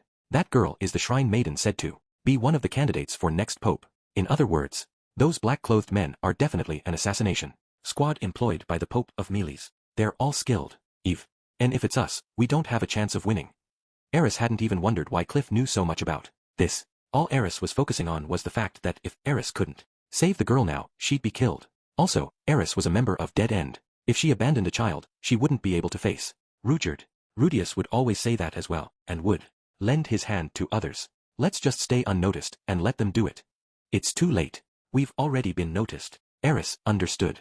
One of the men had noticed them when she had pushed Cliff down. She didn't know what the man was thinking. However, whatever the case, Eris planned to take the initiative. You can just keep hiding here, Cliff. Eris-san. Eris drew her sword and at the same time leaped towards them. In an instant, the black-clothed men had spread out. However, you're slow. Eris's steps were more nimble than the men had anticipated. Sword God style advanced rank soundless longsword. As a technique below that of the longsword of light, it was a technique whose swing didn't leave a single sound. Thanks to Ghislaine and Rudyard, Eris's skill in swordsmanship was improving considerably. The sword entered one of the men from the shoulder, easily, bisected his ribs, and perfectly split him in a cut that ran diagonally from the shoulder. Without being bewildered by the sensation of cutting someone for the first time, Eris turned her sword towards the next opponent. The men moved to surround Eris. However, Eris's movements were even quicker. She had been lectured quite a bit by Rudyard on what to do when surrounded by multiple opponents. Many types of monsters like to swarm their enemies. It was a theory that involved killing them before you were surrounded. Ha! In the blink of an eye, one of the black-clothed men had been cut down.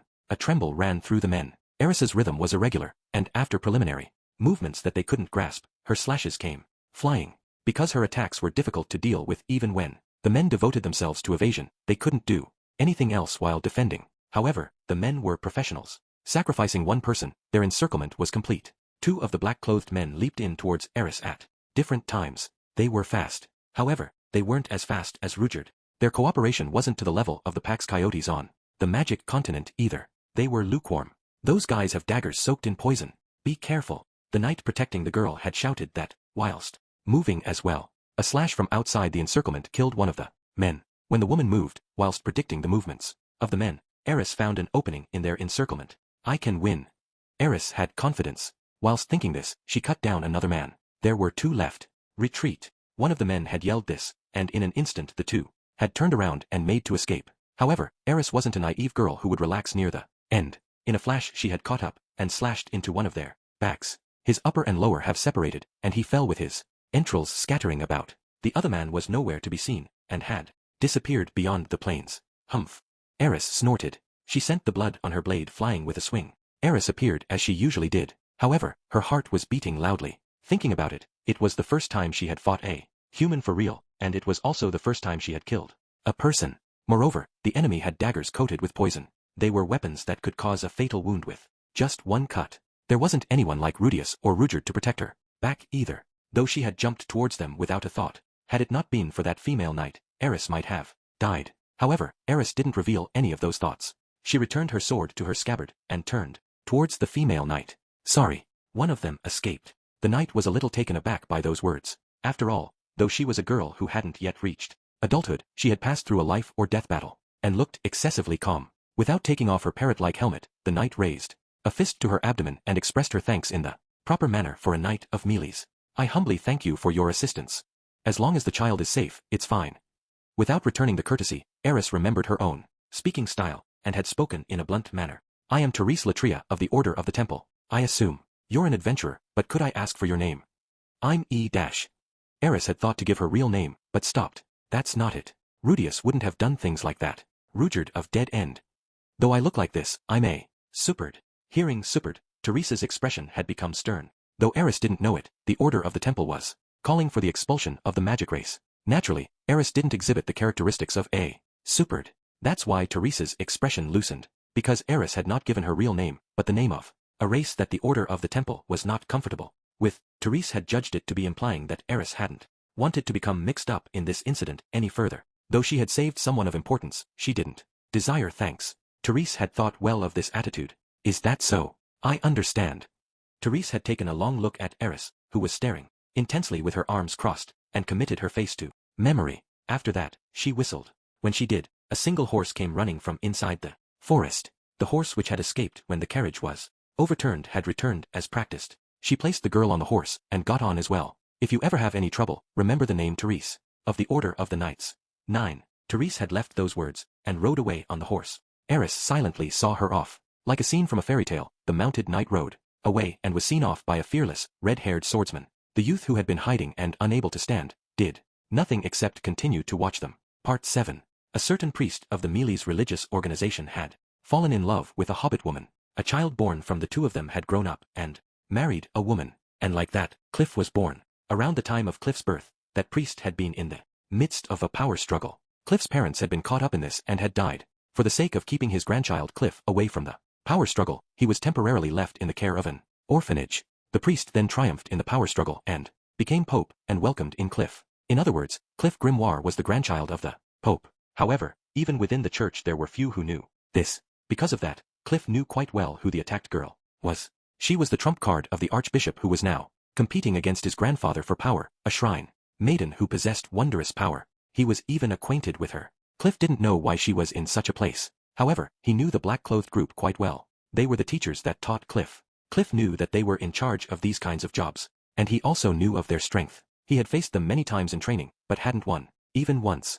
Those teachers hadn't been a problem for Eris. In reality, she had just barely won, but what was reflected in Cliff's eyes were foes that he couldn't defeat even with all his might, being overwhelmed by her. Before he had noticed, Cliff had been looking at Eris with eyes of yearning. The girl was walking towards town with a tired expression. This person will definitely become someone amazing. When he thought this, words spilled from his lips. Eris-san, please marry me. Absolutely not. Immediately making displeased expression, Eris rejected him. Cliff had thought that it was impossible that a proposal from his talented self could be rejected. Why? He wondered. He considered the conversation he had with her today. Right, there was the person she had called her teacher. She had mentioned her teacher again and again. If he remembered correctly, the name was Rudius. When he recalled the name and he had tried saying it, Eris had turned to face him. What kind of person is the Rudius that you mentioned? A few minutes later, Cliff had begun to absolutely hate himself for having asked that question. He had thought that Eris was a taciturn girl, but that wasn't the case. When telling stories about Rudius, as though there were no one better, she continued to boast. From the plains to the Adventurers Guild, she continued to talk. Moreover, The expression she made was undeniably that of a maiden in love, and the contents of her talk were nothing but excessive praise. Cliff had been made more than jealous enough. It's about time I head home. While aware that he was making a discouraged expression, he had said that to Eris, though it seemed as though Eris felt that she hadn't talked nearly enough. When Cliff said he was going home, she simply waved her hand without concern for him. By then, that curt attitude seemed like a completely different person from the one who had been passionately talking just a little earlier. Until he could no longer see her figure, Cliff wordlessly saw her off. The man named Rudius who had softened the strong, beautiful and perfect Eris to this extent. Thoughts of the as of yet unseen Rudius had come to Cliff's mind as he returned home to the church. After that, he was scolded by those who had been looking for him. Because of the incident this time, the power struggles within the religious organization intensified, and because the Pope had considered that militia was too dangerous for Cliff, he sent his grandchild to another country, but that was something completely unrelated to Eris. By the way, speaking of Eris, when she had returned to the inn, the instant she saw the depressed Rudius, the memories of this time's events were pushed into the recesses of her mind, and she ended up completely forgetting. However, that's another story. 1. Actually it says, Mealy's religious organization, but for brevity it is translated as church. 2. Arrogant water dragon. 3. He just calls her an insult that flat out means really ugly girl. 4. In Japanese, the phrase X's egg is used as an expression to mean an X in the making. Because of this, those two crappy jokes didn't come out very well. 5. Read as Exodus flame. Means imprisoning blaze fire bullet. 6. Think, orang, utans. 7. It means something more like amazed that she had done something so retarded. 8. Literally, curved into the character. 9. The verb is cut off from the sentence. All it says is, when you're troubled, omitted verb. The name of Therese of the Order of the Temple. Could be saying to use her name to get out of trouble. Could be asking to come find her. Could be anything. Chapter 50, To the Central Continent. Part 1. 2 months had passed. We'd arrived at the port city Westport. The townscape was the spitting image of St. Port. However, the scale of the city was larger. That's natural. The journey from the capital of the Holy Kingdom, Mealy's, to the capital of the Kingdom of Azura was this world's Silk Road. Every town could become a center for commerce. Westport is one of these. Though the scale isn't as great as the business district in Militian, many businesses have their headquarters here, and the merchants associated with these businesses are crowded together here. Even from the outside of the town, you can see large warehouses lined up by the harbor. In the storehouse area are people who might be slaves or apprentices, busily working. They've placed large fish on carts and are transporting them. Robed figures are using water magic to freeze them. Like that, the fish make their way to the warehouse. After that, the fish are probably left in ice or salted. Perhaps they might even be smoked before being sent to various places. Part 2. Now then, this is as far as the horse carriage goes. The ferries of this world are different to those from my old life, and they can't transport carriages. Thus, we'll sell it the same way we sold the lizard, and once we cross the ocean we'll buy a new one. I sell it to a horse merchant. Unlike the time with the lizard, this isn't particularly moving, so I'll give it a name. Goodbye, Haru Rarawan. After that, we headed towards the checking station. Unlike the one in St. Port, it's a large building. There are armored guards standing by the entrance. I've seen a lot of armored militia knights all over the city. Looking at Rudyard and Eris, I wonder if the armor they're wearing is enough to defend them, and I become anxious. The offensive ability of the creatures in this world is high. It's likely that taking just one hit is enough to destroy your armor and leave you in your underwear. Point 2. If you receive an attack and are sent flying into a hole from the recoil, it'll be the end for you. Leaving the jokes aside, when we try entering, we find that the people inside are in a commotion. Those who look like adventurers, those who look like merchants, they're all making energetic expressions and briskly interacting with the staff. It's completely different to Wind Port, where the station was deserted, and the staff had no enthusiasm at all. For now, I face one of the counters and talk to one of the attendants. The receptionist here is also large-breasted. I wonder if there's an unwritten law in this world that states that receptionists must be large-breasted. It's possible. Though I had been thinking about this, I hadn't let it show. Excuse me, I'd like to apply for a voyage. I understand. In that case, please hold onto this and wait for a moment. With that, she hands me a wooden ticket. The number 34 is written on it. This gives off a truly bureaucratic feeling. I return to the waiting area and take a seat. Eris had immediately sat down next to me. Rudyard is still standing. When I take a look at our surroundings, I find that a lot of people are waiting like we are. It seems like it'll take a little while. Are we not going to hand over the letter? At Rudyard's question, I had shaken my head. We'll do that after our number is called. So that's how you do things, huh? Eris is fidgeting for some reason. Eris isn't used to waiting for things. I guess it can't be helped. Rudius, we're sort of being watched. At her words, I look for what she had been gazing at. What she had been looking at was a guard. The guards had been sneaking glances at Eris. Eris, who had been on the receiving end of these gazes, was now making an angry expression and returning their gaze with a glare. You mustn't get into a fight. I wasn't going to. I have trouble believing that. But, let's ignore that. Now then, for what reason are the guards looking at Eris? I wonder. I really don't have a clue. Could it be that their eyes have been stolen away by her beauty? Lately, Eris has become quite beautiful. However, she's still classed as a child. Here's no way that every single one of these knights is a Lilicon. Number 34, please come forward. Because we were called, we head to the counter. We hand over the letter to the receptionist, and let her know that we'd like to travel on a voyage. She had received the letter with a smile, and then the moment she saw the name on the back, she made a puzzled expression. Please wait a moment. After saying that, she had left her seat and disappeared further into the office. After a while, a loud sound rang out from further inside the office. At the same time, someone's angry voice could be heard. A guard then ran out from further inside the office, and whispered something to another guard. With a severe expression, the guard who had been whispered to now ran outside. For some reason or other, the atmosphere had become dangerous. Though I had handed over the letter that Rudyard trusted, it might really have been better had I investigated this gouache brush person. The receptionist from a little while ago had returned. She wasn't hiding her nervous expression. I'm sorry for keeping you waiting. It seems that Duke Baxiel wants to meet you. I had nothing but a bad feeling about this. Part 3. Chief of the Mealy's Continent Customs House, Duke Baxiel. Von Weiser. That pig looks just like a pig. Ah, my mistake. That man looks just like a pig. The area around his neck is covered in fat, and his chin is completely buried in it. Light blonde hair clings to his skin. There are shadows under his eyes, and he gives off the impression of a tanuki. He looks both like a pig and a tanuki, and he isn't hiding his displeasure. In the past, I've seen a man like this somewhere before. It was in the mirror. Humph. For a filthy demon to bring me such a letter is... Baxiel is sitting in an extravagant leather chair. Without standing, he strikes the sheet of paper in his hand. While the chair squeaks, he glares over at us. A tool for opening wax seals can be seen sitting on a high-class work desk, amongst a lot of documents. In other words, the paper is probably the letter we handed over. This letter has quite the name 3. The seal looks quite similar to the real thing as well. However, I won't be fooled. This is a forgery. Baxiel had thrown the letter away. I reflectively catch it. Though this person is a superd, they are someone I owe a great debt to. Though they are of few words, they possess an admirable spirit. You shall waive their voyage fee, and courteously send them to the central continent. Galgard Nash Venek, Grand Master, Order of Instruction. When I saw those words, I nearly collapsed of dizziness. Just where did he get the name Gouache Brush? G. Algard Nash Venek. Gash. Ah, so that's how he got gouache? If he's a good-natured person, it's possible that he said something like, just call me Gash. If so, then Rudyard might have taken this at face value, and was under the impression that it was his real name. But then where did he get Brush from? Moreover, that job position. Grand Master of the Order of Instruction.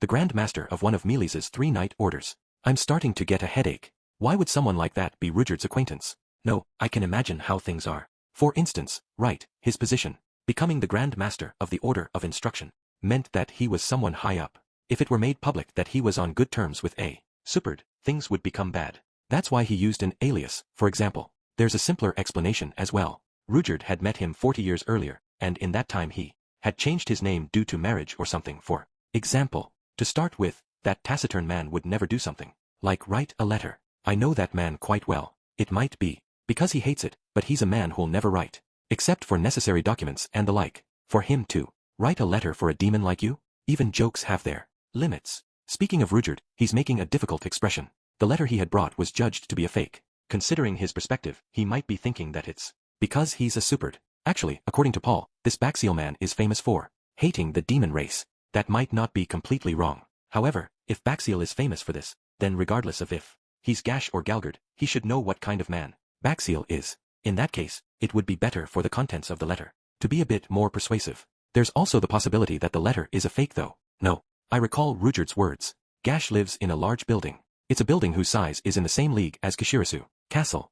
You can say that for a private residence, it's quite a large building. However, if that were actually the headquarters of a knight order or something, then the building would be big, and there would probably be a lot of knights inside. If that were the case, I would agree with Rudyard's he did have a lot of subordinates comment. Be that as it may, even if I did understand the situation, there'd be no meaning to it.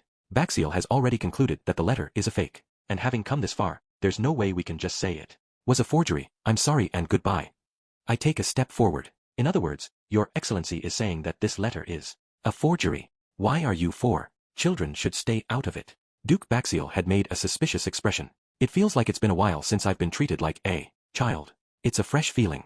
I'm not treated like a child when I want to be treated like a child, and I'm treated like a child when I want to be treated as an adult. It's outside of my control. While thinking about this, for now I raise my right hand to my chest and give a greeting in the manner of a noble. Please excuse the lateness of my introduction. I am Rudius Grey Rat. When I said this, Baxiel's eyebrow twitched. Grey Rat, you say? Yes. Though it is shameful, I am one of the lowest-ranking members of the high-ranked Azura noble family, Grey Rat.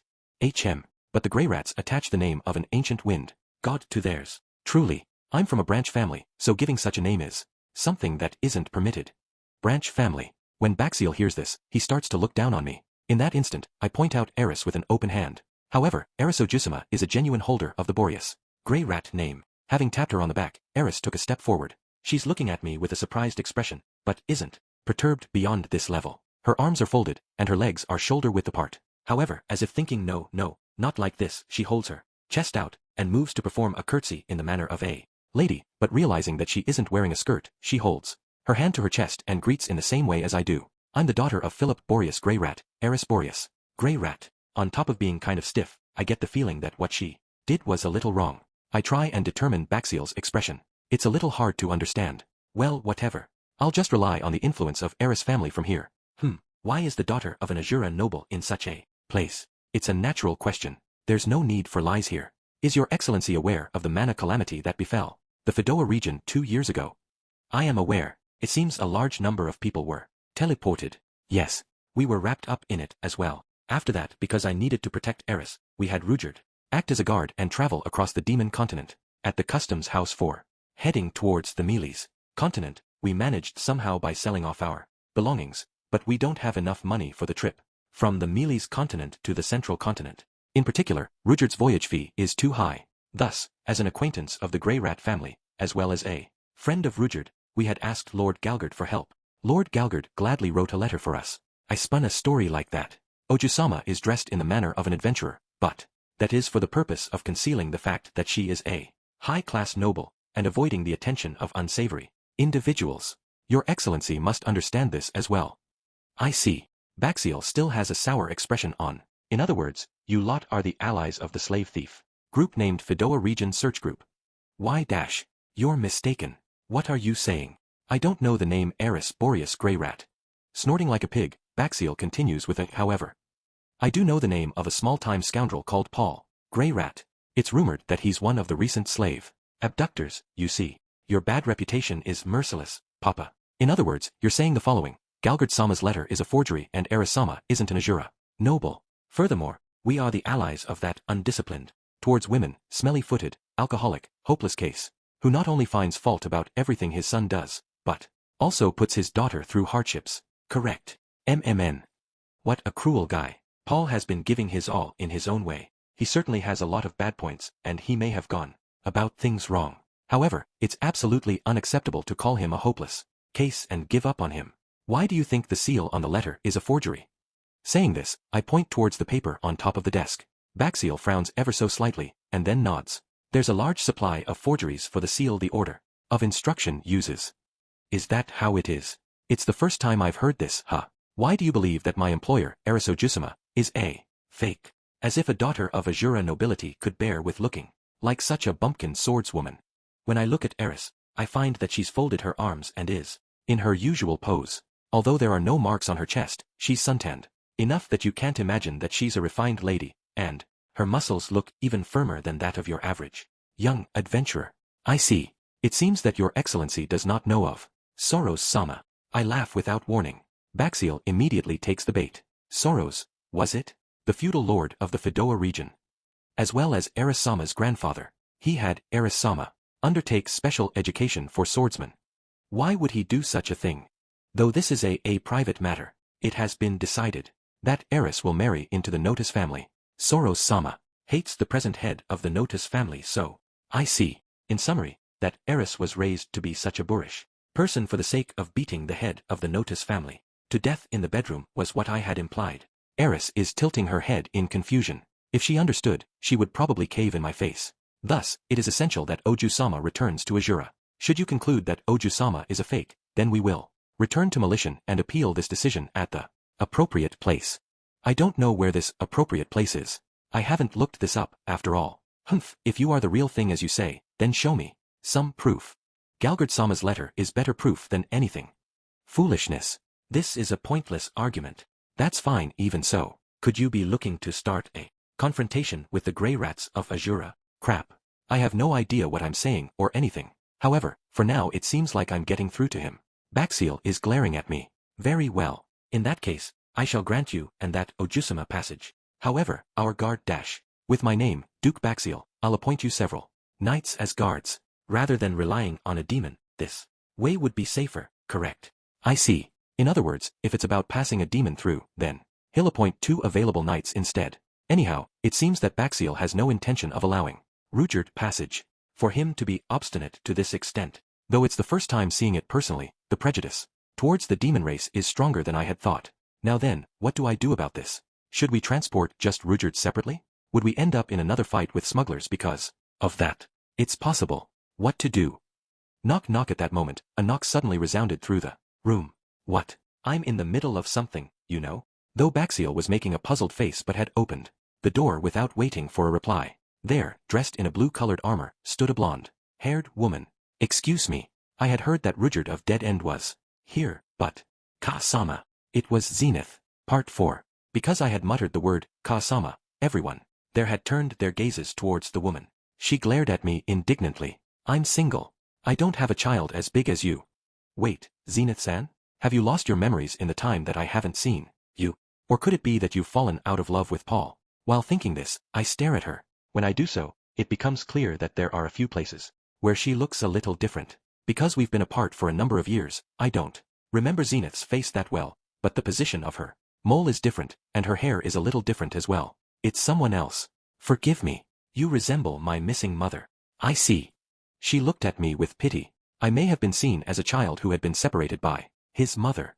Though I haven't really been treated as a child recently, my appearance is still that of a child after all. Well, if it isn't Temple Knight Dono, who has recently been demoted.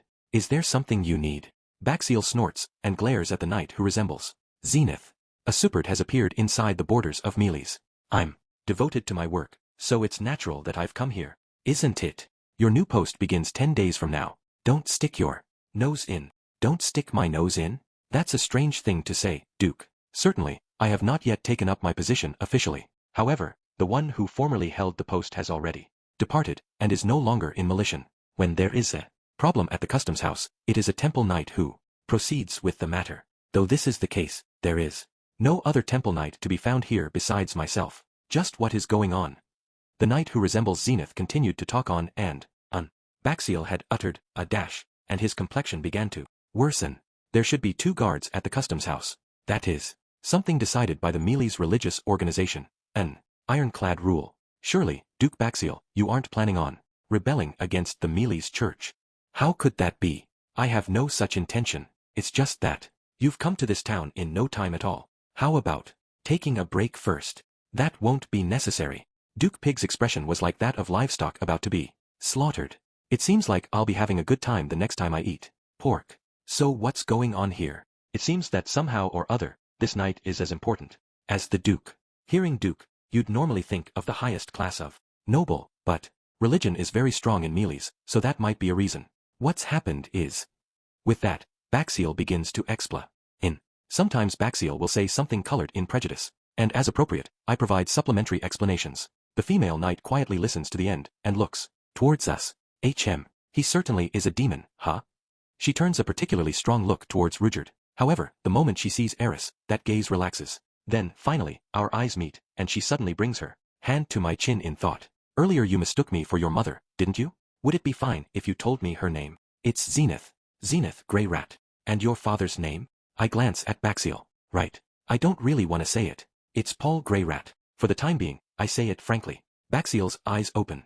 My father is a different person to that trash we mentioned earlier. That's what I'll tell him. My father is a saintly person. He'll even give you money if you hit him just a little. I see. The female knight had said this, and then crouched down, and embraced me tightly. I was shocked. I suddenly got hugged out of nowhere. It must have been hard on you.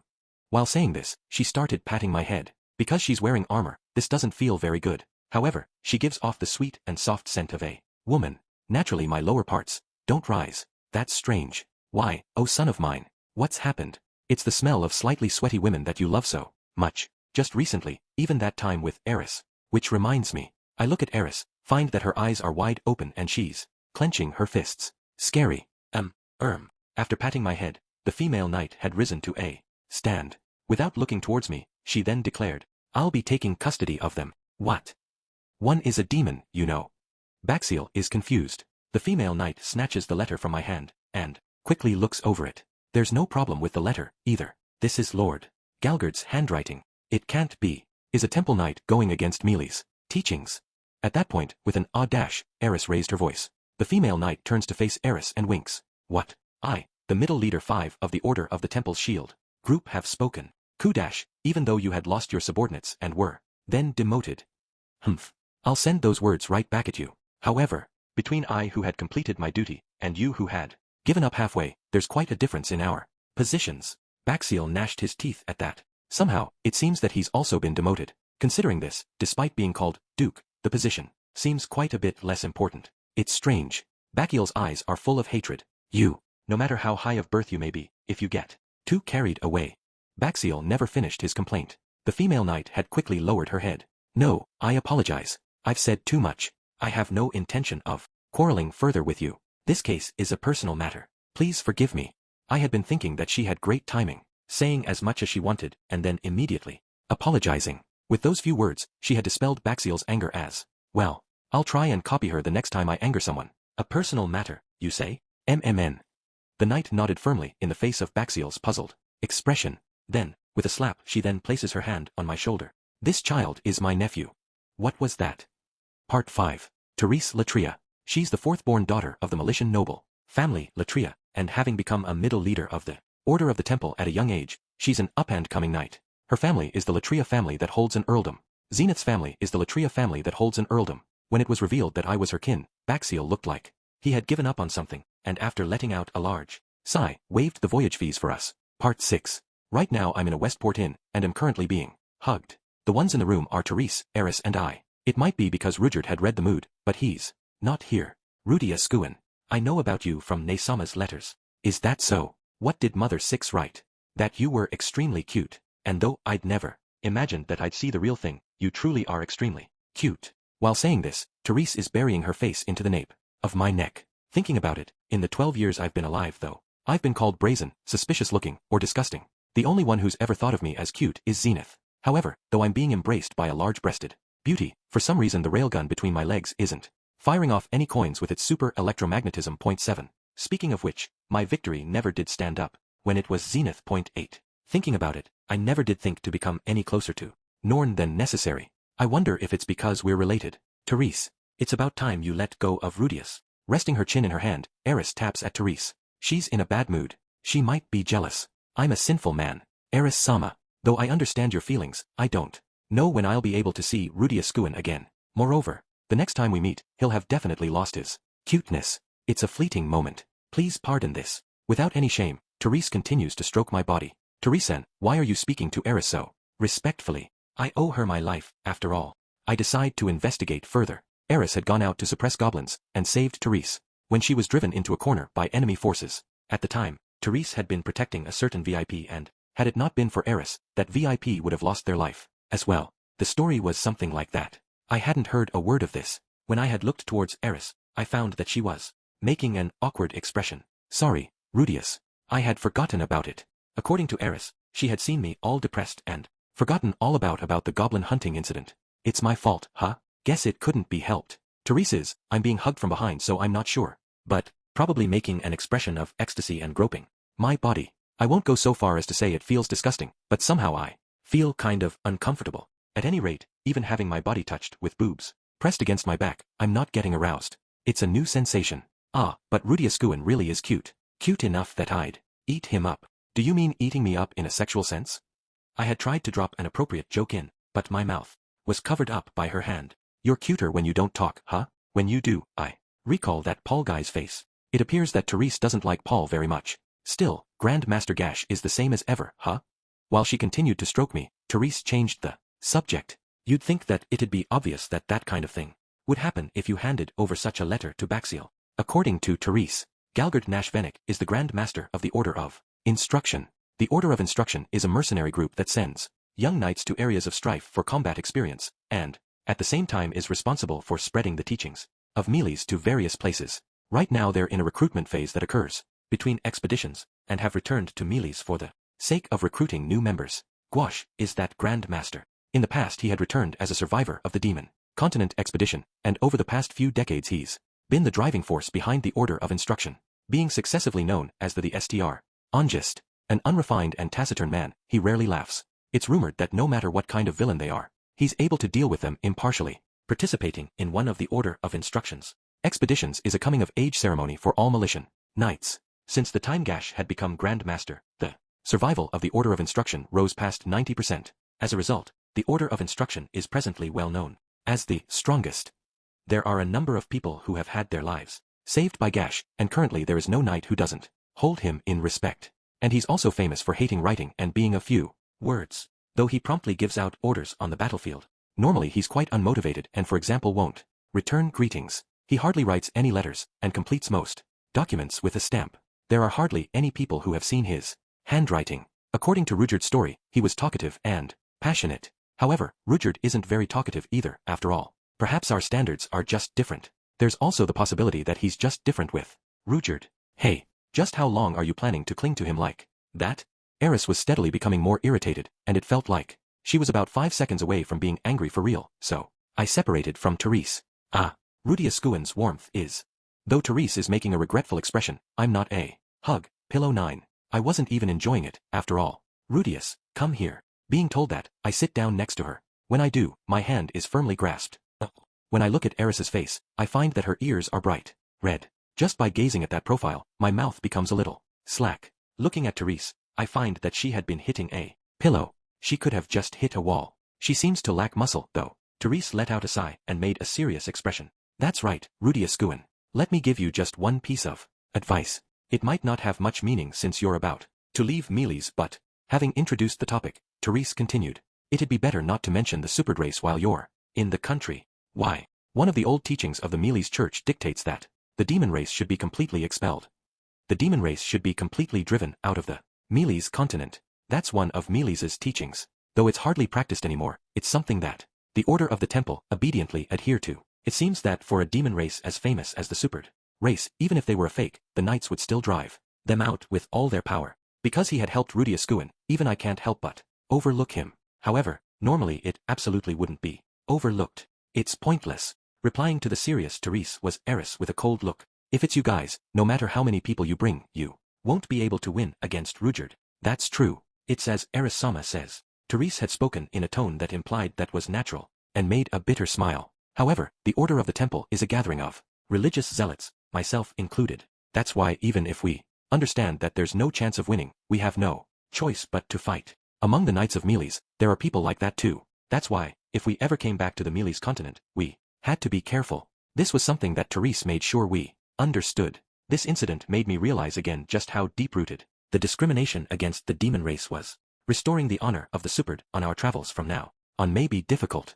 Also, it's possible that if it comes to light that I worship Roxy as a god, I might be caught by the heresy Inquisition, and be made to go through some horrible experiences. That's why I decide to keep silent on my religious affiliation. Part 7. The voyage turned out well. Therese had taken care of all the necessary arrangements, from the food en route to medicine for seasickness. I had thought that the pharmacology in this world wasn't very developed, but it seems that this world doesn't get by solely on healing magic. They at least have something of the level of seasickness medicine. However, I heard that it was quite expensive. The things called family connections are wonderful. Therese had made things as comfortable as possible for Eris. She had looked at Rudyard with stern eyes, but that can't be helped. Not everything has an easy solution to it. Thanks to the seasickness medicine, though Eris looked a little uncomfortable, she was well enough that she hadn't asked me to use healing. Speaking of my true thoughts, I felt it was a shame that I couldn't see a meek Eris. However, thanks to that, my gauge didn't fill up, my Buster Wolf didn't run wild, and I didn't receive Eris Sunny Punch. Point 10. It was as usual. However, it might have been because Eris was uneasy about last time, but while we were on the boat, Eris was always attached to me. She wasn't meek. However, seeing that Eris was able to become excited About seeing the sea, I was satisfied as well. Yo, you two. Getting pretty steamy over there. Are you getting married in the Dragon King Kingdom? When the two of us were watching the sea, the sailors started whistling and poking fun at us. Yeah, it's going to be quite a grand one. Because of that, I got carried away and wrapped my arm around Eris' shoulder and was hit. It's still too early for marriage. Though Eris was hitting me, at the same time she didn't seem annoyed and was a little bashful. It seems she hates being made fun of. She'd prefer to do that kind of thing in a place with just the two of us and where the mood was right. Even Eris the sword-wielding Ashura was a maiden when it came to matters of love. Still, marriage Philip and the others had tried to pair Eris and I together. I wonder what's happened to them. Paul had told me not to be optimistic, but it's not just them. Zenith and Lilia are still missing. We don't even know where Aisha is. There's no news of Sylphie either. I don't know if Ghislaine is alive, either. It's nothing but worries. No, it'd be best to not think in such a bad direction. There's the possibility that, unexpectedly, we might find, upon returning to the Fedoa region, that everyone has returned safely. It's an optimistic thought. I know that there's absolutely no way this is the case. However, for now at least, I won't think about these worries. That's what I've decided. Just like that, we left the Mealy's continent. 1. Haru Urara is the name of a Japanese racehorse. The horse gained nationwide popularity in 2003, not due to her success, but rather, due to a long string of consecutive losses. 2. A reference to the video game Ghosts and Goblins, where if the player is hurt, this exact thing happens. 3. As in, the letter produced the name of quite the person. 4. Uses Kisama, rude form of you in Japanese. 5. Kanji reads company commander. 6. No honorific standard way of mentioning own mother in the face of outsiders, hence leaving as standard mother. 7. A reference to Misaka Mikoto of Tuaru Kagaku no Railgun. 8. This is a reference to Stand Up to the Victory, one of V Gundam's opening songs. 9. Dakimakura. 10.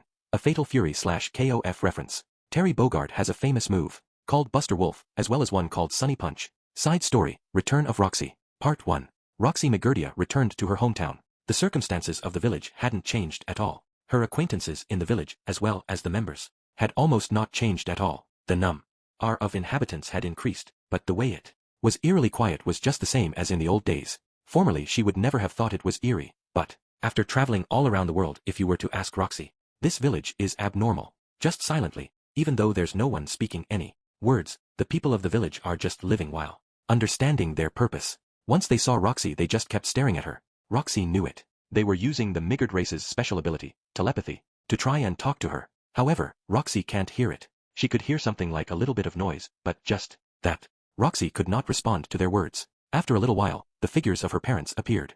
The first time seeing her parents in a while, and again they had not changed at all. They were delighted to see Roxy, who had returned, and welcomed her. What she had been doing until now, or where she had gone by herself, they asked her with worried voices. Elinalize and Talhand were waiting outside of the village. It seems they thought something of one's return home. Roxy told of her journey until now in an indifferent voice. Her parents, while listening to her story, were surprised and made relieved faces. They said for her to do as she likes. However, Roxy felt alienated. The words of worry and the words of welcome, to them, they were a foreign language. The truly important words for them, they would never speak with their mouth. Especially, whispering words of love. It could be the case that they are truly worried from the bottom of their hearts. However, that was not transmitted to Roxy. For I who cannot use the Migard race's ability, they are things that are not transmitted to me. Roxy feels lonely about that matter. If I were to stay here any longer than this, it would just be painful. It would just be confirming that I'm nothing but a failure in regards to the Migard race. After thinking that, Roxy decided not to stay long and to quickly depart. She quickly made preparations for the journey. You're already going to leave? Yes. At least stay for one night. No, we're in a hurry on this journey. I was just stopping by for a bit. Roxy shook her head with an expressionless face to her father, who was making a worried expression. When is the next time you'll return? I don't know. I might never return again. Roxy said it honestly. Then her mother, standing next to her father, made a worried expression as well. Roxy, come back at least once every 20 years. Okay, I guess. She responded with a half-hearted answer. I may return within 50 years. Really? It's a promise. Yes. Roxy vaguely nodded and her mother started crying. Ah, mother. Oh my, sorry. Even though I decided not to cry, I'm sorry. Tears. After seeing that, something inside of Roxy started to move. Unbeknownst to her, she was being hugged by her mother. Then, her father embraced both Roxy and her mother at the same time. That time, Roxy finally understood it. That it's not something only said in words. In the end, she stayed in the village for about 3 days. For the first time in a while, she spent those days taking it easy. Part 2. The owner of Dead End. Its true identity was Rudius Grey Rat. In order for Roxy to accept that fact required a number of hours. After entering the magic continent, and moving north and further north while seeking information about Rudius, the further north they got, the more they heard the name Rudius. They were approaching it. About the same time they thought that, they realized, something strange was going on. Fake dead end information and Rudius sighting information were awfully mixed together. The young human race boy who can use voiceless incantations and the owner of the fake dead end. It wouldn't be an exaggeration to say they are already the same person. On the way Talhan said it a number of times. No, it was something she realized from the start. She just didn't want to admit that they passed right by each other without realizing it. However, after making it to this town of Rikarisu, she had no choice other than to accept it. The dead end incident that happened 2 years prior, the testimony from one who used to be her old party member, no Copra, and then the testimony from her parents in her hometown. After compiling all of those, Roxy finally accepted it. That the owner of Dead End is Rudius Greyrat. Part 3. I see. Burizu died, did he? 1. Ah, it seems that a red fang cobra swallowed him whole. It's been several years since I left Magic Continent. There should be a number of things piled up to talk about. But all we talked about were things of the old days. Roxy closed her eyes and remembered things about Burizu. With a face like a pig and a bad mouth, the moment Roxy made any sort of mistake he would start with the abusive language. However, he wasn't a bad guy. He was a reliable man in terms of warriors. It seems that until he died he managed to make it together with a veteran party of B rank members. He was the leader of a B rank party on the Magic Continent. That sarcastic guy became a fine person. However, the party name was Super Burizu. It seems that his naming sense hadn't changed from the past. It seems that the opponent who wiped out that veteran party was effortlessly defeated by Rudius and the party he just formed a short while prior. Soon after he started his adventure he subjugated an A rank monster. It was something the old Roxy would never have been able to outdo. However, that as well is just like Rudius, thus Roxy laughed weakly. Roxy has changed quite a bit. Nokapura said that while slowly drinking the specialty strong impact alcohol of the Magic Continent, Roxy looked at the cup in her hand. She looked at her own face reflected on the surface, and wondered if that was the case. I don't really get it myself though. No, I mean you've become quite adult-like. What is that supposed to mean? Are you treating me like a fool? During the time with Nokapura and the others were adventuring, Roxy had already reached the adult form of the Migard race. After that, there have been almost no changes to her figure. I haven't changed at all, is what Roxy was self-conscious about. I'm not taking you for a fool. How do I put it? The atmosphere. The old you used to be more childish. Even though my outer appearance hasn't changed, I've been properly living after all. While saying that, Roxy was crunching away at some roasted bean snacks. These beans are the seeds from stone trance. With Roxy's sense of taste, she would never think they taste good. Just, somehow or other she's moving them to her mouth. It's a flavor that becomes a habit. In that sort of way. In the old days you were always desperate to be seen as an adult. If it were the old you would have been flying high from my words, you know. Is that the case? There may have been that sort of period.